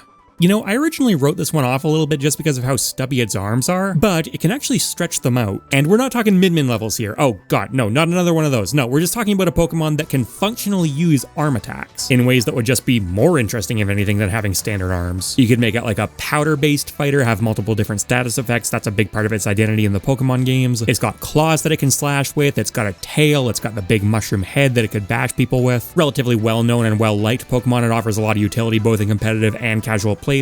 Yeah, honestly, as a prize S tier, I really like this one. No Echo Fighters going on here, though. Amoonguss, another powder-based mushroom Pokemon. This one is more awkward. It does have the properly stubby arms. It's kind of a fun shape, you know, being able to punch people with a couple of shieldish arms. That's neat, if nothing else. But yeah, it's really not a good shape. It's just really difficult to picture this one moving around a Smash stage. I'm actually going to say that Brute Bonnet, its Paradox iteration, works better because it has proper legs that it can walk around on, and it's got a tail that it can swipe with, and it's still got all of the sort of core attributes of Amoonguss. It's still kind of awkward and by no means the most in-demand Paradox form, but you know, still a relatively functional Pokemon. Amoonguss's body shape is just too different to work as an Echo Fighter, but that's okay. I think Brute Bonnet just outclasses it. And obviously that applies to both of them. Another one whose body shape almost doesn't work, Dragapult, but if you look at how it actually functions in the Pokemon games, how it's animated, it does work. That upright stance isn't just maintained in its illustration. It's a real fan favorite, this stealth glider concept that has baby variants of itself being fired as projectiles. You could maybe use them like Snake's Nikita, but with way more control and more actions to take. Kind of an almost puppet character concept, but not quite fully committing. Dragon Ghost is obviously an incredibly cool type combination. I barely need to say that. And it's got a giant tail that it could use for a bunch of attacks, could bash people with its head. Not an incredibly natural fit, more of a B tier, but again, bumped up to A for cool factor. Dracloak, you know, I could kind of see it as an Echo Fighter. It fires off one Dreepy instead of two. That's the big distinguishing factor, and then obviously it's smaller and faster. I think that works pretty well. By the time we're getting down to Dreepy, though, it doesn't fire anything, and you could say, oh yeah, well, that's the Echo Fighter difference in that case, but I think being able to fire off something is a big part of why I'm interested in this Pokemon in the first place. And while we're talking about puppet characters, Kangaskhan. So default Kangaskhan is not really that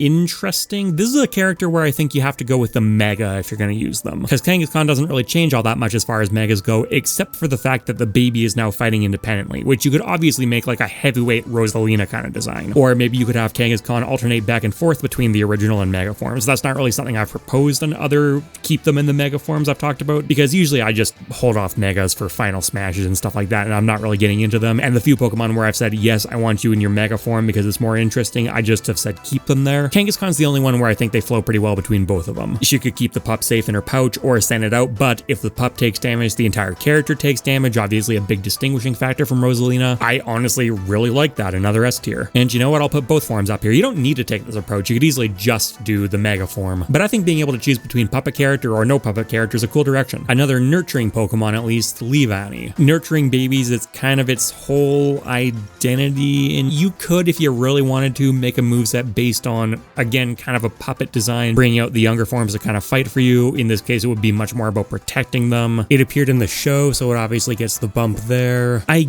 guess I'll collectively let him slip into B. It's not exciting to me, but there is a clear vision there. That is part of what I'm looking for. Goldeen and Seeking. Okay, that one's self-explanatory. Magikarp should absolutely be right beside him, but I'm going to give it comedy tier instead because you know full well that if they were going to try and pull a fast one with some fish Pokemon, it's definitely going to be Magikarp, no questions asked. As for Gyarados, this is probably going to be a bit controversial because Gyarados is one of the most fan favorite Pokemon of all time. It doesn't work in Smash at all. Yes, it's a flying type, so it avoids the floppy fish problem. It does function outside of water, but it's way too long and you would need to shrink it down way too much. That aerial serpentine thing it does just does not lend itself to Smash properly. I don't want it scaled down. I want it to maintain its status as this giant, awesome looking creature. I'm going F tier. I can think of some ways you could try and really force Gyarados in there, but it just feels wrong to me. I'd much rather let it maintain its cool status in Pokemon. Onix and Steelix are going in the same camp. Just let them be these huge monsters. It's fine. Speaking of huge monsters, Dondozo, the newest whale Pokemon, and okay, yeah, it's technically not a whale, more of a catfish, but who are we kidding? It's a whale and it's going in whale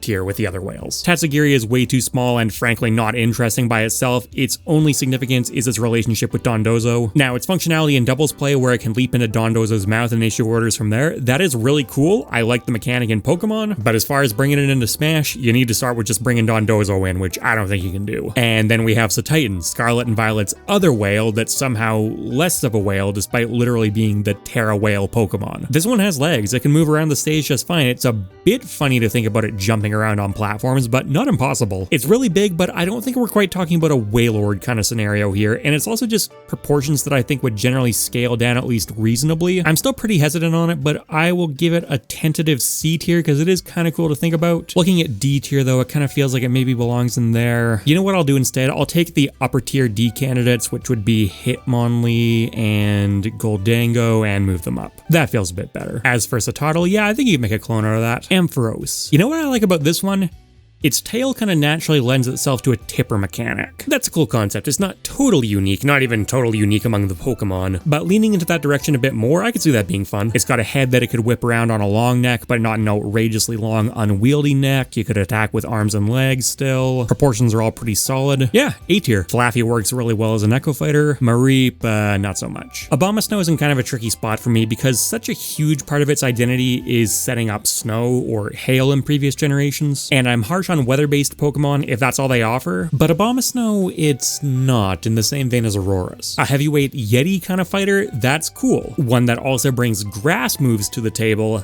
Now we're actually really talking. You could have vines grow out of those buds on its back to help out with all sorts of things. Could be another good candidate for some health sapping mechanics. You can still have it surround itself with snow and ice, maybe with moves like Blizzard and Icy Wind. They're just used more like projectiles because I don't want it just running around with like a snow cloud above its head or anything like that, right? But you could definitely fit some of that identity in there in a way that still feels appropriate for the Smash environment. A tier. And Snover you probably could make work as an Echo Fighter, a smaller version of the heavyweight. That's always fun, but not super interesting to me. Tangrowth is a very similar concept in a lot of ways. The grass where you could have vines grow out and stuff like that, the long floppy arms, but it doesn't have ice powers associated with it. It's upstaged. And then Tangela isn't really an Echo Fighter. Let's talk about the Gen 6 starters, beginning I guess with the Greninja line considering he's already in Smash. Frogadier, honestly, really good Echo Fighter candidate. It already looks quite a bit like Greninja. Yeah, it doesn't have the same tongue scarf, but Greninja doesn't really do all that many attacks with its tongue, and any that are, that bubble scarf? I don't know what that is. Subs in just fine. Yeah, it's good stuff. Froakie, not as big a fan, and Greninja is already so small, I think it is the lowest character to the ground in the entire game. There's a really strict limit on how much smaller you can actually go. Then we get to Chestnut, and this entire line is just not my favorite of the starters, but I've got to admit, as far as Smash potential goes, there is something here. It's another excellent spiky shield candidate, and it could attack with its back spikes in general, kind of like how Bowser used to do a lot more often in his Smash moves. I actually miss that. You know, throw it in for your body slams and stuff like that. Just a big tanky grass guy. Not nearly as interesting as some of the starters, and I'm certainly not giving it any personal bias, but yeah, okay, A tier. Chespin. Not only is it not very interesting as an Echo Fighter in Smash, but it's also just not my favorite starter design to begin with. It's too busy and looks like a goober. Compared to Quilladin though, a masterpiece of modern art. What the hell happened here? Chespin, nothing special. Get Quilladin's goofy ass out of here. And then there's Delphox, which I know a lot of people are down on. They don't really like this final evolution for some reason. I think it's really cool. You've got Meowscarada as the kind of trickster stage magician, and then you've got Delphox as the actual proper sorcerer. I could see Psybeam being used as kind of a long-range take on Mewtwo's confusion. Mystical Fire, as it works in Pokemon, reduces an opponent's special attack stat. You know, there's obviously no direct parallel, but I think the sort of closest analog I've found throughout the two is taking special attack to mean projectile usage. So I think it could be really cool to adapt that circle animation that it does directly from Pokemon, and then that circle is a reflector, and then afterwards it fires a projectile, which gives off a bit of a similar vibe. It's a projectile move that also has anti-projectile properties. Would be a great Pokemon to put something like Fire Spin into, again adapting that sort of circular fluid motion, which could also pop up in its normals quite a bit. And then Braixen, which the Pokemon fanbase seems to prefer overall for some reason. Yeah, this one obviously works. Hell, it was the candidate for Pokken. Very different energy, much more aggressive and agile, but I see it. Not much Echo Fighter potential there, but I'm giving Delphox an S. And because I don't really have a problem with it, and I guess out of respect, I'll put Braixen up there too. Fennekin is a really cool starter design, but obviously doesn't even remotely work as an Echo Fighter, and I just don't really think it's particularly suitable to be, for example, stage 1 of a new Pokemon trainer or something like that. The thin quadruped design with the big head is just a bit awkward. Excelgor, another ninja Pokemon, which kind of puts it in competition with Greninja, not helped by the fact that they're the only two that can learn Water Shuriken, and I'm sorry, it's dramatically outclassed here. In a vacuum, you could kind of make it work, but I'm hesitant to put too much of the same archetype of Pokemon in Smash considering how many there are, and it's upstaged by Greninja so much it's not even funny. Golurk. This one has some interesting stuff going on, starting with its abilities here. So it's got No Guard to guarantee hits, and Iron Fist that powers up punch moves. So a big punching ghost ground thing with some unblockable moves on it, that could be a really cool basis for a character. Then you get into the Pokedex entries, and there's some pretty wild lore going on with these guys. They talk about it flying across the sky at Mach speeds, potentially to do with a perpetual motion machine inside it, and firing energy beams as a defense mechanism for ancient castles. I don't know how much of that high concept stuff you need to get into, but just the core concept of a ghost ground grappler, that's so nice, I'm in. The little guy kind of works. I think his arms might be a bit too stubby though. Cryogonal, hated as a Smash candidate and hated in Pokemon. Doesn't look anything like a Pokemon, but unlike something like, say, the Ultra Beast, there's no real motivation for it. It's just weird and very out of place and not particularly creative on top of that. You have to go catch one of these to complete the Sword and Shield DLC, and they have the audacity not even to spawn it in all weather types. I resented that so much. Get it out of here. Haxorus. It's not the most creative dragon type Pokemon in the entire world, maybe because it's not a pseudo-legendary, which I had to be corrected on by my comments the first time around. Even after looking it up and confirming that though, I still half believe it is. In any case, it's mono dragon type, so, you know, less pure potential than some of them, and those tusks, which carry it hard, can only do so much at the end of the day. You could definitely get attacks out of it, but it's a little bit of an awkward thing to be doing with your head. But you get the dragon archetype and sort of the rampaging bull archetype all in one. There's something to do there. I could see Outrage being used as kind of a riskier take on Roy's double edge dance, where it just goes absolutely ham, but if it misses, you're in deep trouble. Put Guillotine on there as a giant forward smash. Just an all-out hyper aggro dragon. Yeah, you know what? I'm kind of talking myself into this one. Yeah, why not? S tier. Just it, though. The pre-evolutions are too differently shaped. Ditto. See, I really don't like talking about the Pokeball Pokemon in Smash. As far as I'm concerned, it makes no difference to me. I'd be perfectly happy taking one of them out of their Pokeball and upgrading it to a playable fighter, but I'm gonna do it for Ditto. This as a Smash implementation is just perfect the way it is. I have zero interest in trying to translate any of that transformation stuff into Smash as a full-fledged character, which is a roundabout way of saying F tier. Another transforming Pokemon, Silvally. This one functions kind of like Genesect, kind of like Arceus. You give it a different memory to hold, and that changes its typing and the typing of its signature move. move. I just think it's less interesting than either of those though. Yeah, its signature move is reminiscent of equipping a drive to Genesect, but Genesect only had a few to choose from, so you could make a very interesting sort of custom character-ish implementation that wouldn't really work for 18 types. That's really clunky to select and way too much to account for on the character select screen. And then what, is it going toe-to-toe with Arceus? Really? It's upstaged. As for Type Null, I was originally saying, hey, yeah, that's a great clone. But you know what? It's just a sickly version of the exact same Pokemon wearing a helmet. I'm not inspired. Graplocked. This is kind of a fun design. I like the way it's implemented. It's got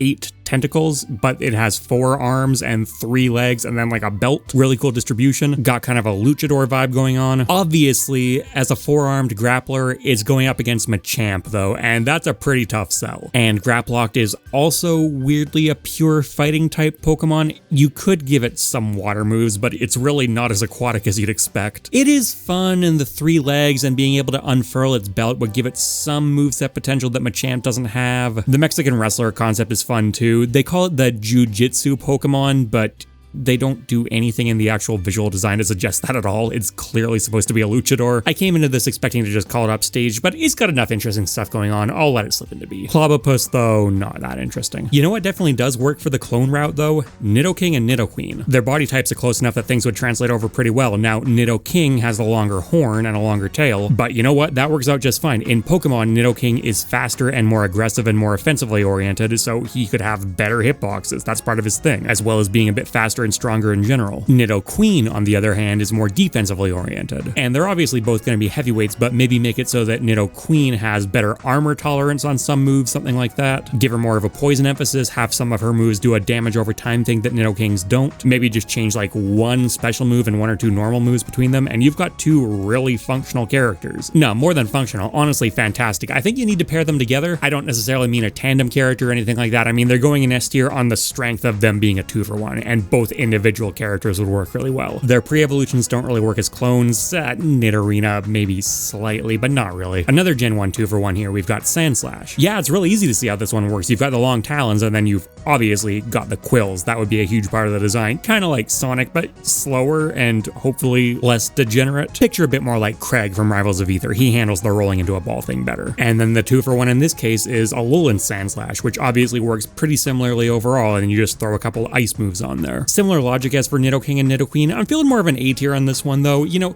Nidoking and Nidoqueen, the ability to differentiate between them using poison and armor is so natural. I just think that lends itself to a more interesting direction than you can do with these two, and I think I would probably take the Nidos as more interesting standalone characters anyways, as in I would choose either Nido over either Sandslash. Again, maybe a bit of that poison bias coming in. Really solid though, and you could even kind of make the Sandshrews work. How successful these would be would depend on how much you utilize the Quills and the Sandslash's moveset, and actually, you know what? You probably want to use those a fair amount. Okay, I'm gonna drop those down. Alomomola, fun to say, but your very typical floppy fish. Apart from that, it's also kind of a cleric support Pokemon, which don't really work that well for Smash. Masquerain is your typical flappy wings, and then Surskrit is just bad. Archeops almost looks like flappy wings, but it's actually adapted to be better at hunting on the ground. And then its body type while it's on the ground is honestly pretty good, and it's actually a really good candidate for honoring the flying-like aspect by having it being able to glide around and maybe have multiple jumps without being able to truly fly. All that being said, a big feature of Archeops is its signature ability, Defeatist, which drops its stats when it reaches half health. That's what makes it bad in the Pokemon franchise, because it has incredible abilities apart from that, but it's just too unreliable. So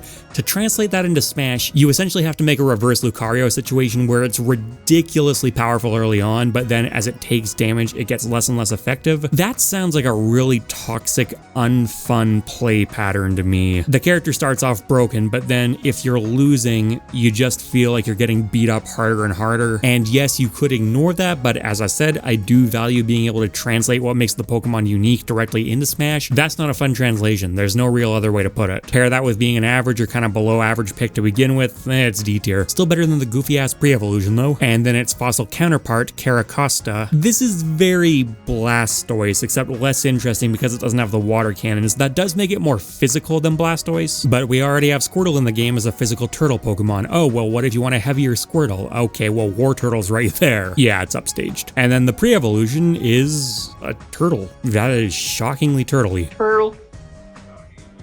Turtle. Golisopod. This is a really cool one. Its signature ability is Emergency Exit, which automatically switches it out when it's in danger. That could be translated a couple of different ways. I could easily see that being some kind of counter or movement special move, or it could be an ingrained ability where if it's part of a Pokemon Trainer 2.0 team and its health gets past a certain threshold, it could switch out automatically. I know the show does something like this. It's got a really nice body shape with lots of room for armor focus. Not going to be doing a whole lot of kicking with those spindly little legs, but it's got those really nice clawed arms and multiple other arms on top of that to help out. That's an S tier, particularly in a team context. Just the big one though. Colossal, another big one. It has a vaguely functional, if awkward body shape. That coal piled up is a bit much, but there's some room to shave it down. If we are taking that to be a pile of coal, I think you get rid of some of that without really taking away from the feel of the Pokemon that much. You obviously don't want to be totally distorting them to try and force them into Smash, but that seems fair to me. Beyond that, relatively straightforward as far as a lot of these rock types go, but there is one thing that stands out to me. I've talked about wanting to emphasize Pokemon's type systems in Smash more, so Colossal could have some fire moves, and then Tar Shot, which in Pokemon slows the opponent down and makes them weaker against fire moves, could work pretty much the exact same way. So it's a speed debuff projectile, probably kind of a slow trap-based one in its own way, and then if an opponent is afflicted with it, they're vulnerable to specifically Colossal's fire moves, not just its entire kit. Again, a more selective take on Inkling's Ink mechanic. That makes it stand out to me a bit more than it would otherwise. I'll give it a B tier. It's still not crazy in my eyes. I think someone like Trevenant, for example, does it better, and also just there are so many big, bulky rock types, and there are others I just like more than Colossal. Not bad. And the pre-evolutions don't really work. Volbeat and Illumise, you would have to have them as a tandem pair. That's a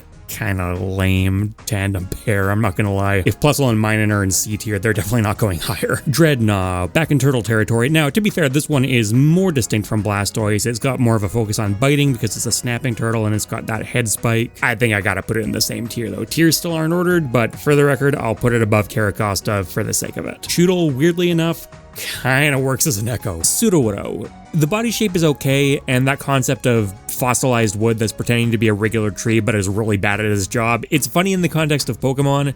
Doesn't particularly lend itself to Smash though. Its whole thing is, I'm gonna freeze up.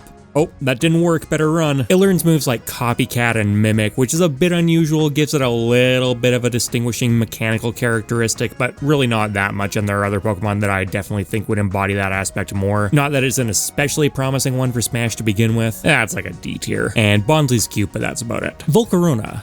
It's kind of in the same camp as Dragapult, where it doesn't really seem like the body shape should work, but if you look at it in game, it actually is animated fairly upright, and it is kind of interesting. I could see Quiver Dance being used as a buff-up kind of move, Fiery Dance is some kind of spinning, all-encompassing melee attack. You could put Bug Buzz on there as a projectile, could do some moves with that pointed abdomen, even if I'd prefer the actual proper stinger bugs. And then in Scarlet and Violet, it got two Paradox forms for some reason. Violet gave us the much more straightforward Iron Moth, which almost works as an Echo Fighter. It's got some unique animation work with those floating spikes instead of the traditional wings that ideally you'd emphasize a bit more, but I think for the most part you could get away with the rigging between the wings and the spikes being the same, and then maybe Iron Moth gets a couple distinct animations or a couple distinct attacks, and that's sort of the differentiating factor. Slitherwing, the Scarlet version, that doesn't work as an Echo Fighter at all, but it's actually not awful in its own right. I think the body shape is big and awkward and clunky though, and the main thing is, how many Paradox Pokemon are you really going to try and shove in here? And out of all of them, having it be one of this half a pair thing feels kind of funny to me. That's a statement that applies to both of them. I think Volcarona B tier, Slitherwing C, Iron Moth you could do something with, Larvesta maybe not. Excadrill, a bit of a fan favorite, partially due to how good it was in the competitive scene. Like a lot of Gen 5 Pokemon, it is kind of designed to usurp an earlier generation one. In this case, it's very clearly supposed to be Sandslash. You know, it's a ground type, it's got the talons. I think there's actually a bit more to it though, because Sandslash rolls into a spiked ball, which we have plenty of ball moves in Smash already. This turns into a drill. On a standalone basis, I don't think there's quite as much you could do with that, but it's definitely more standout and more interesting, and then it's also got way more potential to attack with its head. The Sandslash has got A, partially as a result of them working as a bundle. I think Excadrill works better. S. Part of that also comes from Drillbur working just fine as an Echo Fighter. It wouldn't be able to use the same kind of head style moves, but that could be what separates it, right? Change a couple of the headbutt attacks to something else. I guess the other thing to mention is that its main abilities are all associated with Sandstorms, a weather type in Pokemon, which as I've mentioned is rough to translate into Smash, but I think Sand is definitely the most forgiving of them. You can just kind of associate that with being ground style moves, and I think Garchomp would be the premier dig into the ground kind of Pokemon, but Excadrill honestly would be up there too. I'm really not worried about it at all. I brought up Volcarona, let's talk about Donphin, the other Pokemon that got 2 Paradox forms. The elephant shape is kind of funny to deal with as far as quadrupeds go. The trunk obviously offers a lot of moveset potential, but the thing is, Donphin's is actually pretty stubby. It's based more around rolling into a ball, which, as I've mentioned, I would be happy to see on a slower Pokemon, but I do think there are just better candidates overall, more moveset potential. It's not that quadrupeds don't function in Smash, but I do think they need to work a little bit harder to justify themselves. And other than that rolling into a ball gimmick, what is Donphin? It's a very basic Pokemon. Tusks can't really be used for that many attacks, they're too stubby. That's obviously where Great Tusk comes in. Even then though, picturing how it would actually make those functional weapons in Smash, it would have to really swing its entire body around pretty awkwardly. It's just such a stumpy design. And then Iron Treads is in kind of an awkward spot where I think you would actually need to change quite a bit of animation work compared to Donphin, but what are you really getting in exchange for that work? I don't really think it distinguishes itself particularly well at all. It's ground steel compared to Donphin's ground, which, okay, fair enough, and it's actually a bit funny that most of the Iron Paradox Pokemon aren't actually steel type, but does that really bring a ton to the table in terms of making the bulky elephant style design stand out? I don't really think so. I think it would have to function more or less the same, except again for all of the animation changes you need to make to account for the locomotion differences. Donphin, I guess I'll give a B tier. It works. I can see it pretty easily. It doesn't excite me though. I think both the Paradox forms are okay, and then Phanpy with the even stubbier trunk and the lack of tusks, I don't think that one works at all. Why would you pick it as an Echo Fighter when you've got 2 more to choose from? Copperajah, another elephant Pokemon, and this is a much more traditional elephant. Donphin is actually pretty small, it's only 3 feet tall. This is holding down that Pokemon fort of the actual real true elephant that took a surprisingly long time to be developed. And I think if whale can get a tier, then elephant can get a tier too. Just let it be huge. Too huge for Smash, but I like that role it's filling in Pokemon, just let it keep that. Rattata or Eradicate. We've already got a Pikachu tier. These may not be Pikachus, but any small rodent, particularly a small rodent that's more boring than Pikachu, is going to have a real tough time. Size isn't an issue. Canonically, Eradicate is actually twice the size of Pikachu, and I'm generally much more willing to scale up than scale down, but I'm just not interested. While we're doing some housekeeping, the Kingdra line, I know they're all seahorses and they do have wings on their back technically, but they really need to function in water. That's how they work in Pokemon. Also, just on a personal note, Seadra over Kingdra any day. They had a good thing going there. A more suitable Gen 1 Pokemon, Hypno. I say more suitable, but it is a psychic type and a sleep inducer, and both of those are obviously niches that are kind of filled in Smash already, very difficult to compete against. Sleep in particular is really difficult to make work in a fighting game to begin with. Now, you could picture it bashing people with the little pendulum it holds, so there is a playstyle there. It's not the world's most brilliant weapon, and it's not really intended to be used that way, but it is at least unique. That'll be like a C tier. Drowsy doesn't even have the pendulum yet, though. While we're on the topic of niches that are already filled in Smash, Carnivine, and this one's a bit of a shame. An angry biting flower that learns a bunch of trap-style moves, that's an interesting concept for a fighter. Except that obviously this guy exists already, so yeah, that's a tough break, but you've been upstaged. Let's talk about the legendary beasts, Raikou, Suicune, and Entei. I think out of the 3 of these, Suicune is the strongest candidate, not only because it appears on the box of a Pokemon game, which the other 2 don't have, so these bundled legendaries are always tricky to deal with, but that does put Suicune out in front a little bit, although Entei did get its own movie, so I don't know, I think the games are more important. But even not taking that into account, Suicune also has the ribbons coming off it that it can manipulate, which gives it more moveset potential. It's a surprisingly defensive Pokemon, and I think its in-game moveset within the Pokemon series is also a little bit underwhelming, but you can definitely picture how it would work. It's a bulky water type, use water moves, use recovery moves, use ice moves, some psychic moves thrown in there as well. It's not like the others don't function very similarly. Being honest, they're all extremely straightforward quadrupeds. They really don't do anything that spectacular. They're definitely being carried by their legendary status, but they are really legendary. I'm gonna give Suicune the bump up into A. That'll be the textbook one. I was gonna put Entei and Raikou in B, but maybe you want to do some kind of legendary beast fusion concept, them all being used by a trainer in the same moveset kind of deal. They're not even the strongest lower candidates for that, but I guess I'll go A tier. These bundled legendaries are awkward. The ultimate awkward bundled legendaries though, the Swords of Justice. Out of the core 3 Musketeers gang, I think Terrakion is definitely the standout in terms of a body type that would work well for Smash. Again, you're coming into that kind of charging bull concept. I know that Cobalion is supposed to be the leader, but it's a tall, gangly quadruped. That's an awkward body type, and really the same applies to Virizion. I think even Virizion with the grass powers, though, make it stand out a little bit more. Steel fighting, which Cobalion is, can work for Smash. It can even work quite well for Smash, but it is really based off your existing body type. Those horns look a bit awkward to fight with. The entire thing is kind of clunky, though, and I'm just bypassing all of it because if you want to use any of these, I think Keldeo is definitely the standout. Not only is it by far the most separable from the rest of the Swords of of Justice. It's the new upcoming hero in lore, whereas the other three are kind of already an established group. But I also think its body type works by far the best. That long serrated horn is actually pretty well positioned. You could make a decent moveset out of that that wouldn't feel too awkward to fling around. I think you just start the game in the Resolute form. There's no need to start off with a little baby basic version. You know, if Corrin's getting the fully fledged Yato right from the start of their appearance, I don't think you need some kind of upgrade mechanic built in there. I think clearly what you would do here is have Keldeo be the standalone fighter and then have the other Swords of Justice appear in the final Smash. That just makes so much sense. And Keldeo is actually a really cool concept for a quadruped. That's going to get S tier. I'll put the others up alongside Keldeo with the understanding that they're showing up in the final Smash, not as standalone fighters. And then both these sets of legendaries got associated paradox forms, except for Keldeo, funny enough. But starting with the Swords of Justice, these ones are really easy to translate over, at least in terms of body shape, because they're basically the same Pokemon. Like, so similar that it's actually a bit hard to justify. Iron Crown, yeah, maybe slow it down and throw in a couple longer range psychic moves. Iron Leaves,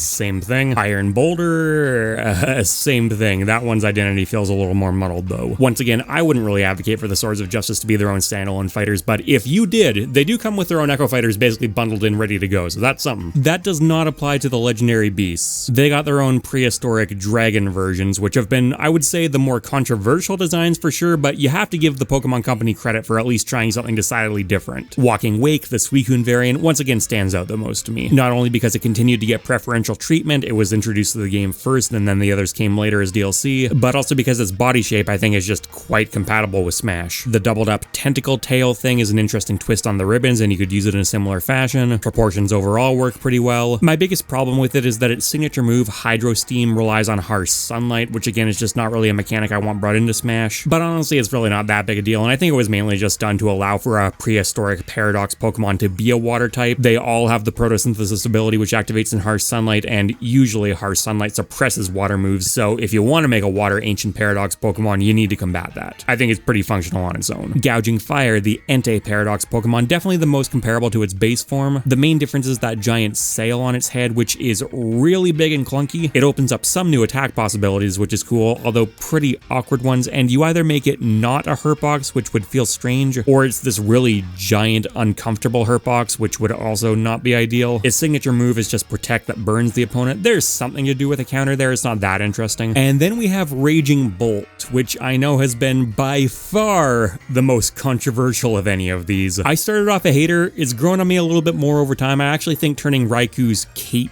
into that thundercloud looking thing that can actually unfurl is kind of a clever touch, but it's kind of a moot point because the draft body type really just doesn't work. These ones I'm going to have to evaluate separately. Walking Wake I'll give an A tier. This one actually works pretty well. Gouging Fire is by far the one you could make the biggest clone argument for. That's Sail though. Yeah, nah, it's too much. It kills it for me. And then Raging Bolt is just a non-starter. Trying to even use this thing in Pokemon without manually adjusting the camera is just so awkward. Farigiraf is in the same camp. Now, its body shape is marginally less awkward. It doesn't have the giant thundercloud cape tail thing you need to account for, but however you want to scale it, it's some combination of too tall or too skinny. Now, Girafarig gets pre-evolution, and for a long time the only one in that line. It actually works much better, funny enough. You could have kind of a cool tandem psychic thing going on there. Think marginally like Cat Dog from the original Nickelodeon All-Star Brawl, although obviously toned down quite a bit. Girafarig is not Pikachu though, right? Generally speaking, you absolutely go for the highest evolution, and then even if you're going for a Pokemon Trainer-esque thing, this is only a 2-stage evolution, so that makes things awkward too. It's not like it's a brilliant starting point to begin with. Yeah, I'm gonna put it in the same tier. This is another ride-on situation where having an evolution actually hurts it. Speaking of painful evolutions, Probopass. Ew. I mean, yeah, Nosepass isn't a good candidate, but it's at least some vague semblance of cute in its own weird, blocky way. Probopass is just straight up uncomfortable. Stonejourner is kind of in the same camp. As far as these statue sculpture-themed Pokemon go, it's actually marginally better than some. You could make like a borderline D case here, but it barely has any joints, and this is not Steve. Remoraid is your typical floppy fish. Octillery that it evolves into for some reason is not. Yeah, I'm just gonna put it in floppy fish tier too. I know it can technically walk around outside the water, but it needs water. Tentacruel is one of my favorite Pokemon of all time, but yeah, they're in the same boat. Their regional variant, or I guess it's supposed to be more like a convergent evolution concept in Gen 9. Toadscruel. This one is land-based, so we can't hand-wave this one away. It needs to be judged on its own merits more, which I'm gonna say are not fantastic. Its body shape is vaguely functional. You know, you could picture it bundling a couple of its limbs together to be thrown up for attacks. You could see it coiling up and then launching its head forward, but it's still a long way from feeling natural. It doesn't really do all that much in game to make it stand out. Honestly, even in Pokemon, watching it scuttle around on the land feels kind of strange and unnecessary. I'm gonna put it in D tier. If you were absolutely desperate to make it work, you probably could, and if you wanted to do like a Gen 9 Pokemon trainer, some of those convergent evolutions probably would show up, but I just have to ask, why Toedscruel? Then Toedscool, less legs, less echo fighting. Ceruledge. Okay, so Ultra Necrozma looks less like a Pokemon and more like an edgy Yu-Gi-Oh card I would have drawn when I was 10, and I hate it. Ceruledge looks less like a Pokemon and more like an edgy Yu-Gi-Oh card I would have drawn when I was 10, and oh my god, it's so cool. I think at this point I can comfortably say I'm never outgrowing the double swords as hands thing, especially on a ghost fire type, which yes, admittedly does already have some overlap in Pokemon, even among the starters, but it just fits so well and I'm totally comfortable putting up with more, oh, another sword fighter in Smash comments over it. And then you add on its signature move being Bitter Blade, another life drain style move, one of my favorite tropes that I want to see more of in Smash, yeah. And then Armarouge, its counterpart, fires Psychic type. This one is actually surprisingly solid. The core concept behind it is that it turns its shoulder pads into a cannon, which is a really nice bit of attention to detail, but it's got more potential than that because those shoulder pads are being controlled by psychic powers, which means you could actually make them the basis for a lot of its moveset. So it's got a lot more going for it than just being another long-range shooting character. Yeah, if you couldn't tell, Ceruledge is going in S tier, and you know what? Armarouge I'm gonna put up there too. It works even at a base level, and there's a lot of interesting stuff I can think of doing with those shoulder pads. And then Charcadet, the base version that can evolve into either of them. It doesn't really work as an Echo Fighter in either case, and while you could maybe have some kind of branching evolution mechanic where it starts out as Charcadet, I just think something like Cubfu works so much better for that. Yeah, I'm gonna put it in just use the evolution. It is kind of an interesting depiction of Scarlet and Violet's branching evolutions because depending which version of the game you have, that dictates which this evolves into, but I don't think you need to try and shoehorn every branching Pokemon together. Okay, and while we're talking about Scarlet and Violet, we've got Miraidon and Corridon. In the context of Scarlet and Violet, I love these Pokemon. They may honestly be my favorite box legendaries ever. It's gotta be up there, but just because they fit so well into the world of those games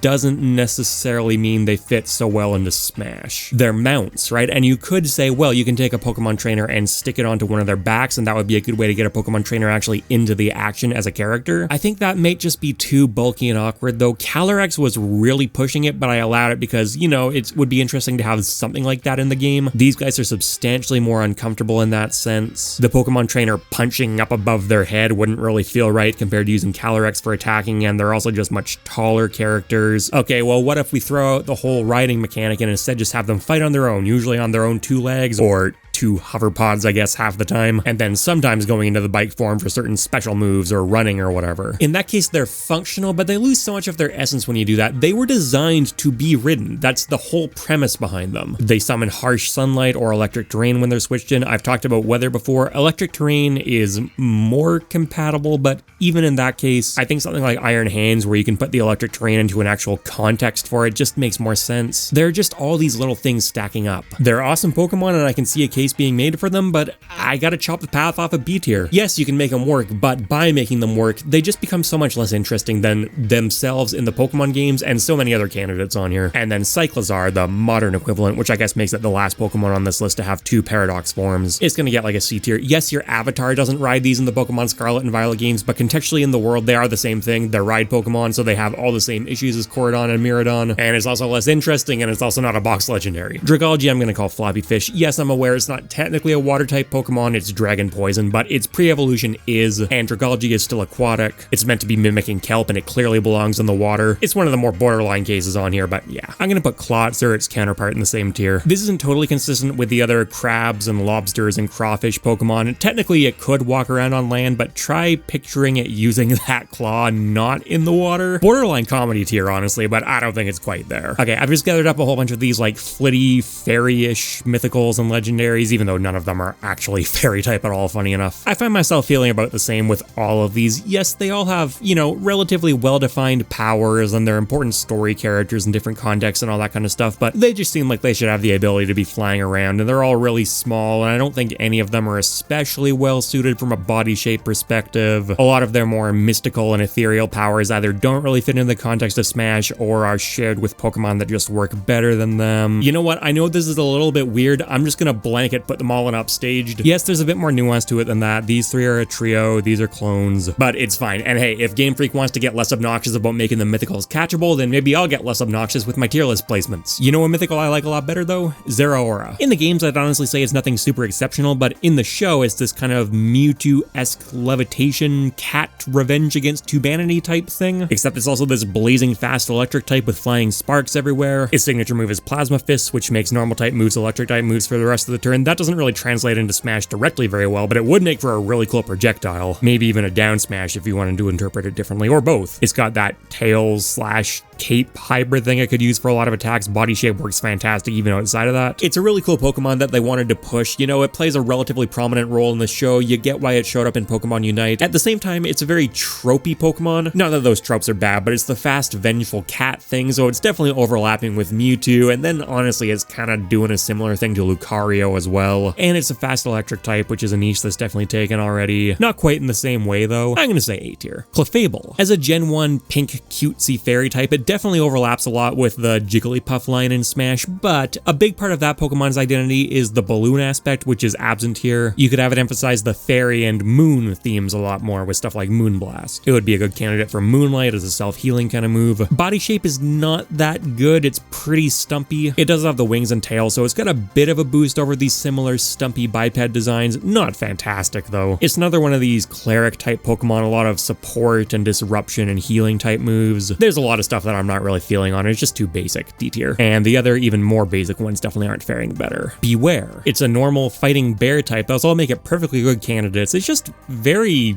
basic, too basic. Even in Smash, where you can already get it out of a Pokeball, it's just like, really? This is one of the ones you went with? Okay. There's nothing wrong with it, but it's not interesting. And no Echo Fighter potential for Stuffle. Whimsicott. This is another very notorious support Pokemon. It does have some potential for cotton-based moves. That's a unique angle, but most of what that translates to is just kind of puffing up, which is obviously Jigglypuff's domain. Even if this would be used more offensively, it would be a very floaty Pokemon, again, in line with Jigglypuff. Grass is competitive, Fairy is competitive, body type really doesn't work outside of the cotton thing, not bringing too much else to the table. It's an inoffensive C tier. Not much of an Echo Fighter either. Floatzel. I think in another world this could be a lot of fun. A zippy water type Pokemon that uses its tail for a lot of attacks. That's putting it in pretty heavy competition with Squirtle though. Obviously not totally overlapping, you know, the lack of a shell and the addition of that float thing. Big differentiators. His body type is a bit different. I think its body type standalone, as in outside of a specialized role in a trio, actually works for Smash a bit better. B tier? I think Weasel works okay as an Echo Fighter. Technically, it actually works pretty well. The differently shaped flotation ring, I don't think that actually impacts too much. You wouldn't be using that for a lot of attacks. It's just not really bringing much to the table, especially because Floatzel's already small and quick. Shiftry. This is interesting. Watching it waddle around on those stilts would be a lot of fun, and it could actually use them for some pretty nice extended kicking attacks. It's got the long leaf arms that could be used for slaps or bladed slashes. It's based on a Tengu, Japanese spirits that play tricks on people, so it makes sense that it's a dark type and learns a lot of disruption style moves. Could be a nice candidate for Fake Out as an invincible move, so sort of a proactive counter, which makes sense considering that Fake Out prevents the opponent from attacking. Torment in Pokemon prevents the opponent from using the same move twice in a row. You could maybe get away with that in Smash. It's a bit of a weird debuff. It feels more like a multiverses thing, honestly, and might be too annoying and obnoxious to keep track of, but it's kind of an option. I'm just throwing stuff out here, you know what I mean? I'm going A tier. I like the Trickster angle, and even if you wanted to downplay that a bit, it's still just a very functional grass type, right? It's got a good body shape that's very distinct from what we already have. It's not the most earth-shattering Pokemon you could add to Smash, but it's cool and it works well. I don't think we need two of it though. Furfrou. Now, this one would have some kick-ass alternate skins, I'll give you that, but other than that, it's just a dog. It's getting D tier.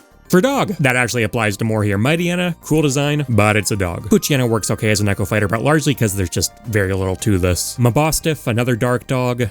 Oh, he's such a good boy, though. This one's also definitely more of a modern standout. It plays a relatively substantial role in Gen 9's story. Definitely has a lot more personality to it than Mightyena. Okay, I'll give that one a huge bump up to B tier. It also helps that its body type is not necessarily better than Mightyena's, but definitely more interesting. More of a barrel through you kind of thing. And then Maschiff would be a really fun Echo Fighter. Needs a different idle stance with that worried look on its face, obviously, but its actual attacks could function more or less the same. And Mabostiff is a very big dog, which would make having a small, agile puppy version of it actually work quite well. Cacturne. This is kind of cool. A cactus scarecrow Pokemon would be a great candidate for moves like Spiky Shield. I feel like if you're going for a spiky grass Pokemon though, Chestnut's right there. Not much potential for Catnia either. Crocodile is also caught in a bit of an awkward spot because I like Crocodile. It's a fun design. Love the name as well. It all comes together perfectly. But if you want a chomping croc type Pokemon, for Alligator's pretty tough competition. If you're wanting a Pokemon that emphasizes ground type stuff like Sandstorm or Digging, you know, you're going up against Garchomp, you're going up against Excadrill. Yeah, it's just not quite cutting it. I'd almost like to give this one a bias bump up, but I can't justify it. Krokorok is a pretty solid Echo Fighter at least. Sandile is a quadruped. Zangoose. Zangoose by itself is okay. The only thing that really makes it stand out though is its association with Seviper. Now in Pokemon lore, these are mortal enemies, but picture a world where, say, Zangoose is using Seviper as a whip. That'd be fun. Is it very Smash-like? No. It's the kind of thing I could vaguely see maybe sneaking into Pokken, for example, but it's a bit of a stretch. More of a stretch than I'm willing to make. Zangoose without Seviper is functional but bland. Too bland, in fact, loses too much of its personality, is getting dropped down to C. Seviper is an F. If we're going to be doing design exercises with a snake, definitely pick Arbok. My comment suggested maybe doing a collateral damage concept like with Tom and Jerry for multiverses, they're just trying to hit each other. I think that works way better on a dedicated actual slapstick duo. Snorlax I'm kind of split on because it's such an iconic Pokemon, right? And on a surface level, it's so obvious as a big, slow heavyweight. Is it really offering much besides being a big, slow heavyweight, though? It doesn't really do all that much besides sleep, which isn't particularly translatable to Smash, and it's going up against Pokemon like Hariyama, which fill a very similar role in a way that I'd say is much more interesting and well-defined. Even if you just wanted to make it another part of a trio so it didn't need to be so fully fleshed out, I wouldn't really advocate for Gen 1 again. I'll go B tier to avoid a riot, but I'm sorry, I like Snorlax as a Pokemon. Everyone likes Snorlax, but it's not that interesting. Munchlax could be a fantastic semi-clone, though. You need to change a fair amount on it, maybe a bit too much, but if you could make it work, the juxtaposition would be fantastic. Komao, Gen 7 Pseudo-Legendary. Its abilities are all protection against very specific types of moves, which obviously isn't directly translatable, but it does very clearly imply that sort of armor-based playstyle. I mean, just look at it, of course it does. Clanging Scales, its signature move goes through Substitute, so I like the idea of maybe doing residual damage even behind a shield. Not necessarily fully unblockable, but you know, taking chip damage from it. It's a fighting dragon and it's got a sound theme to it and an armor theme to it. That's a lot of stuff. Body type is fantastic. It's got the mace on its tail, long limbs, armored head. Hell yeah, that's an S tier. And Hakamo could be packaged with it pretty well. It's got a fairly different looking body, but all of the elements are intact. You know, you've got the tail club, but smaller and less powerful. That's fine. Jangmo, we're good. Wormadam. Oh my god, just end its suffering already. What happened here? I cannot in good conscience condone these existing. Burmy, its pre-evolution is at least less offensive to look at, but I just need to pluck them out by the roots here. And then Motham, the one that male Burmies get to evolve into. That one's way more straightforward. It's just another moth, another flappy wings. But why do we need another one of these? Especially another one attached to that. Deoxys. This is a fun one. You always have to give some amount of consideration to form shifting Pokemon. Here though, I think it works really well. It's got normal form, attack form,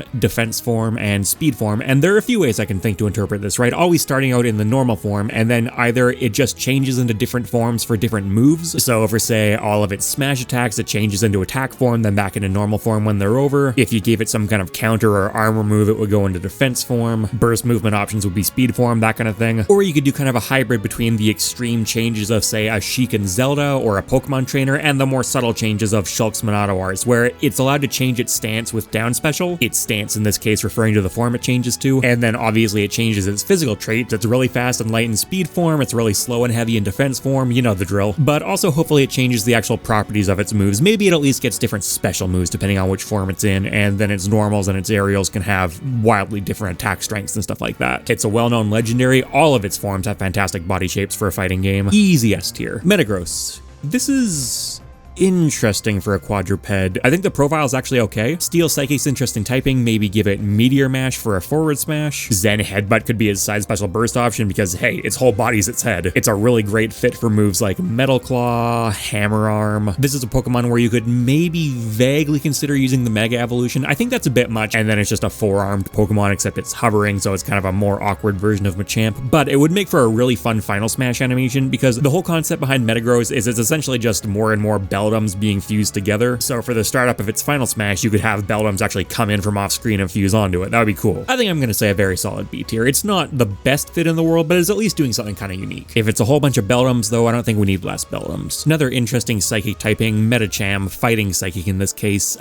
It's not really bringing a whole lot to the table that other Pokemon don't necessarily do better though. If you did want to use it, this is one where I think it actually would make sense to bring the Mega Evolution in, then at least it can be using its psychic powers to control those ribbons to put some more work in. Even though it's a little bit weird that this one was chosen to get a Mega Evolution, it's not a very significant Pokemon. It's not really doing all that much. It fits, but does it need to fit? I'll give it a C tier. I guess I'll give the original a C tier as well. You know, the combination of psychic attacks and martial arts attacks is kind of an interesting juxtaposition, but that's almost a necessity of psychic characters in Smash to begin with. Mewtwo may be a pure psychic type, but it's still doing plenty of physical attacks. It has to. Meta-type, the pre-evolution, it works okay as an Echo Fighter, specifically for base form Medicham. If you're going with the Mega Evolution, then obviously it's a non-starter. You know what, I think I am actually underselling the Mega Evolution a little bit. I'll give it B. It doesn't help that I just don't really like this Pokemon very much, and if we're gonna go with this four-limbed fighting type thing, then, you know, I'd rather see Machamp, but you could do something with it. Magcargo, that's a no. Slugma, also a no. Hold the comments, please. Speaking of holding the comments, Lopunny. Yeah, I'm not dealing with this one. No, you know what, we can go lower. Congratulations, Internet, this is what you get. Thievul. This old-timey bank robber aesthetic is a fantastic thing to give to a fox. It fits so well, but at the end of the day, it's kind of got the Mightyena thing going on where it's just kind of a dark animal. I'll give it a C, because again, it does definitely have more personality than Mightyena. I didn't even intend to crap on those things so much. I do like Mightyena as a Pokemon, but it's a dog. And then Nickit would be a solid clone, if nothing spectacular. They're not helped by the fact that if we wanted to take the fox route, I would way rather go with Ninetales. It's not even a competition. There's a lot of moveset potential by manipulating those tails, and it's easy to picture an extremely elegant, flowing moveset with a lot of fire type attacks in there, lighting the tails on fire, shooting out blasts of fire. And then if you want to say, well, fire's too stiff competition, you've got Alolan Ninetales, which seems to have definitely cemented itself as one of the fan favorite regional variant Pokemon at this point. You do, of course, need to take Delphox into account here as well, which I would definitely say works better than either of these. I think base form Ninetales should be a B tier, but it's also one of my favorite Pokemon. Very Gen 1er opinion, so it's getting the bump up to A. I don't know why I said Gen 1er. I started out in Gen 3. And then Alolan Ninetales would obviously be a fantastic Echo Fighter, but I'm going to put it in A tier alongside the original. Think about the niches that it fills, right? If you wanted to do a Pokemon trainer that covers regional variants, if you want an ice type, if you want a fairy type, it can hold down the fort in a lot of ways the original can't. As for the Vulpixes,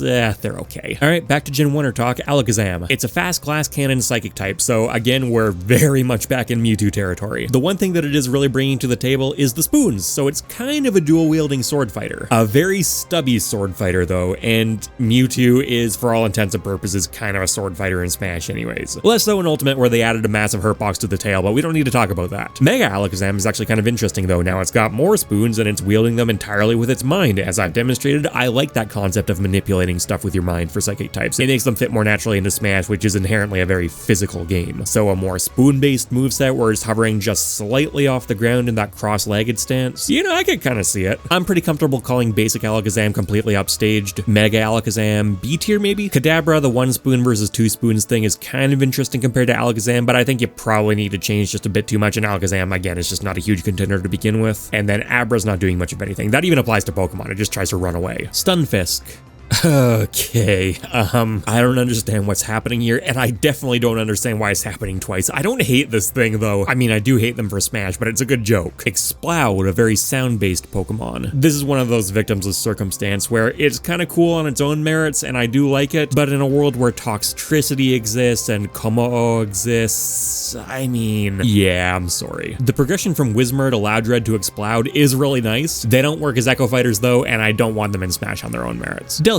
You know, if I'm crapping on Mightyena for being just a dog, I think it's fair to do the same for just a cat. I think I actually like Skitty more, too. Granbull. Again, kind of just a dog. This one has more to it, though. It's bipedal. That's just a naturally better fit, and it's got those giant tusks. We're back in territory where having pointy things attached to your head limits you a little bit with how much you can use them, but you could definitely squeeze a couple interesting attacks out of that. It's pure fairy typing, which, if I'm being honest, I don't really understand, but it does at least give it a bit of a niche. I'm debating between B and C tier, but I don't really feel like putting putting Granbull in the same tier as Gen 9's box legendaries, yeah. See, it is. Snubbull doesn't even have the tusks. Meowstic. I mean, we're back in cat territory here, but at least they're psychic cats, so they do stand out a bit. Oh, well, that's unfortunate. And then even in a world without Mewtwo, no big bushy tail means no clone. Lightpard, another cat, and this time it's pure dark. This really is just feline Mightyena here. And then Purloin is a bit of a bizarre starter. Alright, Snom. I know nothing about Snom, but I know at some point, some people online found it funny. I don't know the context. I have no idea what the joke was, but I'm told that at some point there was indeed a joke. As for its evolution, Frostmoth, classic flappy wings. The Gen 6 legendaries, Xerneas and Yveltal. These are representations of the push and pull between life and death, which is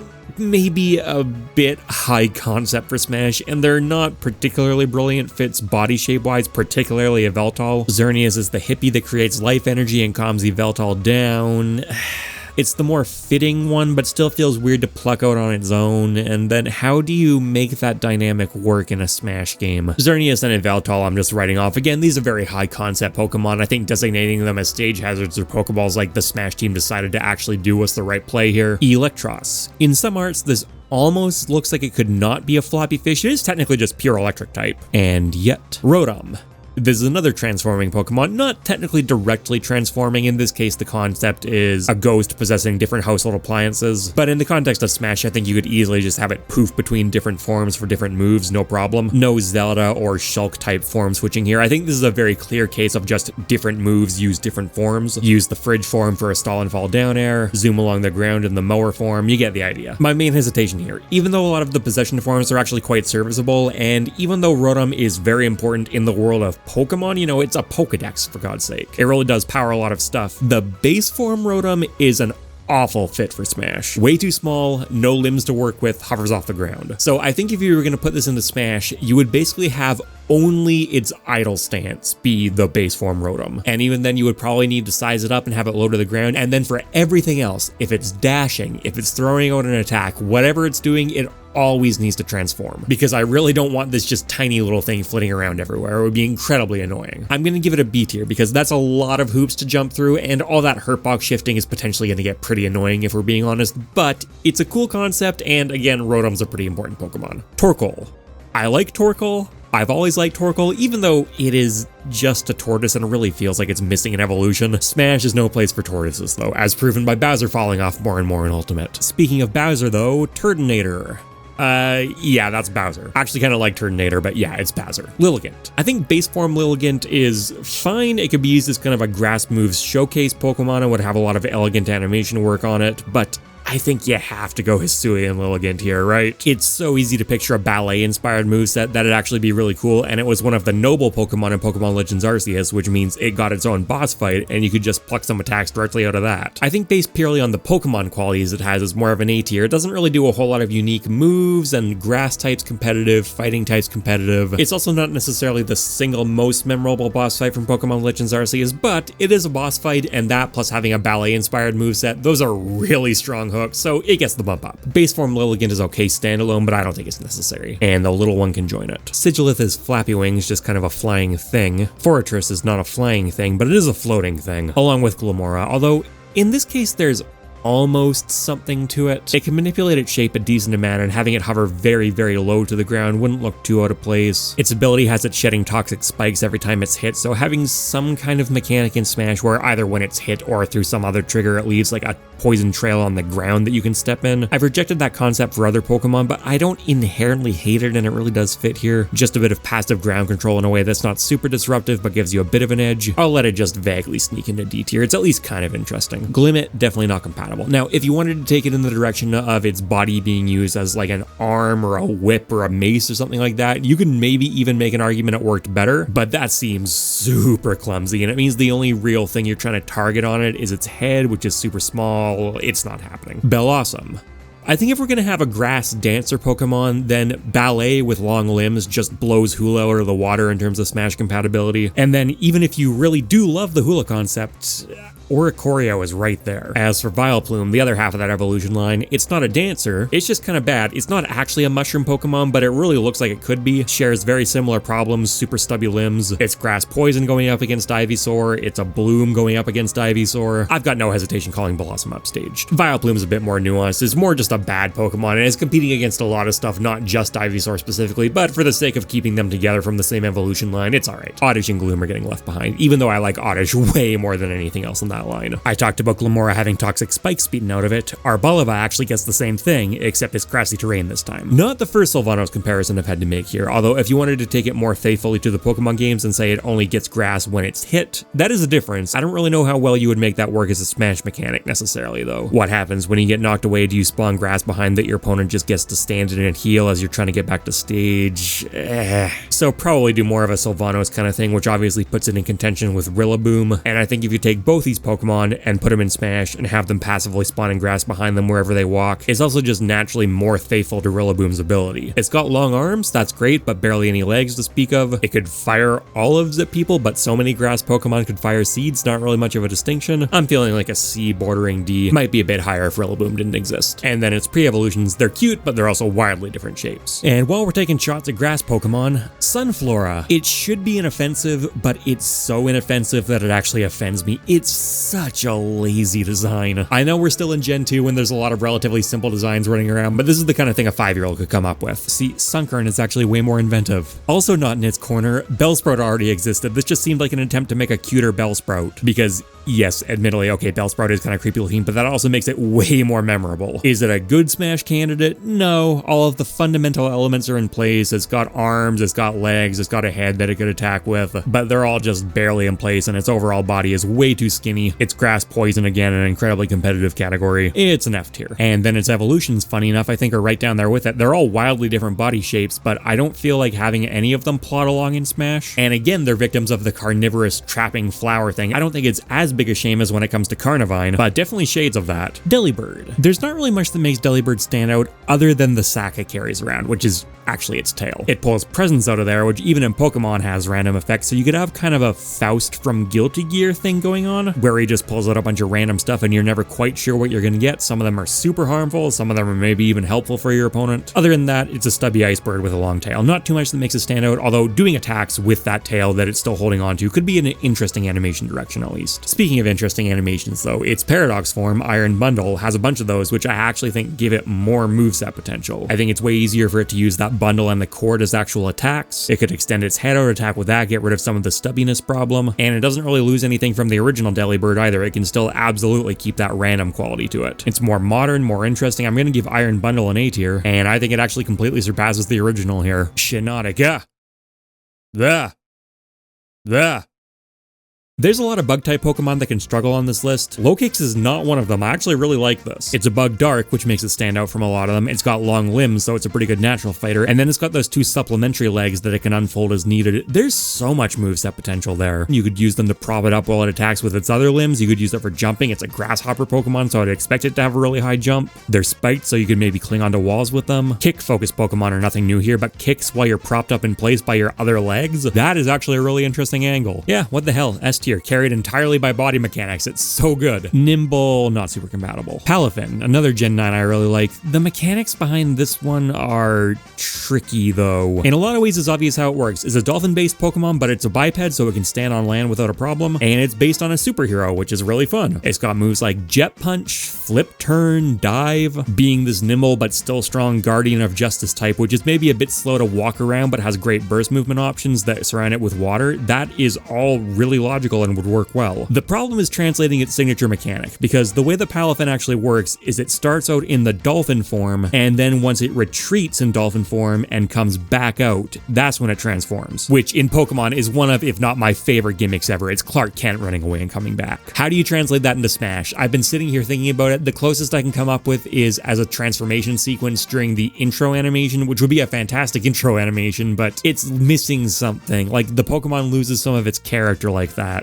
But any other way where you start the fight out as this dolphin just flopping around on the ground and then transform later, there's no way to make that feel like it's not shoehorned in as far as I'm concerned. But after it does transform, there's so much character and so much moveset potential. I'm going A tier.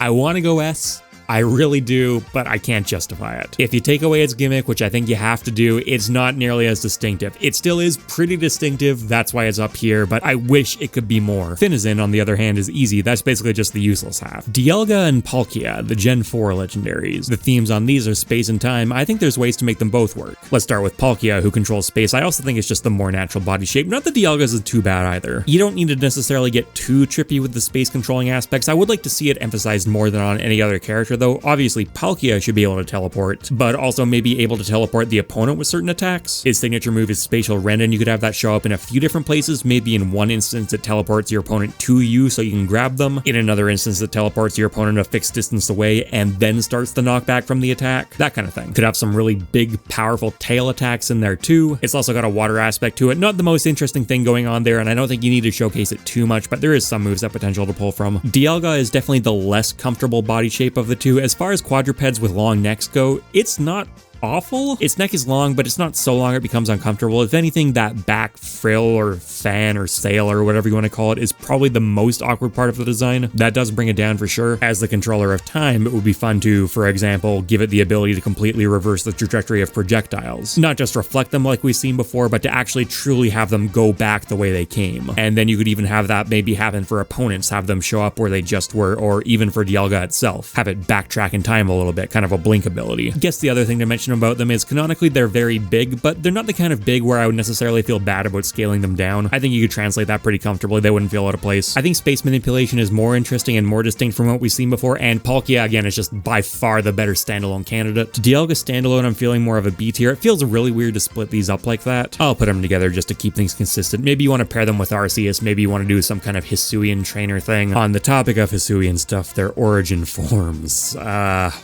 I know these would show up in the final smashes, but I prefer they didn't. As much as I love Pokemon Legends Arceus, these guys aren't my favorite contribution that game made. I do like Giratina on the other hand, but you know what? Whether we're talking about its base form or its origin form, I think they're both just way too clunky for Smash. They're too long. The base form has 6 legs and is really tall, and then the origin form has that giant tail going behind it and a bunch of stuff swinging around. I'm just gonna let it be. Yanmega, which I always think is a dragon type for some reason. Yeah, it's flappy wings. Flagon, which I always think is a bug type for some reason. Maybe that's why I always think Yanmega is a dragon type for some reason. This has some potential behind it. Dragon ground type, that's an interesting typing combination, and it means that I really don't need to apply any kind of flying penalty at all to it. In fact, just looking at it, it's kind of paunchy, right? It clearly belongs in the air. Flagon can obviously fly, but it's also not the most majestic soaring thing out there. Ground pounds could be kind of a cool theme for this one. A lot of attacks that bring it into the air and then send it slamming down again. It's got that really long whip-like tail to attack with. Could throw out some great attacks with its wings that kind of look like blades. Got powerful legs to throw out some kicks while it's hovering. Yes, I'm talking about aerials, but also what if, say, for example, its forward tilt was a side kick while it's lifting itself off the ground with its wings. Not much potential for its arms, but it makes up for that with a lot of headbutting, including maybe whipping at you with those horns/ears. I'm not 100% sure what those are. In any case, yeah, my imagination started running wild with this one. It's really easy to picture. Absolutely zero Echo Fighter potential to speak of, though. This one has a pretty wild evolutionary line. Then Zygarde from the Kalos legendary trio, so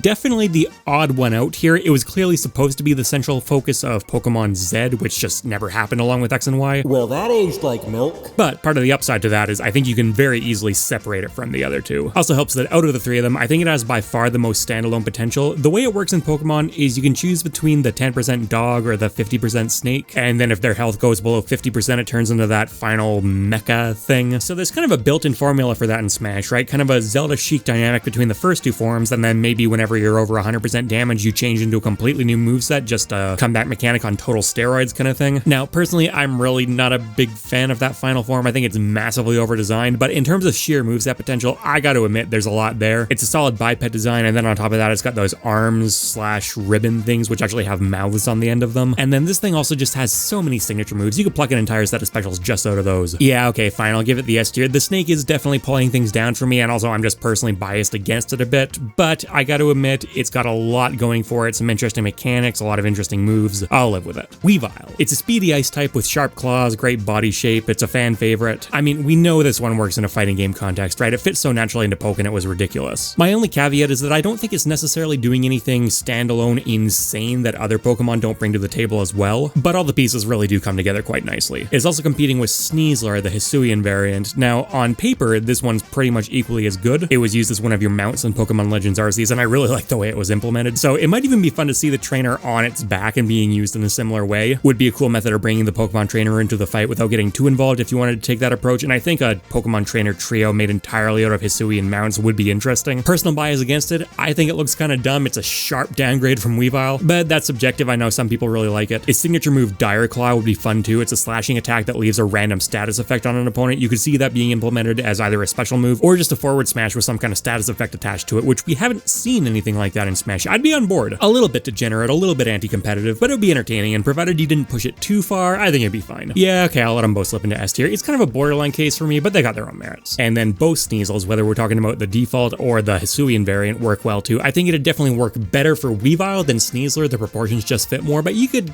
kind of make it work for either of them, and solid either way. Chandelure, another Pokémon and this is not another Weavile case where I think it fits seamlessly into both. It made way more sense in Pokken than it does in Smash to me. The body type is just a little bit weird, and it needs to hover off the ground in kind of an awkward way. Not the most disastrous of anything on the roster, mind you. It does have quote-unquote arms that it could punch with, and it could even extend those arms out with flames for different attacks. Ghost Fire continues to be a very cool typing, and it learns a lot of interesting moves that could fit into those. It's becoming a pretty competitive typing though, you know what I mean? I'm feeling more of a B tier on this one. It may be a bit of a controversial placement. I'm expecting a lot of people to be in Chandelure's corner, but I just think Pokken is a better home for it. When I look at this and then I look at the stuff I'm placing in the higher tiers, it just feels kind of limited to me. Lampent does technically work as a clone if you don't want to make those flames on Chandelure's body a focus of its moveset at all.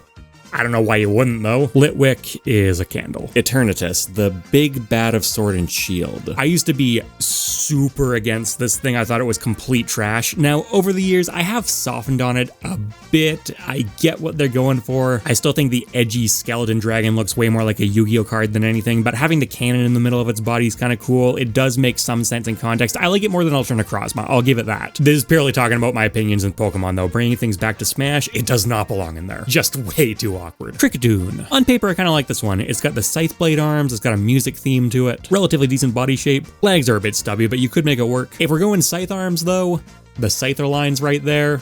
If we're going the music theme, there's so many better options, and most of those competitors, let's be honest, are just more interesting than it. At the end of the day, it's a relatively bland bug type. Doesn't come with a clone either. Boltund, another dog. We've looked at a lot of these today, so what's it bringing to the table? What's this unique angle? Oh, speedy electric type? Meh. I'm gonna go ahead and put Yamper in the same tier instead of just use the evolution. It's a slower, roly-poly kind of dog. I actually think it stands out a bit more. Darkspun, another dog that we've looked at a lot of today. What's his unique angle? What's it bringing to the table? It's a fairy type made out of bread. Okay, that is more unique at least. What do you really do with that though? You could make it like a slower, armored take on things. You know, baking itself into tougher bread. Its signature ability is well-baked body, which kind of plays into that a bit. Not really though. Well-baked body specifically interacts with fire type moves. I'm just putting it with the others. We're really forcing things here. I do like this one as a Pokemon though. If you really wanted to, you could slip Fido in as a clone, but why? Houndstone, another dog like we've looked at a lot of today. What's its unique angle? What's it bringing to the table?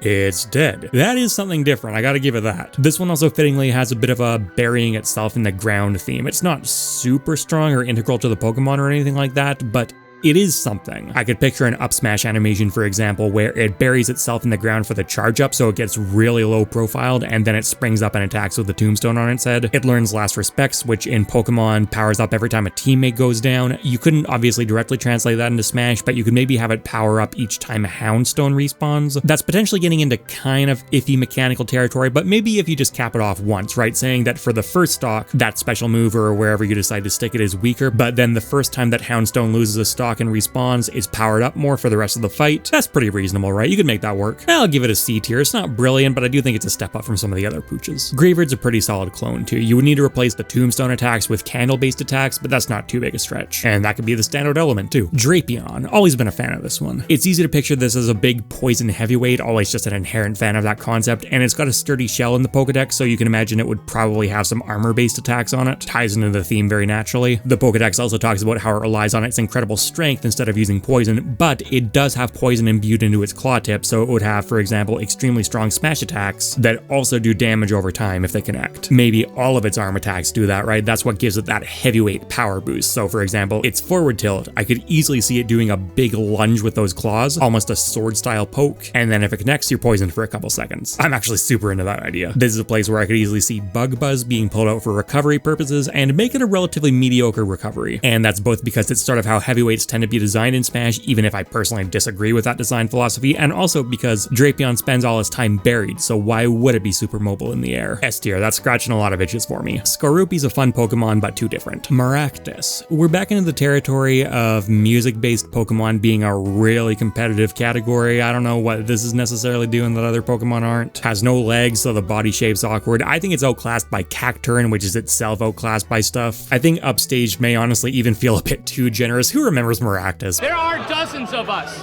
Dozens! But I'll be consistent. Hippowdon. Fan favorite Pokemon, but it comes with a lot of baggage. It has that upstage thing going on with the ground types that's just a really hard niche to fill. And it's also just hard to picture moving around in a platform fighter. It's too slow and too bulky. Trying to imagine this jumping at all is just kind of strange. I'll give it a D tier even if it probably deserves an F. Hippopotas would make for a very fitting semi-clone though. Terrapagos, kind of the beating heart of Scarlet and Violet's region. Just because it powers Terastallization in Paldea though, I'm gonna be honest, I don't really know what it's supposed to be doing in Smash. It's got 3 forms, out of which I think its base form is actually the most fitting, but that's not really what it uses. It always transforms in combat. And in that case, it's a pancake. And then when it terastallizes into its stellar form, I really don't know what you're supposed to do with that. Look, between Ogerpon and the Loyal 3, there are some really fun legendaries in Gen 9 to pull from. Terrapagos, I don't think is one of them. Another case where upstaged even maybe seems too high. I really don't think it fits, but I'll be generous, I guess. After all, it is an extremely important Pokemon story-wise. Zoroark. Okay, this is one where I need to stretch things more than I usually do, because its signature ability is that it disguises itself. I'm going to be a master of disguise. It comes out looking like a different Pokemon on your team, and then the disguise gets dropped later on. That's how it works in the overworld for Scarlet and Violet 2, for example. It starts out looking like a completely different Pokemon, and then that disguise gets dropped when you interact with it. You can't really make that work in Smash. Now, I can think of a way it could technically happen. You could, for example, hold down the left and right triggers while you're selecting a different character on the character select screen, so then your opponent thinks you're picking that character, but then the first time you do an attack or get hit or whatever in-game, the disguise is broken and it turns out you're actually playing Zoroark. Now, that's a really convoluted system to add for one character for very little payoff, so we're probably not taking that route. I think the more logical route is to approach things very loosely and have Zoroark just do a very illusion-based moveset, which is kind of wishy-washy, and I've talked a lot about how I value very concrete references. The more you can just pull directly out of the Pokemon series, the better. But I don't think it's too much of a stretch, especially if you start folding the show in and stuff like that, and illusion moves is such a strong concept to work with. This is pretty much what Pokemon Unite does, right? And it just works so well there, too. And really all of this can be said about its Hisuian variant, too. Fans absolutely ate this one up, and it could be a really cool Echo Fighter with more moves focused on its main than the basic Zoroark. Is coming in with a fantastic body type for a fighting game, the clawed hands and feet, that tail / mane. So even though you need to use your imagination more than with a lot of these, I'm totally on board with S tier, and Hisuian Zoroark would be a great clone. I think we can take a pass on Zorua though. Manectric, another relatively speedy electric, what I think is supposed to be a dog. I'll put it with the other speedy electric dog. And Electrike is another of those serviceable but Y kind of clones. Cutiefly and Rabombi, I'm gonna give Flappy Wings. You could make a bit of a case for Rabombi. It does have legs even if it doesn't really use them, so you could have it kind of dragging its legs along the ground as it uses its wings to fly. You know what, I'm kind of talking myself out of this one. Don't get me wrong though, it's getting upgraded to F tier. I could not care less. And then Venomoth, kind of an inverse scenario. The evolved form is clearly Flappy Wings, and then Venonat, its pre-evolution, is not Flappy Wings at all, but is going in F tier. Victini. Even though this one is not an electric type, it's fire psychic. It's coming dangerously close to being a Pikachu. It's a legendary Pokemon, a mythical specifically. It barely looks like it though. You could tell me this was a Route 1 catch in an old game and I'd barely question it. It's got Mew stats, hundreds across the board. A few signature moves. Searing Shot is essentially upgraded Flamethrower. V-Create is a close combat kind of move, so you could make it a very high risk, high reward burst movement option.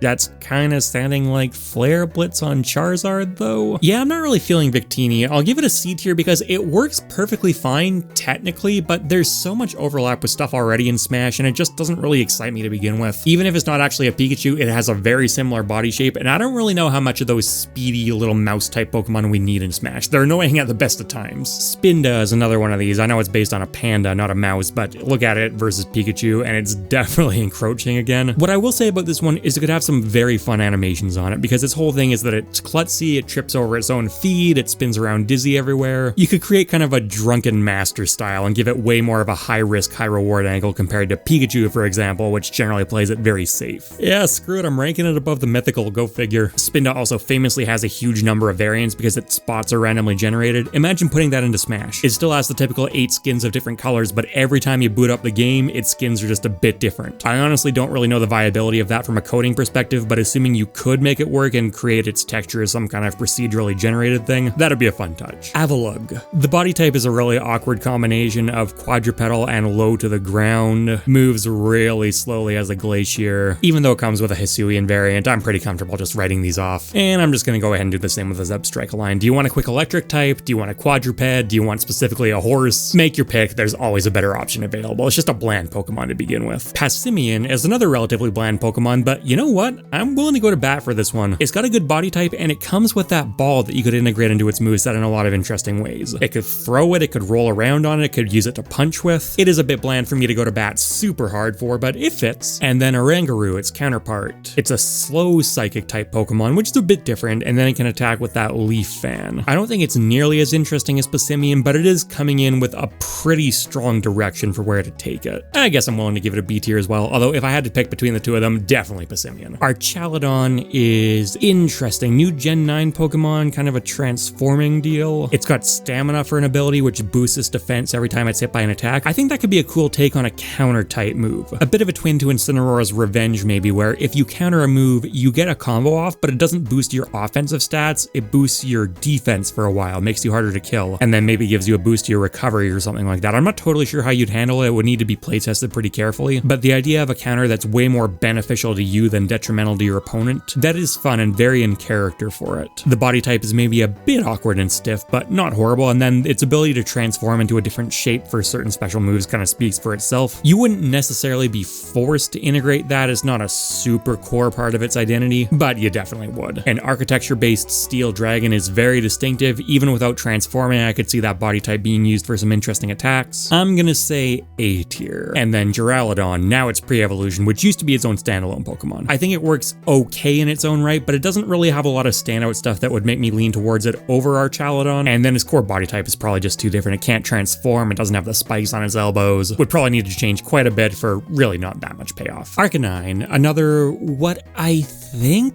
is supposed to be a dog. If it is, it's probably the all-time fan favorite dog. And then its body shape is also pretty good for a quadruped, very upright, not too long. It's got a big tail to work with. Given the choice between the two, I would definitely choose Hisuian Arcanine. Not only is it more distinctive than the original Arcanine in terms of typing, Fire's not really bringing all that much to Smash, Rock is, and it's also got that spike on its head. It's not a massive element of its design, and any headbutted attacks that it did, you could fit on a base Arcanine too, but they would definitely feel a lot more natural here, and it's representing Pokemon Legends Arceus in addition to a Gen 1 Pokemon. Now, on a personal level, I still prefer the original, but as far as Smash candidates go, I'll put Hisuian Arcanine in A tier, and the original can be the Echo Fighter, along with both Growlithe. These are actually pretty good. Heeew, an alien-based Pokemon, is fun. It should be more fun though. This thing's surprisingly forgettable. It's got a very loose alien abduction theme going on with a couple of its moves, but you would probably need to stretch to turn that into a coherent moveset, which is somewhat reasonable, but how much are you really getting out of that, especially because it's a pure psychic type, which is definitely taken. It's a pretty textbook C tier, functional but not interesting, and Elgyem works fine as an Echo Fighter. The alien-themed Pokemon I like more is Orbeetle, or UFO-themed Pokemon, I guess in this case. Has more interesting potential for movement. It could kind of hover just off the ground UFO style while its feet still drag. Its limbs are pretty stubby. It would have trouble doing too many melee attacks. It could make heavy use of the Carapace, which is something, but you're still probably gonna run out of stuff to do eventually. I guess it's not crazy to think about using the separated wings as kind of surrogate arms. I'll give it a B tier. It works decently well, has some personality, and the concept of an alien Pokemon is fun. Its pre-evolutions aren't much of anything though. And then we have Miltank, the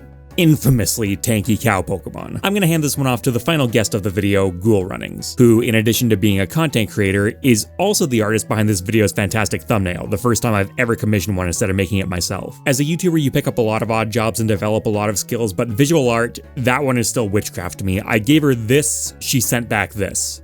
Insanity. Miltank has such a legacy from Gen 2 that people are still afraid of her and Whitney, so I think it needs to be capitalized on. I'm a big fan of the quote-unquote gimmick Pokemon, especially now that they're pretty viable, and I think that a self-healing, heavy tank type character in Smash would kind of go insane. To start off with her basic stats and basic moveset, I think she should be heavy and fast on the ground with some poor air mobility and okay frame data on her neutrals. I imagine her neutrals and aerials would be scrappy and not combo very well, but more so give her tools to box opponents out to do what she has to do. Like, think of moves like DDD Nair, kind of just sends you away. I do want her down air to be Stomp, that's my vision for that, and Berry on stage. I do want her to have a Berry move because she's a cow and it just feels right. So to move on to her specials, obviously I'm giving her Milk Drink. That'll be neutral B, and I think to balance something like that, it would have to have a caveat like having super slow frame data and maybe healing like 1% at a time. I think a mechanic like that would also make a character really campy, so she fits right into Ultimate's current meta anyway. And it's gonna get worse, so hold on. Side B should be Takedown, which is a high impact and very committal tackle with recoil. I think a character that I'm designing like her having recoil is just fine because you can use that to either build a rage or you have the option to shake it off and heal it a little bit. Also, I just want her to just be like a hard hitter, like a true like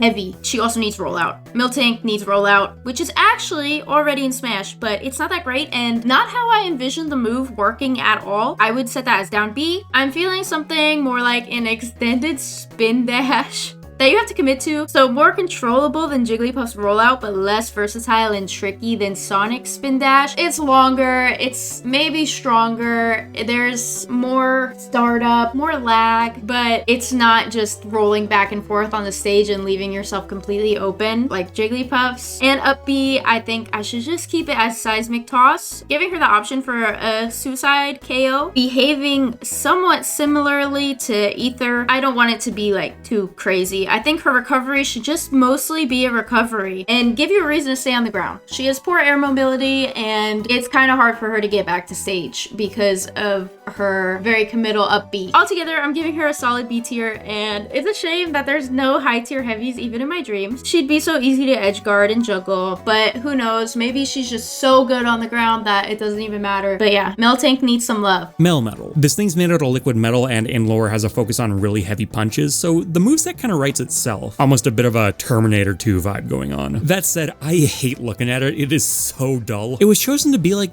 the signature mythical of Pokemon Go, which is a really strange call for me. The vibes between, hey, get up and go outside and explore the world, and then this just cold, heartless, industrial thing clash so harshly, I don't get it. I could see this being an S. I really could. But I'm bumping it all the way down to B, because if this thing ever steals a playable character slot in Smash, I'm gonna be legitimately upset. And Miltank is too stubby and lacking a lot of components. Obstagoon. This is a fun one. It's got hooligan, delinquent vibes going on. I think it might be partially based on a bouncer, and then maybe Kiss, like the band Kiss is thrown in there as well. It has a lot of messing with your opponent kind of moves. I could see Obstruct being put on there, for example, as yet another take on a counter where if you pull it off successfully, your opponent gets a debuff of some kind on them for a bit. And then on top of just being a very personality-rich design, it gets a lot of personality conveyed to it in-game too. Its abilities are Reckless, which increases recoil moves power, or Guts, which boosts its attack when it's statused, or Defiant, which boosts its attack when its stats are lowered. So this is all speaking to me as a very high-risk, high-reward playstyle that also screws with your opponent. You put some kind of debuff on them,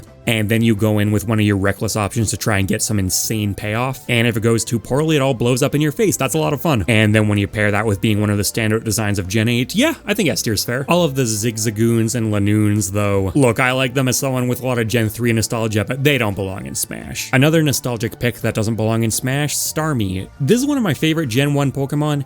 I can't tell you why. There's so little going on with it, but that's part of what makes me like it. It's elegant in its own way and it's kind of mysterious, but it's F tier. Doesn't necessarily need to be floppy fish. It's psychic type. You can see this one floating around in the air pretty comfortably, but after you've done that, you're left with a disc. Veluza, that one's getting no such concession though. That's as floppy fish as it gets. Swalot. Yeah, ew. Goodra. It's one of the more straightforward dragons. It does have a couple interesting quirks going on with it though. It attacks with those tendrils on its head, and then as you'd imagine, it's also covered in goo, which gives it some defensive utility and also makes it sticky. It's easy to picture this one being a grappler. It likes to hug, but it would also be funny if you gave it a command grab where the opponent was just stuck to its actual body. It's not even needing to grab onto them. Other than that, a bit unremarkable overall, but those are some interesting details. When you get to Hisuian Goodra, I start to get more interested because it comes with all of the same quirks as base form Goodra, but it also has that gigantic shell tail. It can retract into it for different attacks, it can use it as a club, and I don't even think you're necessarily giving up anything that the base form Goodra has, because according to the Hisuian Pokedex, it can control the hardness of that shell. So if you wanted to use it more flexibly, I think according to lore that is an option on the table. With all that coming together, I think Hisuian Goodra gets S tier, and then base form Goodra and all the pre-evolutions just feel kind of redundant. You may say, well, why not use Goodra as an Echo Fighter? I think you'll lose quite a bit with the lack of a shell, considering you'd probably want to use that for lots of the moveset of Hisuian Goodra. Yeah, as far as I'm concerned, the Hisuian variant is pretty much just a strict upgrade. Ninjask and Shedinja. This is one of my favorite unique Pokemon evolution concepts. Nincada evolves into Ninjask and sheds its shell, which becomes an entirely different Pokemon. As far as Smash goes, they're flappy wings. And that whole thing where Shedinja has Wonder Guard and can only be hit by super effective attacks. Again, cool concept for Pokemon, does not work in Smash. It's just too high concept. Clough. He's just a crab. He's just a goofy little crab trying to make his way through the world. Totally redundant with all the crabs we already have and definitely didn't need to be a thing, but he's fun. Wheezing. Multiple heads is always a fun angle. They have neutralizing gas, which as far as Pokemon goes is a great troll. It shuts off all other abilities. Not necessarily super translatable to Smash, you would just need to create something smog based out of it, and we kind of have that with Piranha Plant. And besides what I've just mentioned, they're really not doing much, even if the Galarian form does have a fun concept behind it. That top hat / smokestack thing's nice design. Gigalith. It's a very crystalline rock type Pokemon, which has some overlap with Deontay in particular, but it's obviously a very different body type, a quadruped, and a quadruped design that I think actually works pretty well for Smash, a very upright one, and it's also much more your classic just like big hulking rock type. So there are a few different angles you could go with it. You could have it be that big hulking rock type, sort of a representation of the typing, give it moves like Rock Blast, Rock Tomb, Rock Polish, or you could play into that crystal angle more and give it multiple beam style attacks like it can learn in the Pokemon games, or more reasonably both. I'm almost tempted to go A tier on this one, but you know, if we're talking about the more straightforward textbook rock typing, I think Golem probably does a better job. If we're doing the crystalline thing, I still would rather take Deontay. I think there's more there. A very solid B tier though. Not as much for the smaller rocks. Bramblegast. What do you want from me here? Delmise. What do you want from me here? Comfey. What do you want from me here? Ferrothorn. What do you want from me here? Okay, no, this one's actually worth talking about. We've talked about bipeds, we've talked about quadrupeds, not too many tripeds running around. On very flexible vine stalks with clawed feet too, so there would be some moveset potential there. It's a bit of a pancake design, so potentially too low to the ground, but that's fixable depending on how you choose to animate it. You can just have it stand higher up, and in that case, it's actually not too bad. If you want to take that supported by vines angle, Ivysaur does steal some of that design space, but you could lean harder into it. In fact, you'd have to lean harder into it. I don't think that's inherently too bad. It's a slow defensive grass steel type, some interesting design territory to work with there, would be a good candidate for moves like Leech Seed, Iron Head, Power Whip. Still probably a bit on the clunky, awkward side, but there's a lot of interesting stuff going on, enough to make me want to try and work with it. When it comes to Pharaoh Seed, yeah, what do you want from me here? Grumpig. Pure Psychic type, kind of unremarkable on the surface, has a couple interesting traits going on for it. It's known for being able to completely manipulate opponents by dancing strangely. That could create some cool, for example, throw animations. Have your opponent kind of throw themselves, and then it's got that springy tail it bounces around on you. You get a couple fun moves out of that. I'm feeling kind of a surprised B tier. It's a very unremarkable Pokemon. I always forget this thing exists. That said, as far as Smash potential goes, it's not bad. Spoink is just too simple though. Infernape, which I guess brings us to the Gen 4 starters, our last line here. This is a home run as far as I'm concerned. I know that firefighting has been leaned on too heavily, but even ignoring the fact that this is one of the earlier ones, so we wouldn't really penalize it too much yet, it still might be the pinnacle of that type combination for me. It does risk getting folded up into, say, Blaziken's identity a bit in particular, but it's got the long tail it can use for attacks, it's got that flame on its head, it takes inspiration from Chinese warriors, so it could have a very different moveset basis. Its personality is nothing particularly spectacular. It's again one of these kind of Goku-ish characters, not something we have a short supply of either in Smash or as candidates for Smash, but that could still come to life by using Raging Fury, for example, as a charge up into a very unsafe burst movement option, because in Pokemon it's used for a few turns and then confuses the user. Again, the identity of that overlaps with Flare Blitz a bit, which is already in Smash obviously, but I think you could separate it mechanically enough in a way that would fit comfortably into the game. It's got the Iron Fist ability, and I mean, hey, look at it, that makes sense. So you could have it using all sorts of powerful punching attacks, again with a bit of a Chinese martial arts twist to it. Then we get to Empoleon, which I'm going to say is not nearly as obvious a fit, but it is definitely more distinctive. You hear big Emperor Penguin inspiration, and your first thought might be that it's some kind of heavyweight bruiser, which makes sense, but if you just look at its body, the elements that are the most obvious attack sources, that trident-shaped beak, the wings, they're not nearly as chunky as you may expect. They're actually a bit flimsy looking, which makes sense in context because Empoleon is actually a special attacker in Pokemon. So you'd expect it to be using a lot of attacks like Hydro Pump, Scald, Brine, and Brine in particular seems like a really good fit here, because even if you're going more the direction of turning Empoleon into a heavy zoner, it's still going to be a heavyweight. And Brine powers up when the opponent's at lower health, so you could implement some kind of special mechanic there where there's like a threshold it exceeds and it suddenly gets way more powerful, or you could just make it a great slow kill projectile. That's not to discount elements like the wings and trident and belly, though. You could definitely turn that into a pretty coherent close combat moveset. And then that brings us to Torterra, which is my personal favorite out of the three. It's the one that I used in Diamond back in the day. I do think it's easily the worst fit for Smash, though. First up, the obvious, quadruped is a pretty distinctive category in Smash. It's one of the elements that makes you stand out as a character, so the fact that there are only two in the game right now, and one of them is also a grass starter, that's treading on some toes for sure. The tree, while I do really like it from a design standpoint, it's not often you see asymmetrical elements on Pokemon like this. It makes things awkward to implement. It's one of those situations where you would either need to cheat with the hurt box or have the hurt box faithfully represent the tree, and then it's just a really big, tall, awkward character, not really associated with vines in the same way that Ivysaur is, and its subtype is ground, which brings us to another one of these situations where, man, the Pokemon that fit most naturally into it are hard to compete with. Infernape S tier, zero hesitation on that one. I think Empoleon's joining it. I have a soft spot for heavy zoners, but even if I didn't, it's just got such a strong, obvious identity. Giant Penguin, it's fun. Torterra is more of a B tier, and honestly, if I didn't like it so much, I could easily drop it down to C. As far as clones go, Monferno is excellent. It doesn't have that same flame on its head, so you would need to change any of Infernape's moves that used it, but that could easily be the separator between them. And then Chimchar also lacks the long tail, so you would need to change more of its moves, but again, I think that's a fair differentiator. Prinplup is also very solid. I'm personally not a big fan of this one, but it does work. By the time you get to Piplup, I think it's just too stubby. This one I could still see working as a pretty decent lower stage in like another Pokemon trainer situation, though. You can still have it attacking with the fins. Its big head would be fun to throw moves out with. Okay, let's just do this and keep them all bundled together again. That does leave us with the Torterra line, though. Nah, you know what? For them, I'm staying just use the evolution. They're about the same as Torterra, minus the tree, which is the most interesting part of the design. I like both of them personally, but I'm not even super big on using Torterra, so I definitely don't want to be using them. And also, if you're going to make another Pokemon Trainer 2.0 with different starters, they don't all need to be from the same generation. In fact, I'd prefer they weren't. So just because the other two lines are really good doesn't mean the Torterra line needs to be just shoved in there with them. Orthworm is a big, heavy, awkward metal snake. Yeah, that can go right beside Steelix. Centiskorch can go down there too. This one is marginally more interesting. It does stay upright. It does have the legs scattered all throughout it, so you could have it contort itself into different positions that would almost be something resembling a moveset, but I don't think it's there. Spiritomb is a super awkward design, and I'm kind of inclined to write it off. That said, it does play an interesting role in Gen 4, where the first time you're supposed to see it is in that infamous Cynthia fight, which is supposed to be a shocking moment, right? It's like, oh, she's really hard, and here's this new Pokemon that you've never seen before that looks really sinister. It's effective there. One of my patrons was working on like a fan's Cynthia Pokemon Trainer moveset, and at one point, Spiritomb was in the lineup. I don't think it is anymore, and frankly, I think if you tried to include it, it would be difficult to make work, but not necessarily completely impossible. As a standalone fighter, I just straight up don't like it, but as part of that specific Pokemon Trainer concept, and I think if you're going to turn any one trainer in the Pokemon series into its own standalone Smash character, Cynthia may be the best candidate, honestly. I'm still not totally sold on it, but I'll let it slip into C tier? Maybe more like D tier.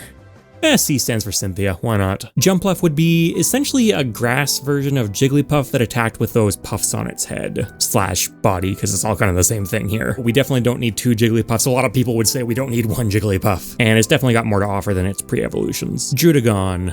Considering what high regard dragons tend to be held in the Pokemon games, this one's pretty forgettable. I mean, what are its features? It lives in a cave, it's cold-blooded. Those aren't particularly interesting traits. It does have an extremely hard head. That's the thing that would be any kind of interest to translate into Smash. You could make it completely invulnerable, give it a lot of armor-based attacks that lead with that head, that kind of thing. Is that really an interesting enough design direction to push it over the top, especially when we have so many other dragons, including most of the pseudo-legendaries and great armor candidates candidates. I'm just putting it in upstaged as well. Quagsire. It's a pretty basic Pokemon functionality-wise. Its biggest claim to fame is just being stupid and not really caring about what's going on around it. That could make for some fun animations. And you know, its body type's not awful. It could crash its body into things. It's got that big tail to work with. I find it more funny than anything else though. It's known for not really moving around. It just kind of lies in the water with its mouth gaping open and that's how it eats. Yeah, it's a comedy tier. As for Clodsire, the Gen 9 branch, I love this thing. This is one of my favorite Gen 9 Pokemon. Love its look, love its role as the typical poison setup Pokemon, love its personality, love those spines coming out of its back. That's a fantastic touch. Does any of that make it a good Smash candidate? Absolutely not. It's far worse than Quagsire, but Clodsire is also funny. As for the Woopers, they're not bad in their own right, but I think you definitely need to evolve them to get the full appeal. While we're talking about Gen 9 branches, Applin doesn't really do all that much by itself, but it's got up to 3 things it can turn into. All depends on what kind of apple you show it. I'm not willing to say that any of these are incredible. The best is probably the newest one, Hydrapple. A whole bunch of dragon worms all stuck into a single apple. You've got Fickle Beam as the signature move here, and its whole gimmick is that sometimes it just randomly gets way more powerful. I think the concept behind it is it's all the heads kind of coming together and working as one just for a bit. I'm not convinced that a projectile with random power spikes is necessarily super healthy design for Smash, so probably just make that like a chargeable thing where more heads get visibly involved as you power it up. You've got Syrup Bomb, which as you'd expect messes with speed, so you could shoot it onto the ground to create a sticky patch kind of like Inkling Ink, and on hit it could reduce movement stats for a bit, so think maybe Plankton with his sauce from Nickelodeon All-Star Brawl 2. Those are functional projectiles. I don't think they're anything particularly standout and potentially pretty unhealthy depending on how much you want to stick to the Pokemon mechanics for them though. And as far as close quarters attacks, I think this is really only interesting if you're involving a bunch of heads at once. With one, its moveset potential is pretty limited, and also it's probably not a viable body shape. Appletun, the one based on Apple Pie, it's a fun Pokemon design, but as far as trying to put it into Smash goes, it's another one that just kind of comes across as Diet Ivysaur to me. Apple Acid could be translated as kind of a cool projectile. It would be a slow one that either eats through shield very rapidly, or it could make you vulnerable on hit, make you lighter or take additional damage for a bit, something like that, or both. I'm not sure how much of a selling point I necessarily think that is. And then you've got Flapple, and out of the 3 of them, this is probably the most awkward in a trio that's all kind of awkward. It's got that classic hovering above the ground problem. Because it's sitting on kind of a bowl from the bottom of the apple, it wouldn't be the worst thing in the world to have just sort of scraping the ground, but not ideal, and even ignoring that problem, it's too stiff, it can barely move. The worm may have joints, but the worm's too stubby to really do anything, and the apple doesn't have joints. I'll give Hydrapple like a C tier as the most interesting one of these. The multiple heads thing is kind of fun. Appletun is more of a D tier, and Flapple, nah. As for the pre-evolutions that are just apples, I don't know where I'm supposed to be going with that. Masharna, this bizarre fetus tapir thing. So trying to picture this in Smash, it floats around curled up in a sleep and attacks with that tendril, cloud, umbilical cord, whatever the hell it is. Yeah, I don't know about that one. Well, we're talking about psychic Pokemon with unworkable body types, Rabsca. I think it's one of the more intriguing bug types they've ever made, but it's gonna have to stay intriguing in Pokemon. Bronzong. I feel like it should be in the same camp and I should hate it, but I kinda don't. It's almost there. It's really big and chunky, so having it hover so that it's almost touching the ground really wouldn't look out of place. And it's got those 2 arm flap things, so it has more moveset potential than some of these objects inspired by real world items, especially metal ones. That body type almost ends up as something interesting and unique, but I think at the end of the day it still does fall more towards unworkable. The actual torso / head isn't very flexible, and there ultimately just isn't that much to work with, even for a psychic type that can do some more manipulation stuff. You know, I think I'll give it a D tier instead of an F, because at the very least I had to think about it for half a second, but that's definitely the best I can do, and I can probably do worse. It wouldn't be the world's worst Pokken candidate, let's put it that way. And Bronzor is a considerable step down even from that. Chimecho, similar camp, it's another psychic type with exactly one flexible element that it could realistically use for fighting, except this time it's smaller and more awkward, and if it had to swing that part of it around, then it would be well above the ground for most of its attacks. It's kind of a mess. Easy F tier on those. Magearna. This one's interesting. It's a mythical Pokemon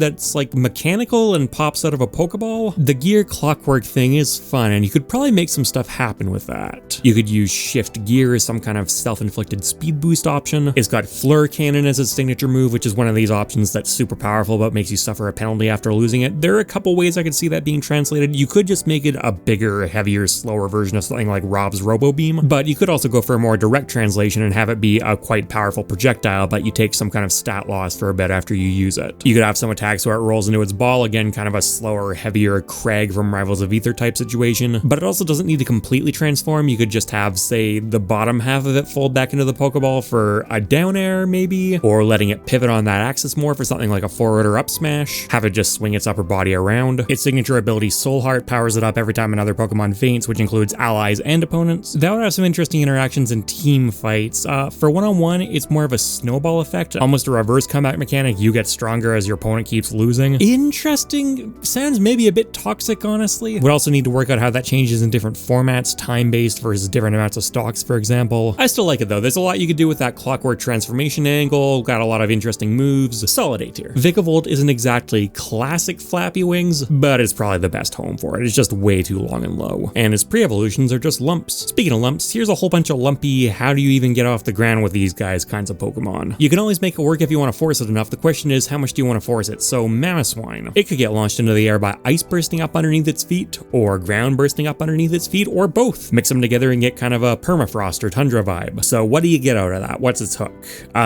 Tusks, and not really a whole lot else, honestly. You could definitely cobble some Tusk attacks together, don't get me wrong, but definitely not enough to fill a whole moveset out of. Its body is just too stubby, so if it wants to swing its tusks around, it basically has to carry its entire weight with it. Well, okay, in that case, maybe have it lean into that aspect more and really hurl itself towards you. Have a lot of momentum-based and tackling attacks in there, which isn't the worst thing in the world, but there are so many Pokemon we've looked at you'd expect to be using a lot of body slam style moves. Is this really cream of the crop? It's ice type, and you know what? I think you could make the ice angle of that work, have its tusks coated in ice for some moves, that kind of thing. Its other typing is ground, though, and again, we're back in that category of, wow, ground is tough. Then we have another ice type, Lapras, ice water in this case. I've been very resistant to helping water types out by, for example, having them constantly surfing around with water under their feet, kind of like Squirtle does, because there are so many Pokemon that don't need that kind of crutch, right? But Lapras does look like it would fit relatively comfortably on land, but could also maybe use a bit of help to be more mobile, so I might be willing to go there for this one. It's also a very well-liked classic Pokemon, and it's a ride Pokemon, so if you wanted to take that approach of making a Pokemon Trainer 2.0 where you ride around on a bunch of different Pokemon, this could be the surfing one. The flippers kind of fall into the same category as Mamoswine's tusks, where you need to contort yourself quite a bit to make use of them, but I think it's still probably better because they're at least flexible, and then you also have that strong head on a neck that's long, but not too long. It's workable. Gastrodon is kind of a mix of all the comments I've made so far. It's water ground with a long neck. I think it falls into kind of an awkward pocket compared to either of the other two, but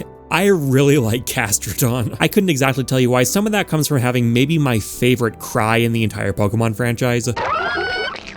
They're just goobers. Camerupt, it's relatively easy to see how this one will get into the air. It jets itself off with little eruptions under its feet. Besides that, it's a pretty straightforward slam its body into you type Pokemon. That's really most of what it could do. It does have pretty thick, sturdy hooves that it could use for some attacks. Not the best. The one major exception, of course, being those mini volcanoes on its back. Any upwards facing attack, up tilt, up smash, up air, you're covered. You could probably jet it all over the place depending on how willing you are to turn it around. Heatran can maybe use the same kind of technique to get into the air, but I actually hesitated to even talk about this one alongside the others because it has way better legs than Camerupt or basically anything else on this list. So it honestly probably could just kind of jump around, right? Although I still think the mini eruptions would be more flavorful. And then it could use its longer legs way more effectively for attacks, and it would use a lot of powerful biting moves. The thing it doesn't have over Camerupt is those volcanoes, obviously. It does learn Magma Storm as a signature move, though. It's pretty easy to picture how that could be used as a special move, but if you wanted to, you could even maybe take it in the direction of making that Heatran smash attacks. They're all separated from its body a bit, kind of like how Palutena's up smash works, and they leave damage over time fire behind. And then Perugly,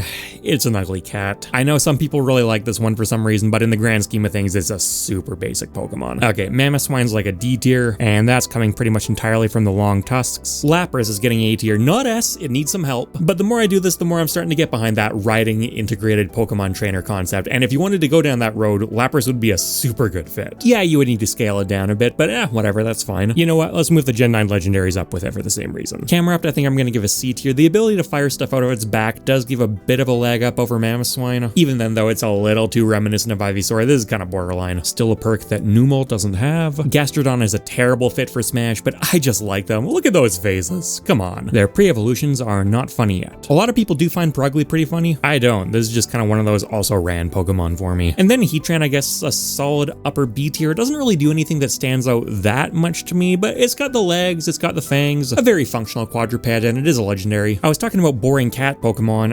Pyroar. Yeah, even with the male and female variations, they played this one super safe. Fire is by far the most obvious type to turn into a main. Doesn't really make me feel much. If they had a whole group of these things, right? They had the water main lion, the poison main lion. Then I might be able to get more in their corner, but as is, what, am I supposed to pick this over Solgaleo? Way upstaged. I may actually prefer Litleo. It hasn't had the chance to disappoint me yet. Xatu. I'm kind of debating whether this one should be flappy wings or not. It's not the worst body type, not going to be kicking you a whole lot, but it's got pretty viable wings for attacks with, and it's got that headdress, head feather thing. Could squeeze a whip attack or two out of those. It's very much associated with being able to see into the future, so it would have some kind of counter move on it for sure. Future Sight could be a good candidate here. Picture a very delayed version of Palutena's Explosive Flame where it sets a trap in place and then much later it fires. There's something about this one that clicks with me. It's just a strong design. I'm surprising myself a bit with this one, but I think I'm willing to go B tier. It brings a lot of good stuff from the flying and psychic types to the table in ways that don't necessarily tread on the toes of what's already in Smash, and it doesn't really fall into the worst trappings that a lot of bird Pokemon do. Like Natu, for example. Durant. Okay, so Durant sucks. It's an ant. It's another one of these mortal enemy pair Pokemon like with Zangoose and Seviper. In this case, it's Heatmor, the anteater Pokemon. Heatmor isn't the worst thing out there, but it's really doing absolutely nothing unique except for being associated with Durant. Oh, it breathes fire. Oh, it's got claws. Oh, it's a fire type. Whatever. It's not even part steel, which would at least give it a bit more of an identity. I don't get why. D tier, the only way this concept works at all is if you somehow incorporate both of them, and I'm just not really seeing it. Claydol. This is sort of prototype Golurk to me. I think that one just pulls off this concept better. The spinning implication is kind of fun. You could milk it for a few interesting moves and animations, but that aside, it's going to be doing basically everything with its head because it doesn't really have real arms. Psychic and ground are both really tough to compete in. Its pre-evolution Baltoy may actually have a better body type for this, but when I look at that, I just kind of think bad Hitmontop. Alright, this is upstaged. Gumshoes, this detective-themed weasel. I'm not going to say it brings a ton to the table. The one thing that does inspire me about it is the stakeout ability. Give Gumshoes way more damage and hit stun on just the very first attack it lands each time an opponent respawns in, so it gets more reliable opening combos. There are a lot of attacks in Smash that kind of awkwardly don't combo at 0%. Gumshoes doesn't need to worry about that. It's a C tier. Decent amount of style, not too much substance. And probably safe to say that Yungoos is just too different. Gothitelle, which I've always kind of thought of as being like the anti-Gardevoir. I don't know how official that is. You'd expect it to be dark, but man, this one gets really dark. It cries because it knows its trainer's lifespan. It shows people visions of the end of the universe. That does certainly give it a very clear animation direction, though. It can see the future as well, but not in the same way as something like Xatu. It does it by observing the movements of the stars, so it wouldn't have quite the same focus. It would probably actually have more of an illusion and trickery theme to it, sort of like Zoroark, although obviously way more mage-like. You know, it's another one that I'm kind of surprising myself with. I'm willing to go S tier. I think it's got a very distinctive identity, and the more I talk about it, the more it just seems like it would fit into Smash pretty well. Gothita is way too different to make work. Gothorita is not the worst. Maybe it can have a bit more of a physical focus, you know, its legs aren't entirely covered up by the skirt yet, but it doesn't really seem like a great fit. Scrafty. This one's legs are covered up, and it's fighting hard to keep it that way. The concept behind this one's fun. That's its own shed skin that it's holding up as pants, so for its entire suite of animations, you would always have it keeping one hand on its waist. It's a hoodlum Pokemon, so it's got some attitude to it. Dark fighting is not a particularly inspiring typing. It is a very good match for it, though I think most of Scrafty's appeal just comes from the animation. That's enough for B tier, though. And Scraggy drops in as an Echo Fighter pretty well. Pangoro is surprisingly comparable. It's dark fighting type, it's got an attitude to it, it's kind of a villain. I always assumed this was supposed to be like a mob boss, a mafioso kind of thing. Bulbapedia disagrees. It seems to think it's more based on Japanese juvenile delinquent leaders. I'm still not 100% convinced, but whatever, it's mean. I'm gonna put it alongside Scrafty. It's the same deal where it's nothing super inspiring, but it would have fun animation work. In this case, I could see it doing some really fun stuff with chewing on that twig. And in this case, it's a heavyweight. There are a lot of heavyweight bears on this list. I don't think this is the absolute best one. It's fine. Pancham's on his way, but has some work to do still. Revavroom. That's a car. I know I was talking about ride Pokemon, which is the one shred of hope this thing's holding on to, but you never actually ride this in Pokemon Scarlet and Violet. Team Star does, but those are special, elaborate forms that don't appear anywhere else and are way too big for Smash anyways. I'm just barely okay with giving it a D tier, because if you wanted to have a Pokemon trainer who's actively in the fight like I've talked about, and it's not just like switching between 3 forms or whatever, it's where basically every single move is involving a different Pokemon. Revavroom is not the worst candidate in the entire world for, say, running around or using a side special burst option, something like that. It's not good, and I arguably shouldn't even be giving it that concession because there are Pokemon down in F tier I could say a similar thing about. If you're just willing to pull them out for one move or whatever, they can get away with a lot more. But even if you did just want to have it be like a couple of ride Pokemon, this would not be the worst nod to Team Star from Scarlet and Violet. It's borderline, but I'll allow it. Zero reason to choose its pre-evolution over it though. Salamence. This one does belong on the ground. It's a quadruped. You can see it crawling around just fine. I don't think it feels particularly natural to be stuck on the ground though. It's very low. It's got big wings that it really wants to be making use of. And it's also just limited when it's walking around, right? It really feels like it's supposed to be majestically soaring through the air. Other than that, you basically just have the head to work with. It makes total sense to me that its Mega Evolution just completely ditches the legs altogether. That feels like the direction it's moving in. Roaring Moon, its Paradox form, clearly takes cues from the Mega Evolution, but it also maintains the legs, and you see this one crawling around on the ground more often in Pokemon Scarlet. I will say that it works better because its wings stretch out in front of it, so you could actually use them as surrogate arms, kind of. That still seems like it might be a bit of a stretch, though. I'd call Roaring Moon a bit better, but these are both like C-tier Pokemon. Don't get me wrong, I love Salamence. That's not exactly a bold, out there opinion to begin with, and it's also the pseudo-legendary from my first generation, so of course. But I think trying to squeeze it into Smash would feel hamstrung, and apart from the quadruped thing, it is sort of veering off into Charizard territory. It doesn't have a whole lot of definitive traits of its own. You know, it's just dragon flying type. Its moveset's pretty much exactly what you'd expect. I wouldn't necessarily say the exact same thing for Roaring Moon with the dark typing, and you know what? Its body type really is a lot better. Okay, it can be B tier. Bagon, despite having the really stubby arms, is still arguably a better body type overall, but if you brought in the Salamence evolution line and didn't use Salamence, there'd be riots. As for Shelgon, that is textbook awkward middle evolution. Aggron is another one of those cool Pokemon from Gen 3, but I don't think it really has the same kind of baggage that Salamence does. This one fits into Smash pretty well. It's called the Iron Armor Pokemon, so surprise, surprise, it's getting moves like Iron Tail, Iron Defense, Heavy Slam, Metal Claw, Iron Head. It's Steel Rock type, so it would be a cool place to put something like, say, Rock Tomb as a very slow projectile. Just your quintessential slow, big bruiser heavyweight with a lot of armor-based moves. It slots in there effortlessly. It's got fantastic proportions to begin with, and it's got those horns it could use in its moveset. Big bulky tail. Yeah, Aggron's great. As for Aeron and Lairon, they're quadrupeds and they're not necessary. I think if Lairon was the final evolution, you could do worse, but if Aggron exists, be real, you're using Aggron. Pyukumuku, the sea cucumber Pokemon. So like a real sea cucumber, it can spit out its internal organs, except in this case, it turns them into like a fist to fight with. Trying to translate that into Smash is sort of fun to think about, and you can almost arrive at it working, but I'm gonna say no, it needs a bit more to it. Ariados.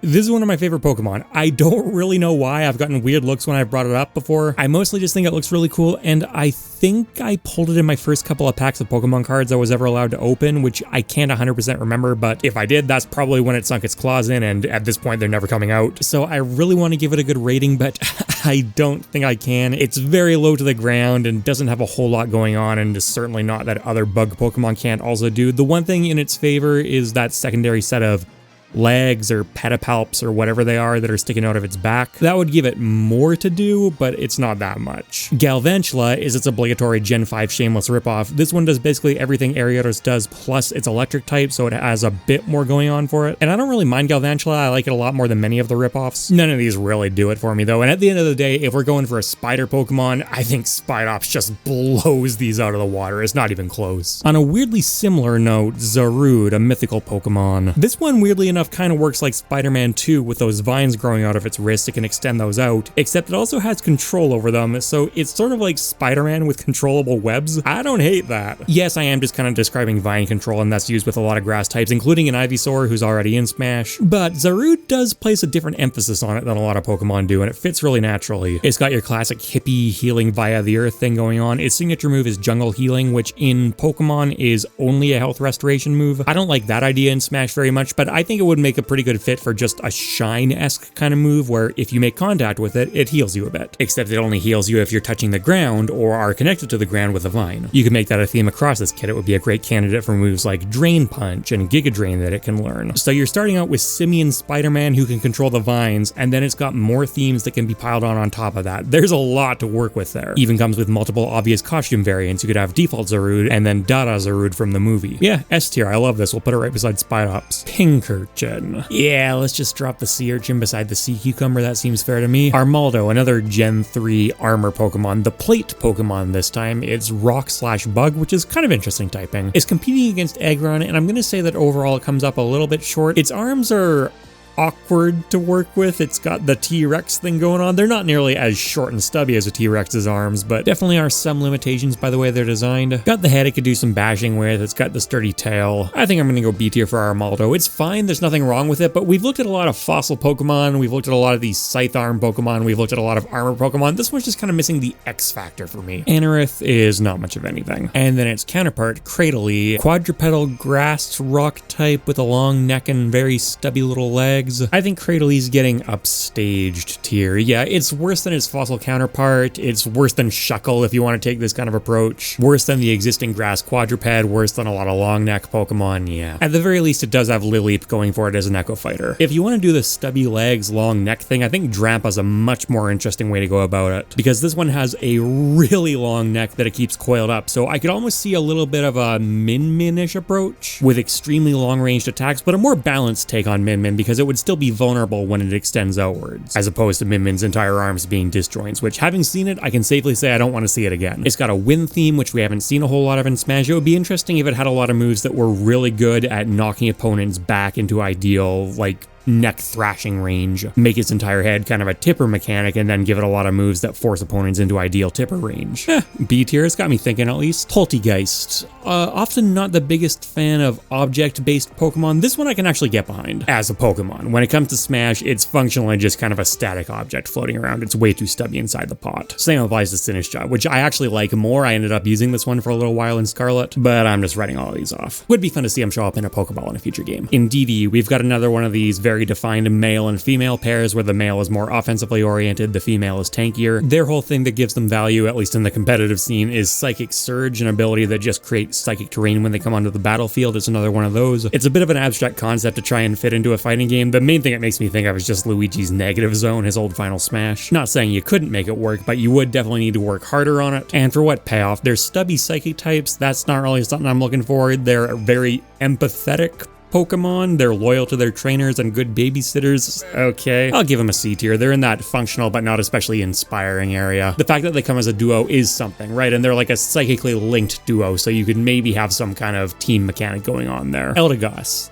I like this as a Pokemon design, but what are you really supposed to do here other than shoot seeds at people? That's what they had to do in Pokemon Unite, right? It's just like a ranged character because it barely has limbs. There's only so many attacks you can do with that cotton head. I'm not into it. A more interesting grass type to look at here, Shaman. Its landform is kind of rough to put into Smash. It's really just a hedgehog, a blob with stubs, but then you switch over to its sky form and this works better. You've got sort of a Pikachu situation going on and a bit of an Ivysaur situation going on with a grass quadruped thing, but not totally treading on the toes of either of them. Grass flying is an interesting type combination. It seems like a very natural fit for a lot of glide style moves. That windblown kind of concept is something we've come across with other grass types, but this one also can obviously play more grounded and has a more defined, more versatile body shape. Its signature move is Seed Flare, which is pretty straightforward. It's just a damage dealer that might lower stats. In Skyform, its ability is Serene Grace, which increases the chance of moves inflicting status conditions. That could be a fun addition to Smash. Maybe give it a bit of a RNG poison element, but instead of poison, it's that flower that Jigglypuff's Rest, for example, grows on people's heads. The stronger the move, the stronger a chance it has to leave the flower. It's a relatively important Pokemon in the show. It's made a lot of appearances, gotten some strong focus. I think they'll be a B tier, and I'll keep them both together. The vision I have in my head is you spend most of your time in the Skyform form, but maybe for certain attacks you transform into land form. Serena, this one's kind of cool. It's got an air of nobility to it, but those long legs are actually used for kicking attacks. It's said to be able to knock out even expert kickboxers with ease. It's also really mean, and that always leads to some fun animations. Its pre-evolution evolves after learning Stomp, which is really flavorful. It's a noble that's stomping on everything beneath it, so give it plenty of stomp and kick-based attacks. That'd be great. Could use high jump kick for a recovery move, throw drop kick on there as a forward smash or a special move, and if you wanted to, you could even lean into the flavor a bit more and have it disperse a couple of healing seeds or something like that on contact. It's got some potential to attack with the hair too. A tier, seems fun. Steamy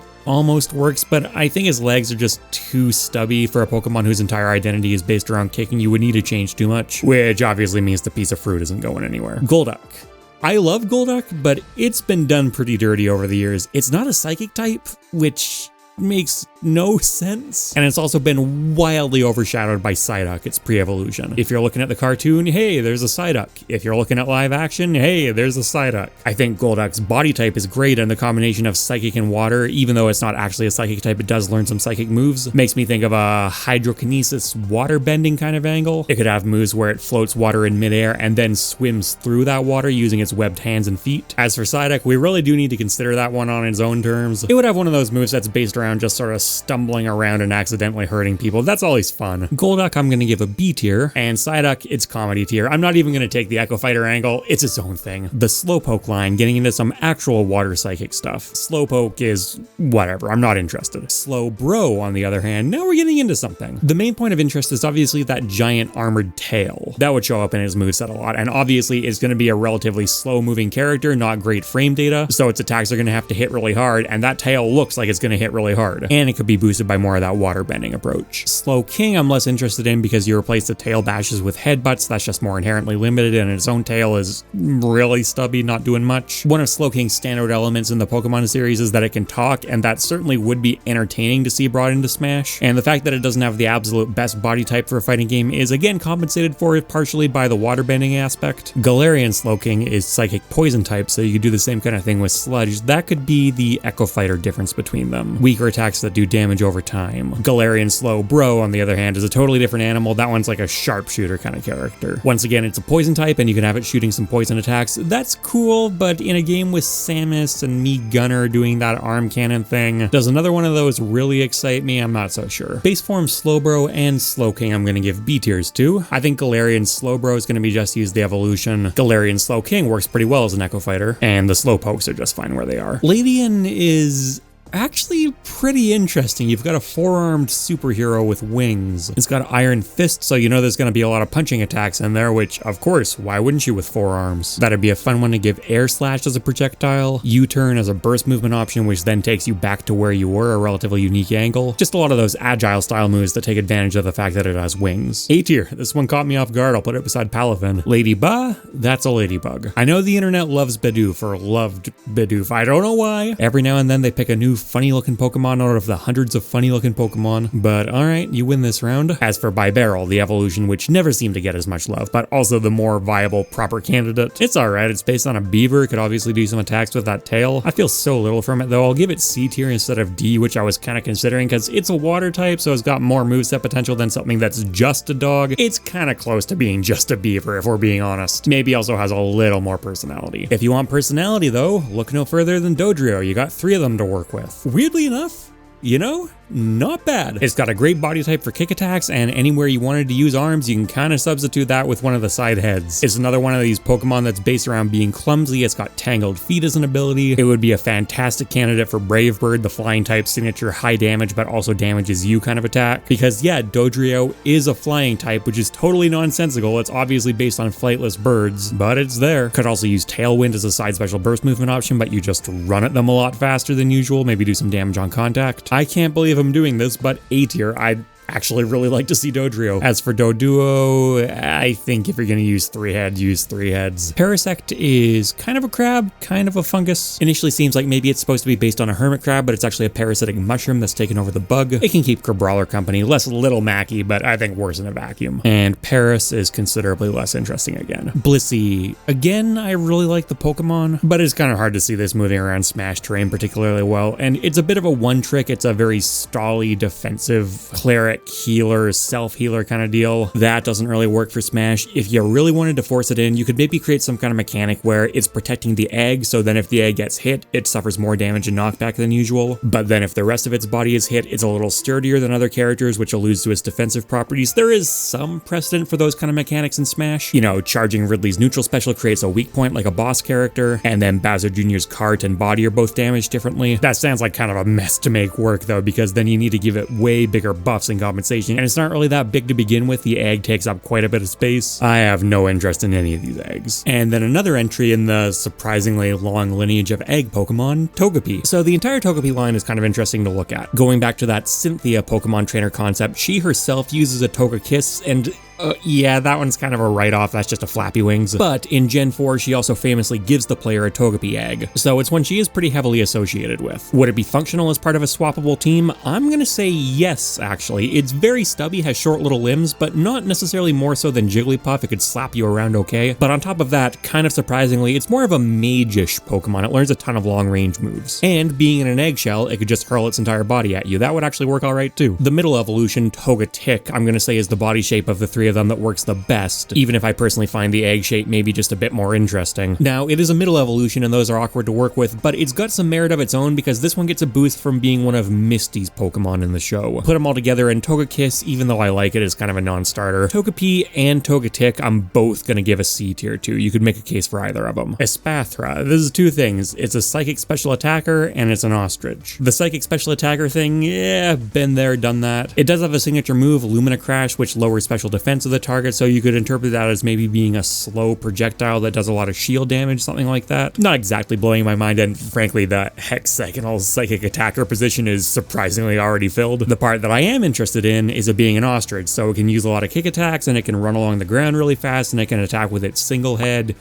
Oh. Yeah, I'd far rather see Dodrio, and honestly, I'd rather see Flamigo as well. And I'm not even really sure what Flittle is supposed to be. Cresselia. This one is Darkrai's counterpart, and as far as being a Smash candidate, I'm gonna say it drew the short straw. It's a decent shape at least, nice and upright, and it would feel comfortable hovering just above the ground. It's got a lot of cleric style moves, and it can knock itself out but restore health to the Pokemon coming in to replace it. Not super compatible. C tier, it's fine, it's got some stuff going on, and there is a theme to it. I'd much rather see Darkrai. Hatterene, a tall witch that attacks with its hat. That's fun. You may be asking a bit too much of that hat hand is the only thing though, because the rest of its body is just kind of one continuous shape. It levitates to get around, and that would work totally fine. A Mewtwo-esque animation, no walking required. But then when you try to actually flesh a moveset out of it, it has one limb to work with instead of 4, plus whatever psychic and fairy powers you want to give it. Doable, but does feel a little forced. Its signature move is Magic Powder, which in Pokemon transforms the target into pure psychic type. In Smash, you could have that powder cling to an opponent, maybe even attach it to multiple attacks, and then its Dark and Ghost type moves, which it does learn several of, those could be super effective and do additional damage and knockback. I've brought that typing system idea up with other Pokemon. I think it works decently well here. Put them all together and I'd say B tier. Not a ton of use for the pre-evolutions. I will say that Hattrem walking around on its hair hat like that, I actually really like that body type, and you could totally see that being transplanted onto a workable fighting game character. You would definitely want a more exaggerated take on that body type though, more well-defined hair limbs, and it's a pretty irrelevant middle evolution besides that, and there's no way you can make it an Echo Fighter. Araquanid, the final spider Pokemon. I like it more than Galvantula. It's got some moveset potential attacking with water bubbles, it's got longer legs, still a pretty awkward body type at the end of the day though, and we've got better tanky water Pokemon, we've got better spiders. I'll give it D tier instead of F. Not you though. Tyranitar, a huge fan favorite, extremely powerful, extremely cool. Gen 2 pseudo legendary. It's the final one of these dinosaur slash Godzilla slash dragon designs that Game Freak loves to pump out. It's not necessarily the most ideal one for Smash though. It's not terrible, but it does have stubby arms, which would be kind of hard to make much use of, and it's another one that's heavily associated with sandstorm weather in the Pokemon series. I think you could translate that okay. Have attacks that just kick up sand and dust around it, and maybe have it be able to cloak itself in sand and provide some kind of effect. It's not necessarily the smoothest translation in the entire world, but with some effort you could get that point across. Still a beast with a lot going for it. It's got those spines on its back that it could slam into you with, could create some really unique attacks out of that. It's a dark type, and it'd be a great candidate for Pursuit, a move that in Pokemon hits opponents even if they're switching out. So in Smash you could get a huge damage boost if it connected with an opponent who was running away from Tyranitar. This would obviously be a pretty big slow slow, lumbering Pokemon, so having a burst movement option that punished opponents for playing that hit and run game could be interesting. And then it also comes with a Paradox version, Iron Thorns, which in Pokemon I would definitely say is one of the most disappointing paradoxes. It's basically the same thing. It gets retractable spines and not much else, but why would you care if the spines are retractable? But in Smash, that translates to a built-in Echo Fighter. It's an A tier, but between being a huge fan favorite and having a great Echo, alright, I guess to bump into S. And Iron Thorns, up you go. Larvitar and Pupitar, its pre-evolutions, it's an interesting evolution line. I do like it, even if it is weird. Yeah, not great Smash candidates though. Salazzle, a speedy fire poison lizard with a lot of sass. That could actually be fun. In lore, they've got a strong poison gas theme to them. You're brushing up on the age-old problem of Piranha Plant, so that's not necessarily the direction you'd go. If you wanted to get away from the Pokemon systems, you could douse your opponent in toxic chemicals and then light those on fire. It's a nice way to incorporate the poison and fire typings, but really not faithful to the way Pokemon works. In fact, it's so unfaithful that it may even be a bit confusing and unintuitive. So why take that approach when you've got Pokemon with potential movesets that actually could work like that naturally? I say just ditch the fancy stuff. Make it a reptile that bashes at you and then throws in poison and fire moves, and it would work pretty well in that role. It's got long limbs, a great head for biting, a long tail. It could have Fire Lash as a shield breaking attack. I'm feeling A tier. Salandit, that's a rough go, especially if you're a male and you can't evolve. Kamala.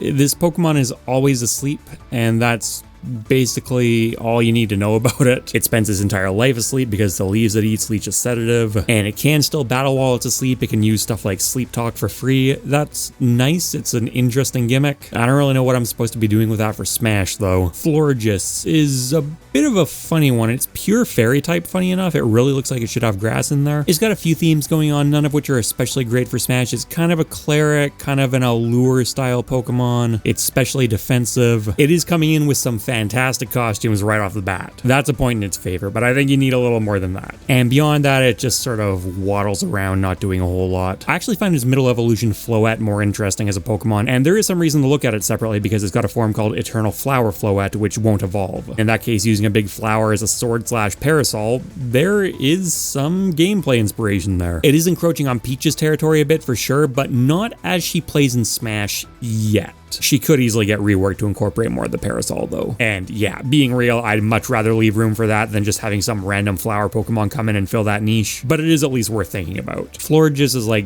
C tier at best. Floette I'll give B. Flabebe, the first evolution, I kind of like this one too, honestly. Riding around on the flower and controlling it is a totally different vibe, a little bit Bowser Jr.-esque. Arguably even more interesting and distinctive, but also not really necessary. Toxapex.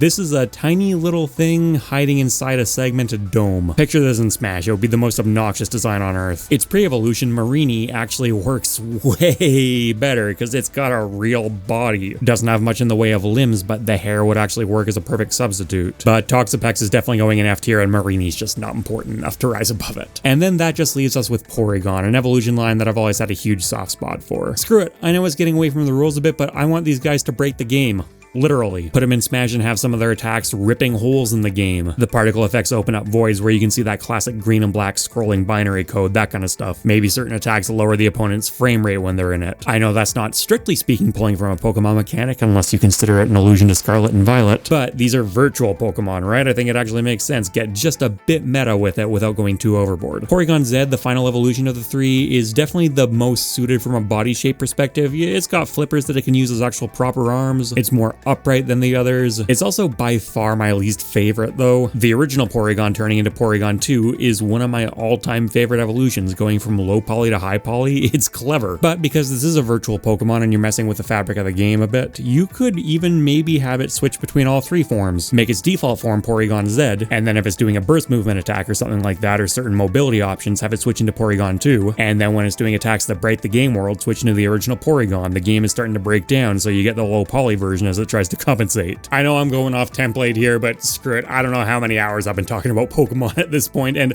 I love Porygon. I love it so much, in fact, that all three of them are getting S tier as a collective. Looking through and making a couple final adjustments before we wind things down. Slacking, I'll give a slight boost up to D tier. As the list has gone on, I've gotten slightly more comfortable imparting more of the gist of a character, but I'm not going too ham with it. At the end of the day, this is still a Pokemon that's heavily defined by its signature ability, and lazy yet powerful isn't really that that interesting or distinctive a broader identity. And Hitmonchan, I think upstaged feels more appropriate than F. Ambor is also going to get the upgrade. I still hate it. I still think it definitely does not need to be the firefighting rep, but if you wanted to, it works, and there are bigger sinners out there. Seismitoad, I'm going to give a reluctant bump up as well. I don't hate it nearly enough to keep it down there with how functional it is. Diggersby, yeah, that can come up to B tier. It's doing something at least kind of interesting. I think the original Mr. Mime, that concept of a mime-based moveset is just too strong. It's got to go up to A tier, which puts his Galarian form in an awkward spot since it evolves. I'll give it Echo Fighter territory though. And alright, sometimes string cheese tastes pretty good. And with that, I think we're done. This has been all 1,000 plus Pokemon ranked based on how well they'd fit into the next Smash game. This was